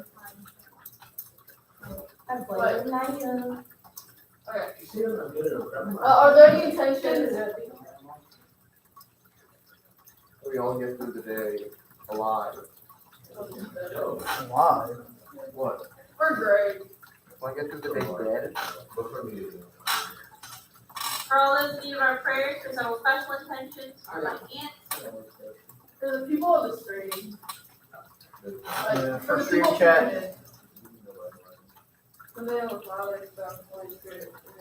Hail Mary, full of grace, the Lord is with thee.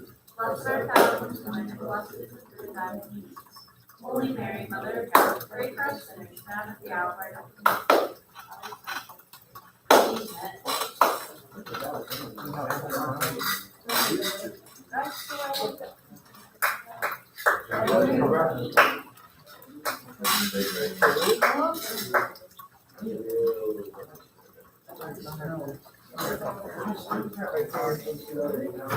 You gotta pinch it. Not gonna lie, I really want to take that home so I can like watch it. Okay. No, I heard it once.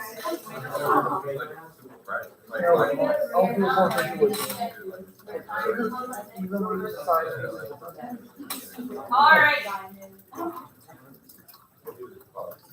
So yesterday, you guys got to look at what happened with the river table, and then you got to rearrange it for quite a while. Oh, we did.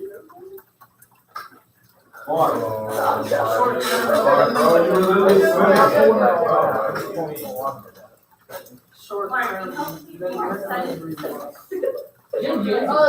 listen over here, pencil. That's a really, I think it's sloppy, bro. Oh. It actually,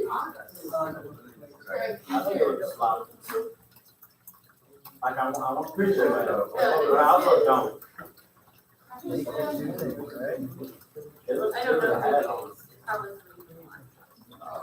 I'm pretty sure it's great.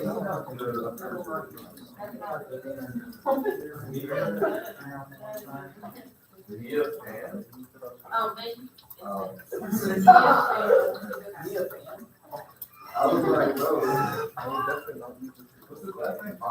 Damn.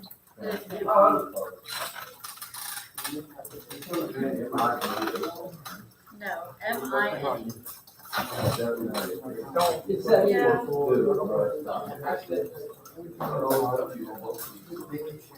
I didn't say his handwriting was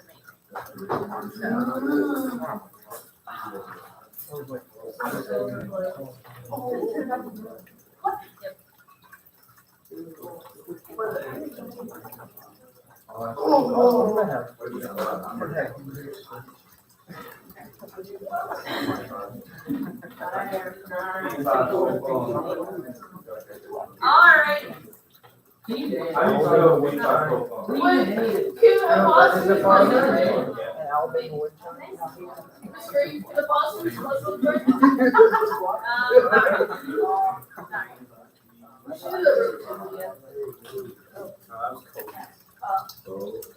don't have we literally have next week, the week after that we'll use grade, and we'll start. Great! No! Great, no! We got next week and the week after. Great!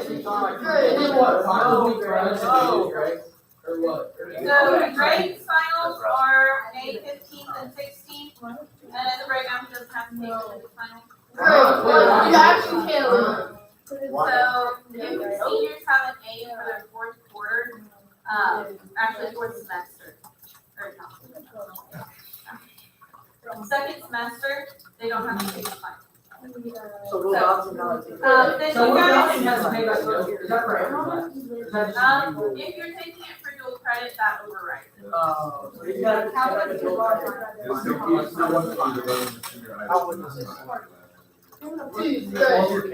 It also allows us to get your grades back. Oh, great. Can you just, What should be committed in college, like, what should be accepted in college, like? They will still count your grades. No, it's not, it doesn't even GPA cut off, that's looking straight. That is for, Something there. that's for your stoles, like color stoles that you wear. And then that, like, you can be accepted, but if you let your GPA tank at the end, you can actually lose scholarship. What are your stoles? You wear them at graduation. You'll see them at the baccalaureate event. Do the colors like? So what Great are, point average. I wanna. so if it's like in the threes, is it something, and then? If it's above 3.5, it's silver. If it's above 3.75, bronze is above 3.5. If it's above 3.75, then it's silver, and then if it's above 4.0, it's gold. I'm not gonna have them. Great, do you remember? I thought I had a goal. Like, do you remember locking? Like this year? Yeah. Actually. Why should I take all these All right, classes guys. and get a 4.0? That's like, all these. It's crazy. You'll still have the That's just like. Yeah, that's not fair. All right. Your guys' finals start on May 18th. So that is 2.5 weeks away from that. Kind of crazy, right? Yeah, we can't let that go. I know it's fun. Stop. Like you're just saying. Like you're saying. If anybody sees Chase, this is men's notebook. Chase, you already. Sorry.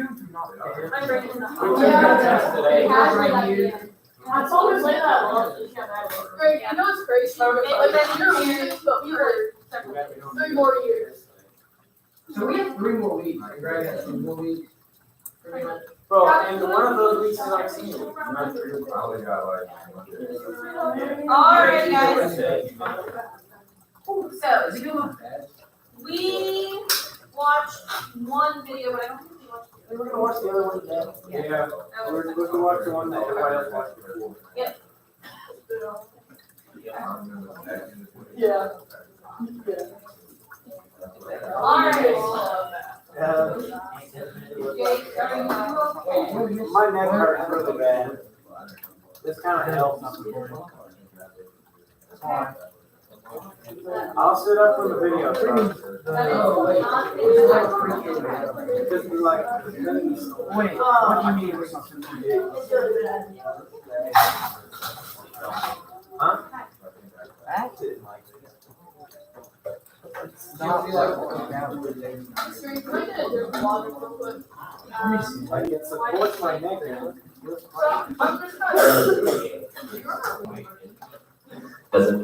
You got a half hour left. What? I haven't made it.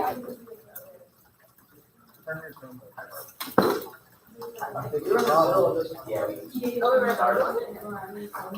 No, She just had it right here. She had it right here. no, we just started. We just like, Yeah, I think I was talking about it. I had to, we talked about levies and we talked about the flood law, right?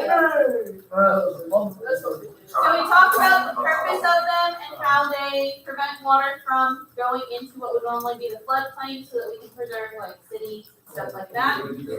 But they do also have the negative consequence that that water has to go somewhere, and so it forces the water into other areas, right? So far, the general consensus is people are willing to sacrifice Southern Illinois for the sake of downtown Cape Girardeau. Illinois. Yeah, that's the general consensus. That'd be so much for water. That'd be so fun to go to work. Drop the jet. All right.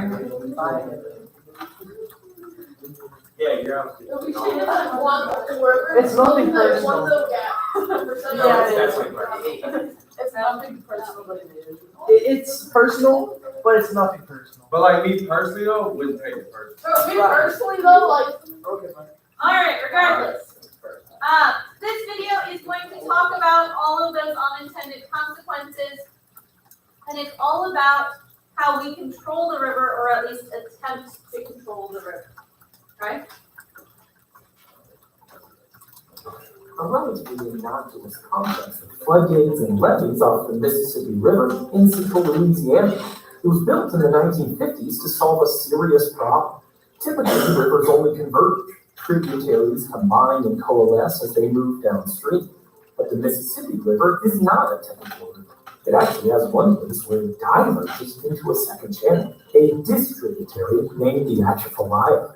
And in the early 1950s, more and more water from the Mississippi River was flowing not downstream to New Orleans in the main channel, but instead cutting over and into this alternate channel. The Army Corps of Engineers knew that if they didn't act fast, a huge portion of America's most significant river might change its path entirely. So they built the Old River Control Structure, which is basically a dam between the Mississippi and Atchafalaya rivers with gates that control how much water flows into each channel on the way to the Gulf of Mexico. It was certainly an impressive feat, and now millions of people and billions of economic dollars rely on the stability created by the project. The now static nature of the Mississippi River that once meandered widely across the landscape. That's why Dr. Jeff Masters called it America's Achilles heel in his excellent 3-part blog on the structure. You see, the Atchafalaya River is both a shorter distance to the Gulf and steeper too. That means if the structure were to fail, and it nearly did during the flood in 1973, a major portion of the mighty Mississippi would be completely diverted, grinding freight traffic to a halt, robbing New Orleans and other populated areas of their water supply, and likely creating an economic crisis that would make the Suez Canal obstruction seem like a drop in the bucket. Mark Twain famously said that 10,000 river commissions with all the minds of the world at their back cannot tame that lawless stream, cannot curb it or confine it, cannot say to it, go here or go there, and make it obey. Alright, I want to stop and talk about that for a second. You also do not need your phone. Okay. Alright. What he is saying there is not only that rivers are really hard to control, because that's pretty clear, right? But what he's saying is, let's actually go back. Miners, okay? Not as in younger people, but people that mine stuff out. Okay? So, how about owners of mining companies? Is that a better way to put it? Or clear mining companies. Okay. So,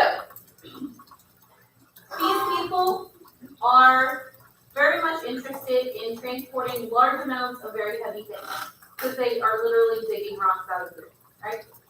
Okay? So, if you have the choice to ship 1,000 tons of rock by water or by land, which one are you probably going to choose? Water. It's going to be a lot easier, okay? Especially if you have a really nice, convenient river right next to you and you're sending it down towards the ocean.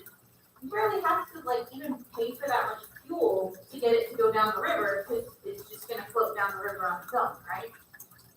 So you just have to get a barge and pretty much let it go, right? That's going to be by far the easiest way to transport something, especially if it's really, really heavy like rock. So owners of mining companies are going to be very, very invested in keeping rivers like the Mississippi open to freight traffic, right? Okay?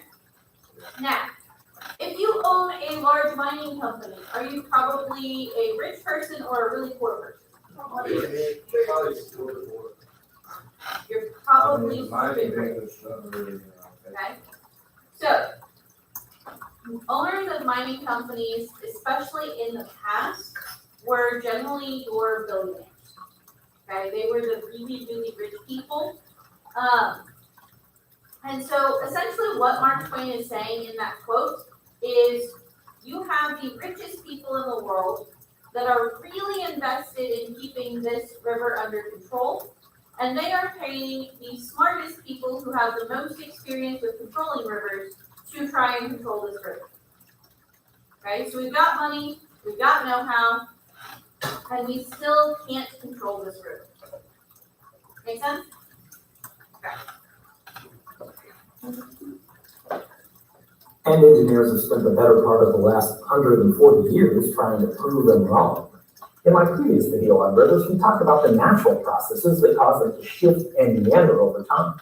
Now I want to show you some examples of where humans try to control Mother Nature's rivers and why those attempts often fail, or at least cause some unanticipated consequences. We teamed up with M-River, maker of these awesome stream tables, to show you how this works in real life, and we're here on location at their headquarters. I'm Grady, and this is Practical Engineering. On today's episode, we're talking about the intersection between engineering and rivers. Spring in to save that we're okay. Fly courts at Falcon's Motor Oil, various ways. Now just $14.99. Oh, no, to go to real. I'm calling it, there's going to be 2 ads in a row. Have you tried the tissue? Have you tried it? No, it's not. We watched it.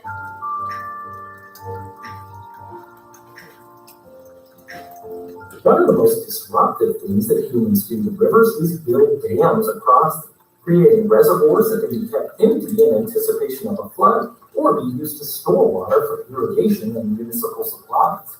But rivers don't just move water, they move sediment as well. And just like an impoundment across a river stores water, it also becomes a reservoir for the silt, sand, and gravel that a river carries along. That's pretty easy to see in this flume model of a dam. Fast-flowing water can carry more sediment suspended in it than slow water. The flow of water rapidly slows as it enters the pool, allowing sediment to fall for suspension. Over time, the sediment in a reservoir builds and builds. This causes some major issues. First, the reservoir loses capacity over time as it fills up with silt and sand, making it less useful. Next, water leaving on the other side of the dam, whether through a spillway or outwards, is mostly sediment-free, giving it more capability to cause erosion to the channel downstream.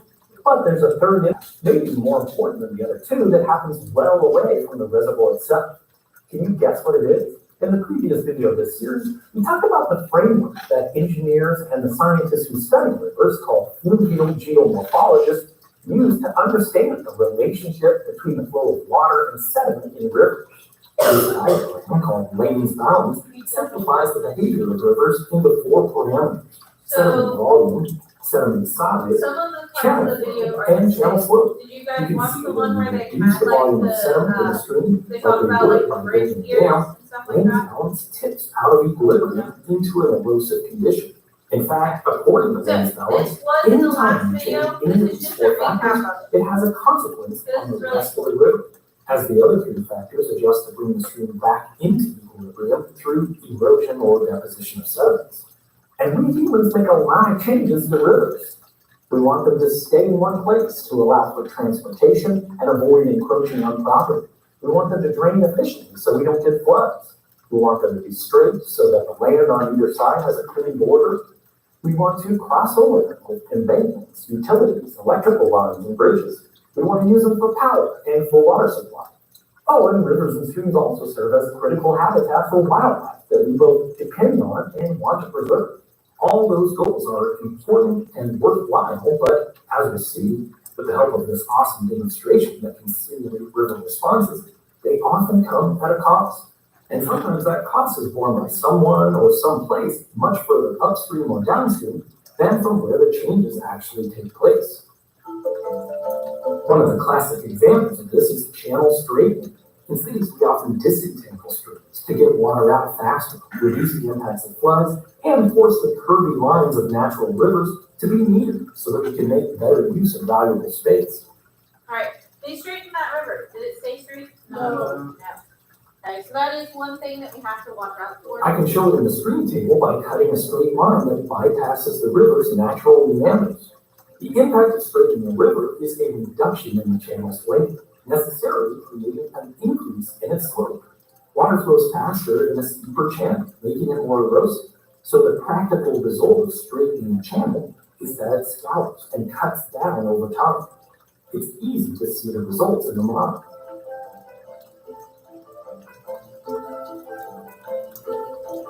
Are the river tables built like slightly downhill?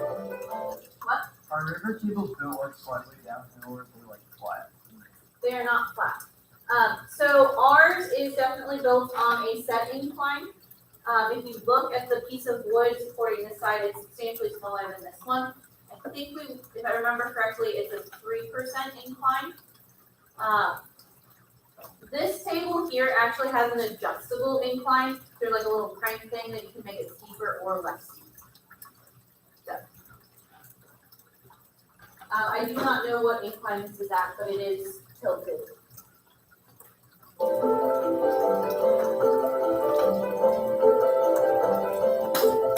This is compounded by the fact that cities have lots of impermeable surfaces that send greater volumes of runoff into streams and rivers. That's why you often see channels covered in concrete in urban areas to protect against the erosion brought on by faster flows. And this works in the short term, but making channels straight, steep, and concrete covered ruins the stream or river as a habitat for fish, amphibians, birds, mammals, and plants.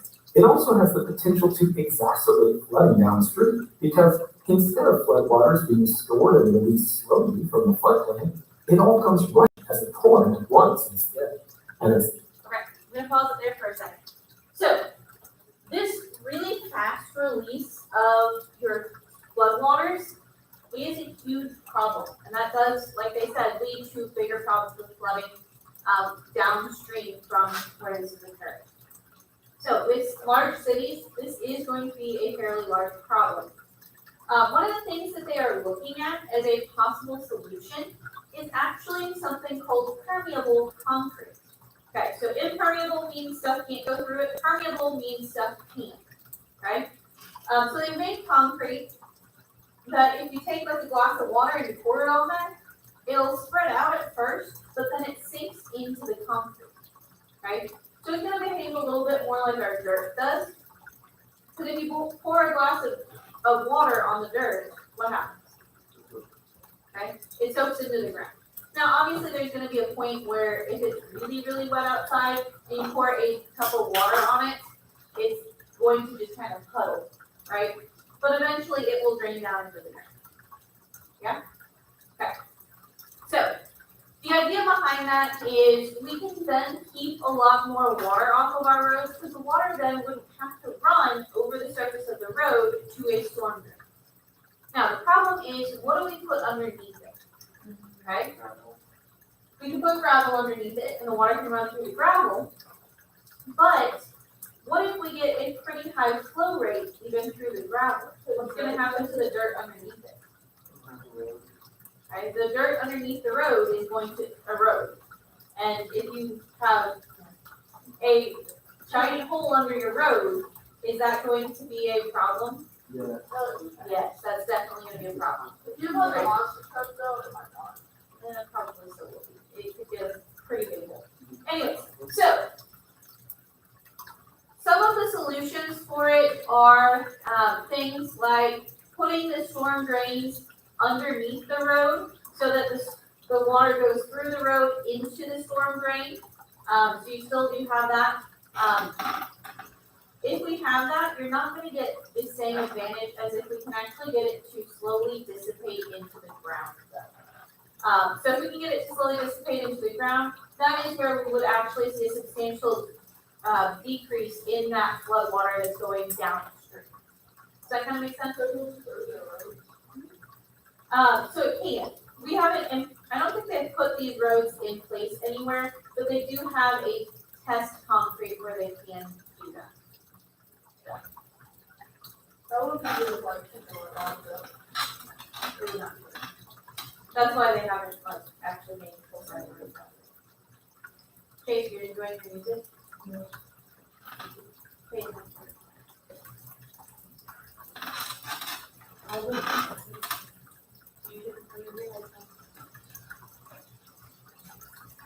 It's not just cities. Channels are straightened in rural areas too to reduce flooding impacts to crops and make fields more contiguous and easy to farm. But over the long term, channelizing streams reduces the influx of nutrients to the soils in the floodplain by reducing the frequency of a stream coming out of its banks, slowly making the farmland less productive. Stream restoration floods can be good for farmland long-term impacts that straightening and deepening natural channels have, and reap the consequences of the mistakes of yesterday. In the U.S. alone, communities and governments spend billions of dollars per year undoing the damage that channelization projects have caused. Even the most famous of the concrete channels, the Los Angeles River, is in the process of being restored to something more like its original state. The LA River Ecosystem Restoration Project plans to improve 11 miles or 18 kilometers of the well-known concrete behemoth featured in popular films like Grease and Dark Knight Rises. The project will involve removing concrete structures to establish a soft-bottom channel, daylighting streams that currently run in underground culverts, terracing banks with native plants, and restoring the floodplain areas, giving the river space to overbank during floods. Thanks to fluvial geomorphologists, projects like this are happening all around the world. But straightening channels isn't the only way humans impact rivers and streams. Another impactful place is at road crossings. Bridges are often supported on intermediate piers or columns that extend up from the foundation in the riverbed. Water flows faster around the obstruction created by these piers, making them susceptible to erosion and scouring. Engineers have to estimate the magnitude of the scour to make sure that it's contaminated. What did you say? I said I got that question wrong because it could move faster and So, if we have time after the video is over, which we might, we can go back and look at the river table. We can actually see scour occurring in the river table. What do you think it's around? Rocks. it's around rocks, okay? So rocks in the river table can be helpful. You guys were the ones that put the rocks in the wall, right? Yeah.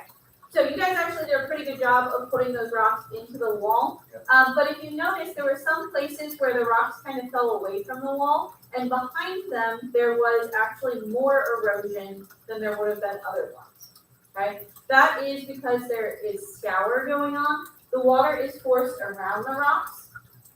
And so when it does that, it is forced into the bank that it's trying to protect. That's why if you look down by like the bike trail and stuff, the rocks actually are held in place by like steel cages. Have you guys seen that before? Mm-hmm. Yeah. That's so that the rocks stay where they should, and if there's any erosion or anything, especially during a flood, they don't fall into the river and actually start eroding under the I still on a mountain too. Yeah. That's a little bit different, but I guess it is similar. Because you've only really got wind erosion. There is some water erosion, but not near as much. So it's mostly they don't want them falling in the road. You don't have to scour the internet very hard to find examples where bridges met their demise because of the erosion that they brought on themselves. In fact, the majority of bridges that fail in the United States don't collapse from structural problems or deterioration. They fail from scour and erosion of the river below. But it's not just piers that create erosion. Both bridges and embankments equipped with culverts often create a constriction in the channel as well. Bridge abutments encroach on the channel, reducing the area through which water can flow, especially during a flood, causing it to contract on the upstream side and expand on the downstream side. Changes in the velocity of water flow lead to changes in how much sediment it can carry. Often you'll see impacts on both sides of an improperly designed bridge or culvert. Sediment accumulates on the upstream side, just like for a dam, and the area downstream is eroded and scoured.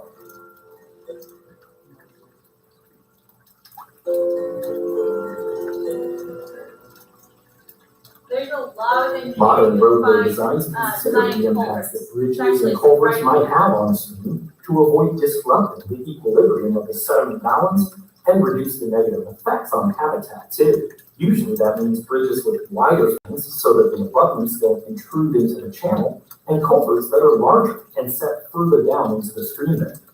At Merrick, this real deboned beef goes from our kitchen to their bowls. Merrick, real is our recipe. Your smashed flower pot, our Gorilla Glue. For the toughest jobs on planet Earth. Just like bridges or culvert lane crossing, dams slow down the flow of water upstream, allowing sediment to fall out of suspension, as we saw in the flume earlier in the video. The consequences include sediment accumulation in the reservoir and potential erosion in the downstream channel, but there's one more consequence. All that silt, sand, and gravel that a dam robs from the river has a natural destination, the delta. When a river terminates in an ocean, sea, estuary, or lake, it normally deposits all that sediment. Let's watch that process happen in the river cave.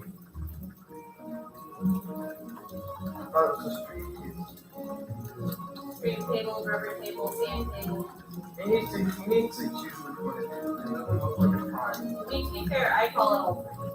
River deltas are incredibly important landscape features because they enable agricultural production, provide habitat for central species, and they feed the sand engines to create beaches that act as a defensive buffer for coastal areas. Wind and waves create nearly constant erosion along the coastline, and if that erosion isn't balanced with a steady supply of sediment, beaches scour away, landscapes are claimed by the sea, habitats degraded, and coastal areas have less protection against storms.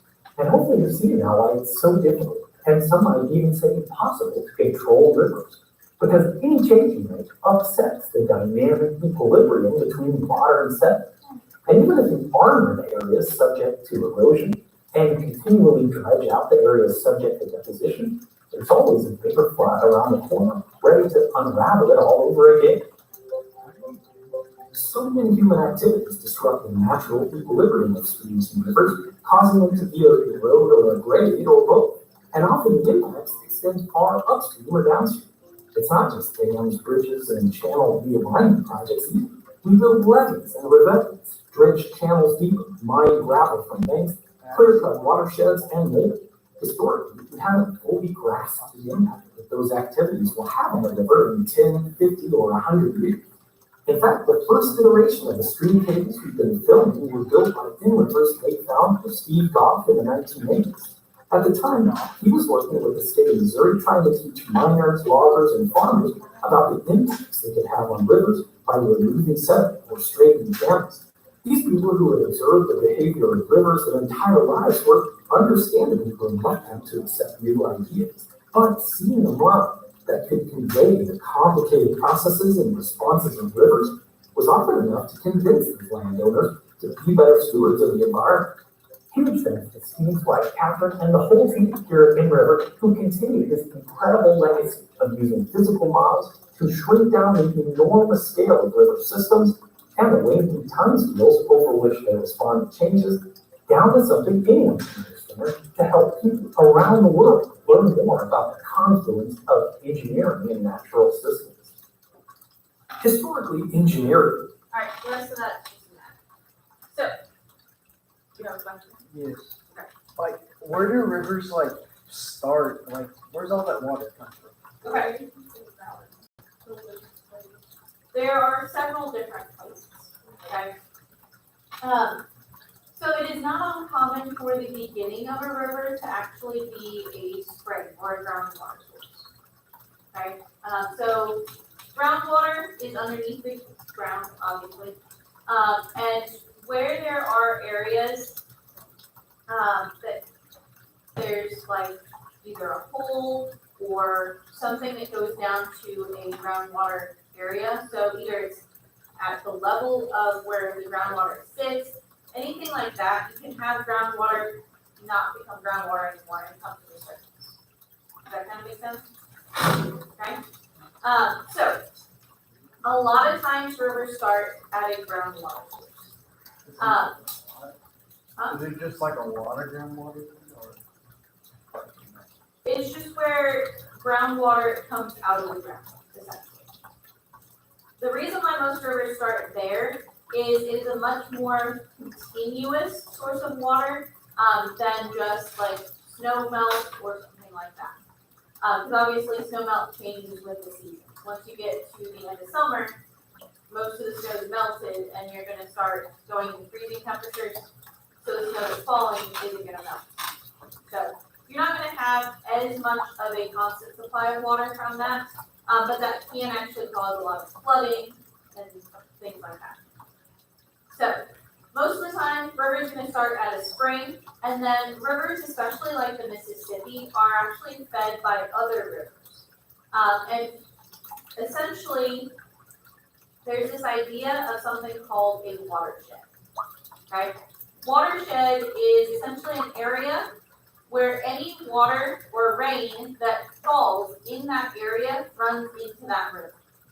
Okay? So the watershed for a creek is generally fairly small, and you can kind of identify the watershed for a creek just by kind of looking at it, right? Something like the Mississippi actually includes all of the watersheds of all of the rivers that run into it. Does that kind of make sense? So the Mississippi's watershed is huge. It kind of goes all the way to the Rocky Mountains and then to the Appalachian Mountains. So it's pretty much the entire center of the country. Cool. So that's where all the water comes from. Any rain in any of the watershed will eventually make its way down to the river, and that's what people do. Not yet. Is there any other types of ways that rivers start?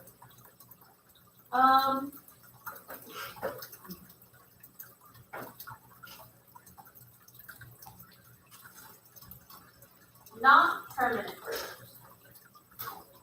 So like you guys have seen when it rains really, really hard, you get things like rivers running down like on the side of the road, right? Okay. So you can have that happen in nature. You will see temporary rivers kind of show up, for lack of a better word, when it's actively raining. They just tend to, the water tends to run off fast enough and not a continuous flow. So you can have that, but most people don't really consider those rivers. So yeah. I don't really know of any other ways that rivers start. Father, rest and prayer now. We have prayer for generosity, in the name of the Father, Son, Holy Spirit, amen. Lord, teach me to be generous, to serve, to serve. Give and not to count the cost. Fight not to teach one. Toil not to seek the right. To labor not to ask for it.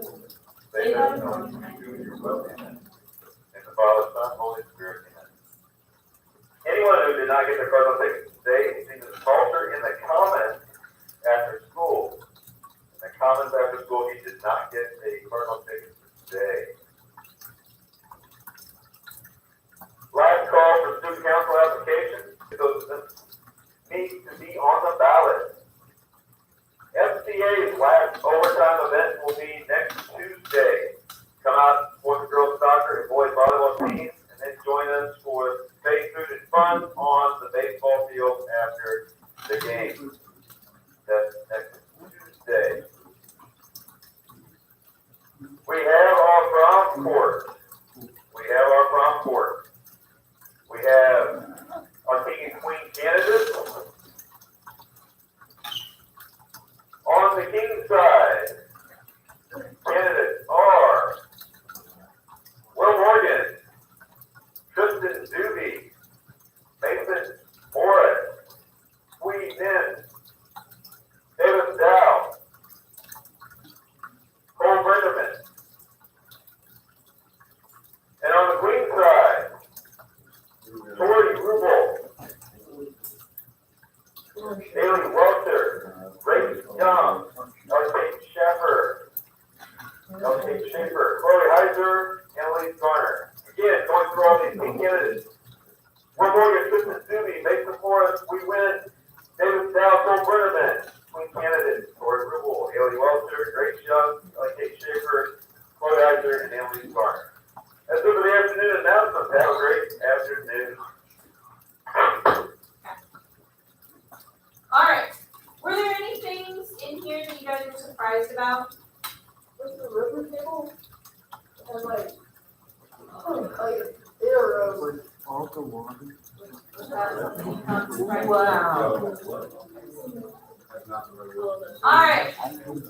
So I did want to show you guys what scour looks like, because my guess is you weren't specifically looking for it. So we are going to go back and look at the river table. Do not touch it. It's a class running on now. Like right here's a perfect example. Like there's a rock canal right there, perfect. It like right there. I'm depressed. You can't even see me. You should just play, bro. Like don't screw it up. All right. What I want you guys to look at, if you look on the upstream side of rocks, you'll actually notice that there's depressions in front of them. So here, there's actually a really, really deep one, almost to the point where the rock looks like it's going to fall over. That is scour. Okay, so the rock is redirecting the water around it, and since the water has to move around it, it actually ends up moving faster, and so it can carry more sediment with it. Cool? Is that a depression? Yeah. Is this a depression? Technically, yes. Does it make you depressed? No. The river table seems to make very few people depressed. Chase, getting really close to getting detention for touching the river table. Who wrote that? No, like what the heck happened? Yeah. Yeah. I think I gave him a little bit too much time to design the river table. I would just bury our house. Like it's so much just of this. Well, I mean, the ice says their channel, so, but this was the original channel for the river, so I'm like borderline disqualifying them. Wait, so they made a whole new channel? Unintentionally, yes. Wait, Yeah. How do you unintentionally make a river? So there was originally a lake here, but they accidentally made the lake like the wall between the river and the lake lower than the dam that they put in the river here. So they made this one channel. No, they made this whole new channel. That was the This was the original channel. Well, what happened here? They put a dam there that's lower than the other side. All right, have a good day, guys. I'm gonna miss you.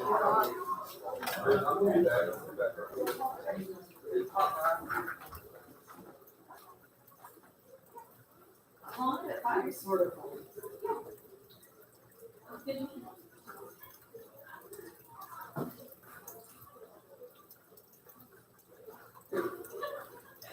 Wait, were they coming in today? Yes.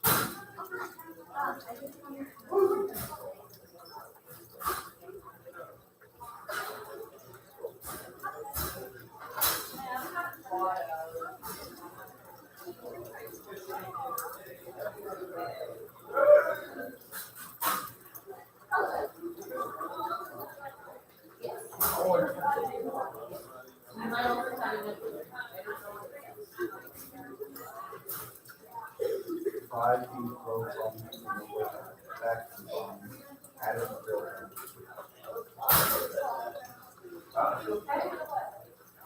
Five feet close on. Is that like? C5 goes on. Oh, C5. It's like a Instagram thing. C5 close on. I guess if you can't read the signature, it's great. What? Great. Oh, yeah, wait, who? Great. It's a nice signature. Who wrote this? Oh, okay. And was that also Greg? No, I don't think so. Adam's girlfriend is not Greg. I don't think so. Okay, thank you for the clearing up. I was a bit confused. It sounds very confusing.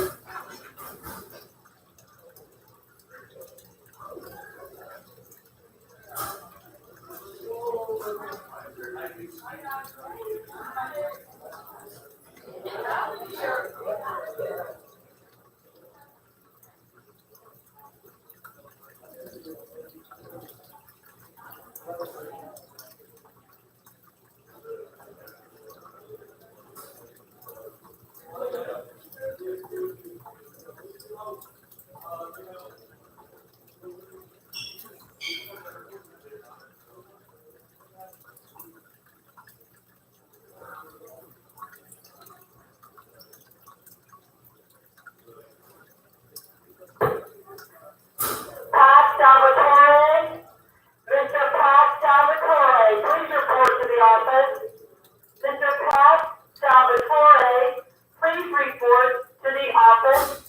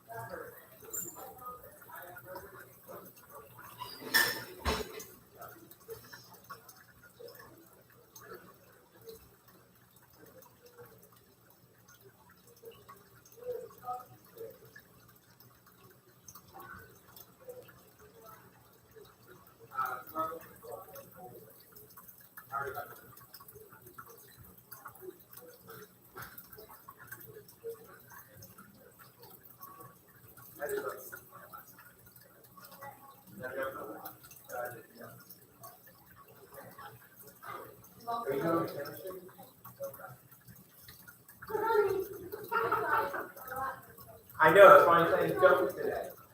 Oh, okay, good.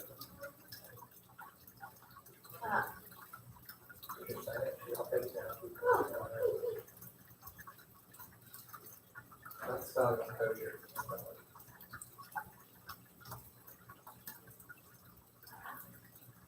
If we got three of the 7 letters correct. Can you figure that word? Yeah. I assume I won't hear the little one. Yeah, call for a private number. They text me and asked what color grouch. White. I said white on the shower. They asked. Mr. Pat Salvatore, please report to the main office. Basically. Mr. Pat Salvatore, please report to the main office.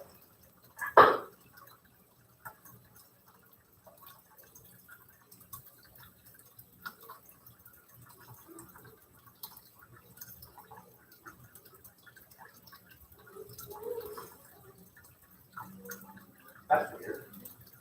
Is FPLA calling you to remind you that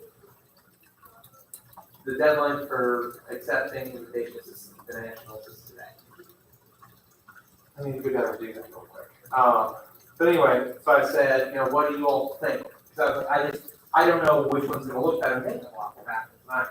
Yeah, a lot will happen. And he said he recommended white. Okay. He still recommended white. I said that's fine. So we went with white for that. Okay. Joey marked on the place where he makes the closet and said should be. Okay. So it misses all the fine. Okay. So we're supposed to take a look at that tonight and make sure that looks good. They'll start on. Yes. I told her that I got a picture for her and she cried and I was like, it's not here yet.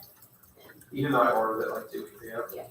So I told her that I would do it and have it on.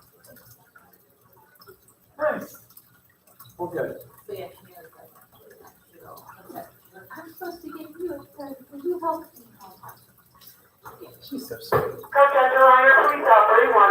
Coach Unterliner, please dial 316. Okay. There's not to that. Okay.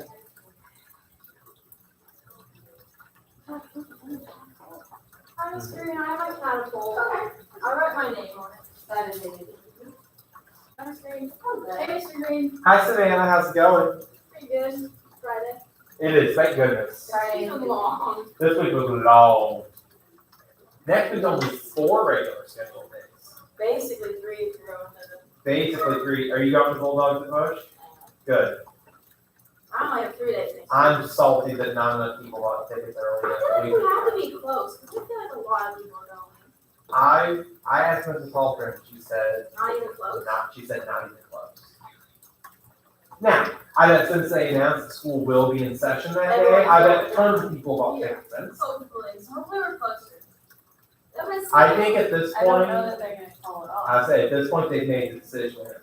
But that sucks though. But I feel like everyone's gonna stay off that day anyway because most people are gonna be gone.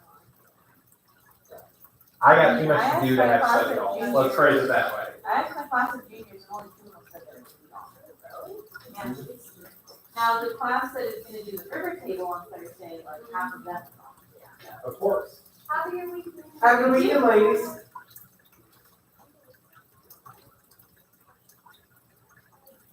Okay.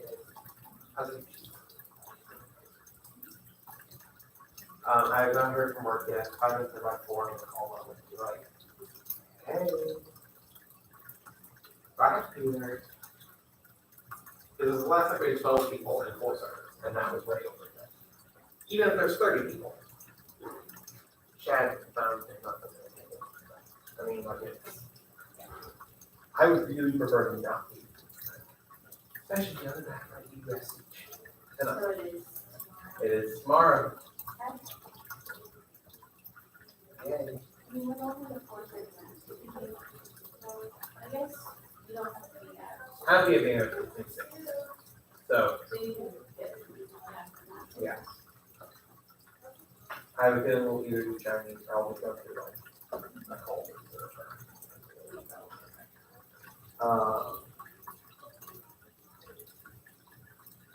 Or I'll just be popcorn.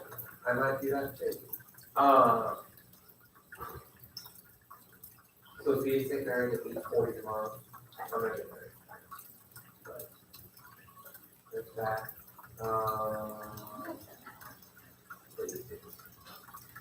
Depending on this morning, I will not be able to have that. So. What, when do you want me to set for that? Something like a 7. Because especially since you won't probably be getting out at that point, I can just take that out. You know what I'm saying?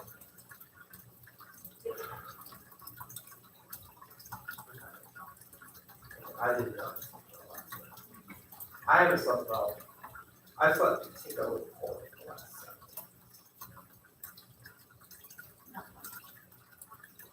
Last night I even like last hour I opened my eyes and my work and I was exhausted. And I was like my eyes are got like I'm getting to think happy from over 100 years of exhaustion.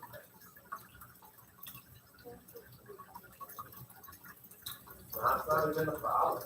Back to where it's, But more hours.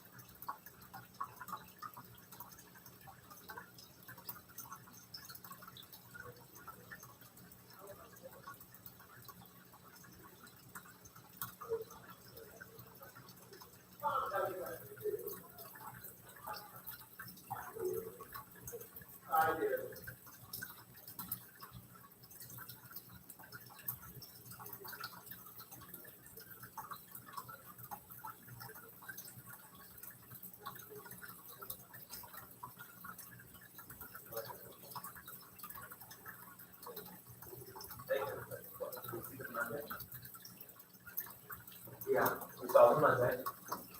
Tuesday was volleyball. And Wednesday was something.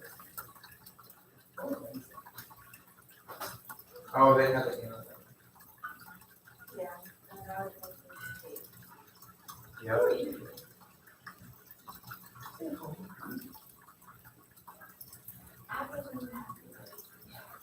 Okay. Thursday. Yeah. And before that, I had things like Thursday, Friday of that week.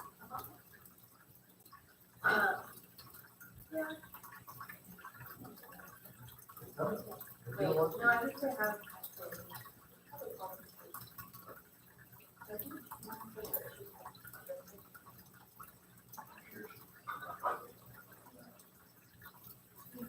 I do need to stop and get.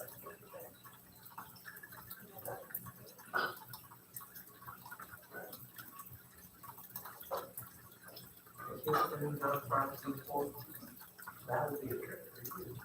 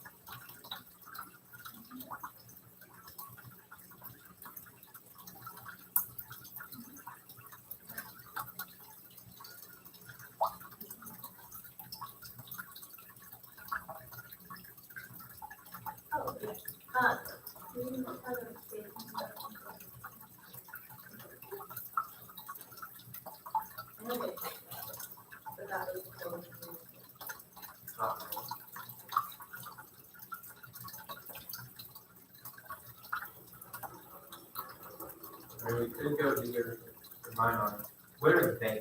Let me ask. What do you guys? The other one.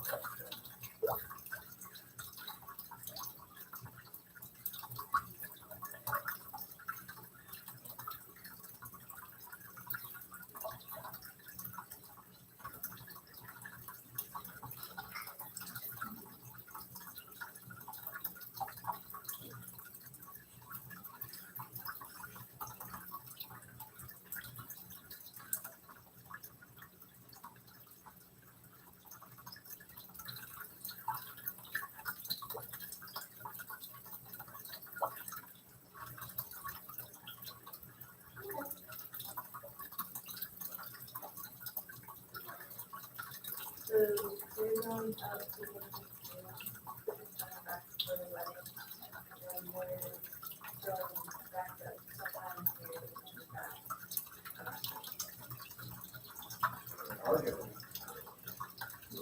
That is, Alright, yeah.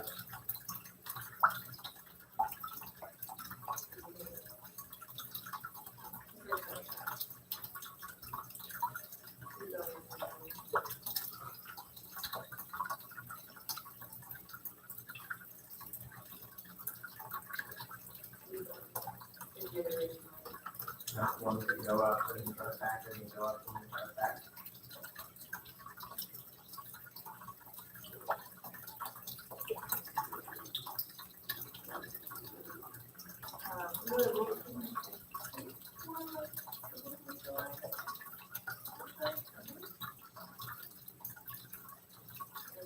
it's not going to take very long to make it.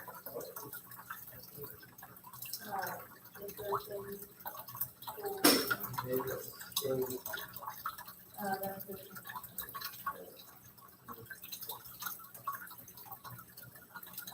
Honestly, I didn't want to go up here.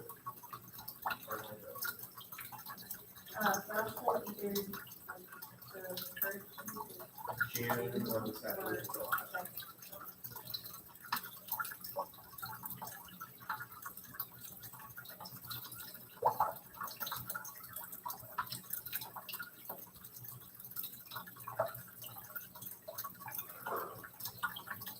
Not.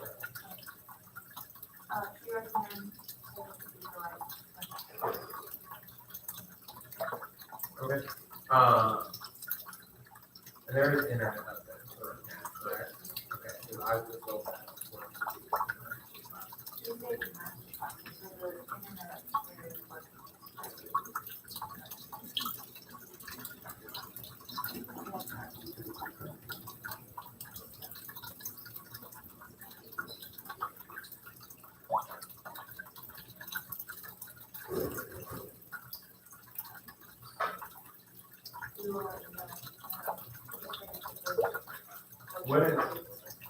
When is that around? You know when they open? Let me know.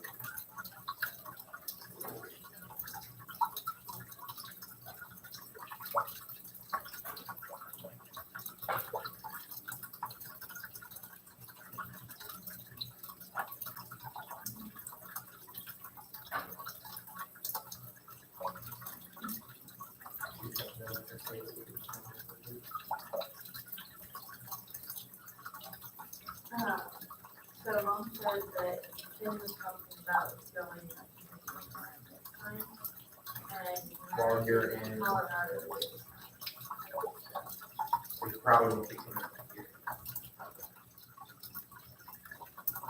Hello.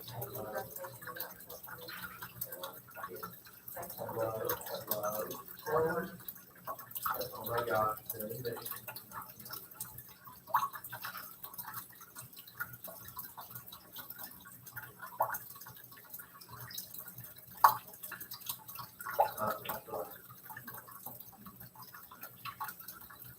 Right there.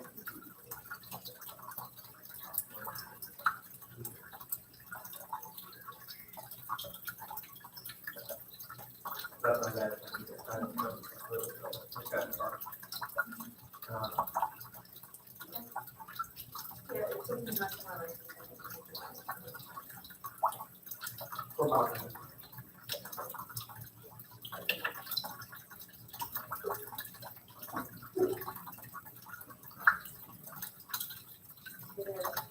More definite maybe.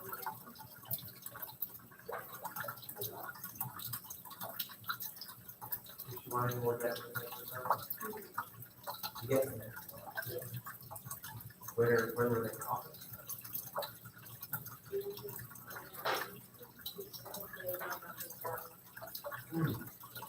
In May. Or whenever they come up. On the water then?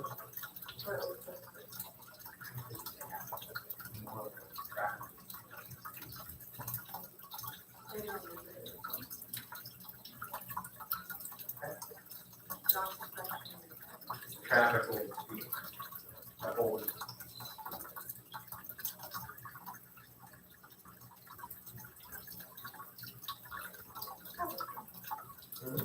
Sunday would be really fun. Yeah. Excuse me. I could be wrong.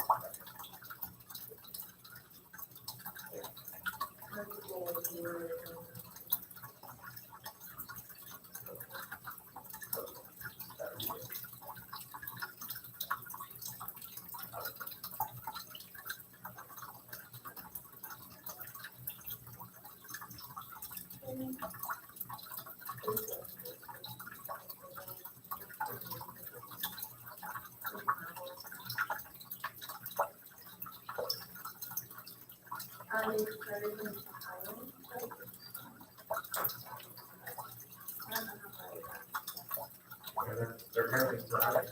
Dude, hold on, I can tell you. Hold on. Mine is, it says last one is starting, so mine is here.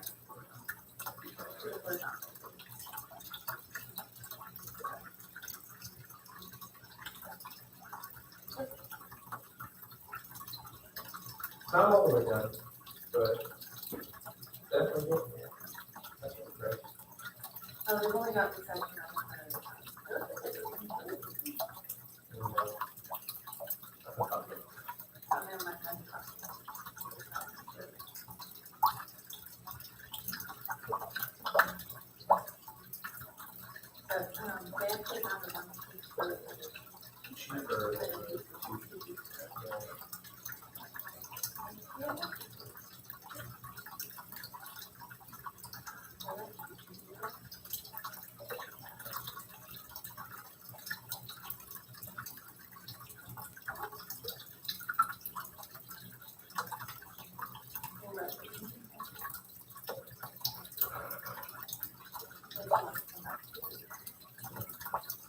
Might even like have you wait until like. It might even be-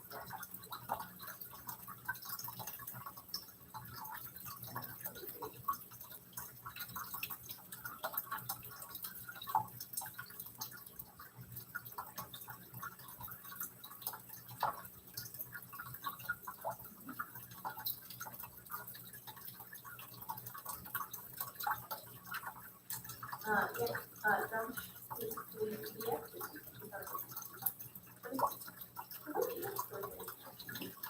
I was called thing.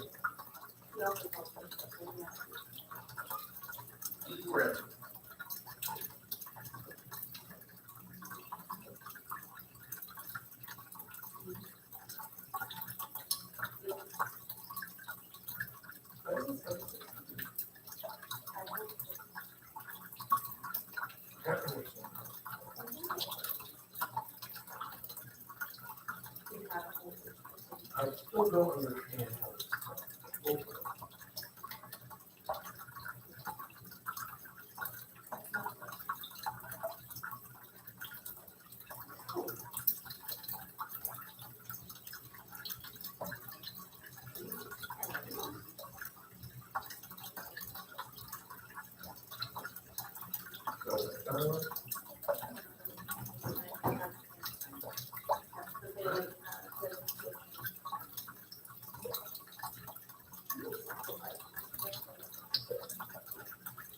Not going to check. What do you want to do?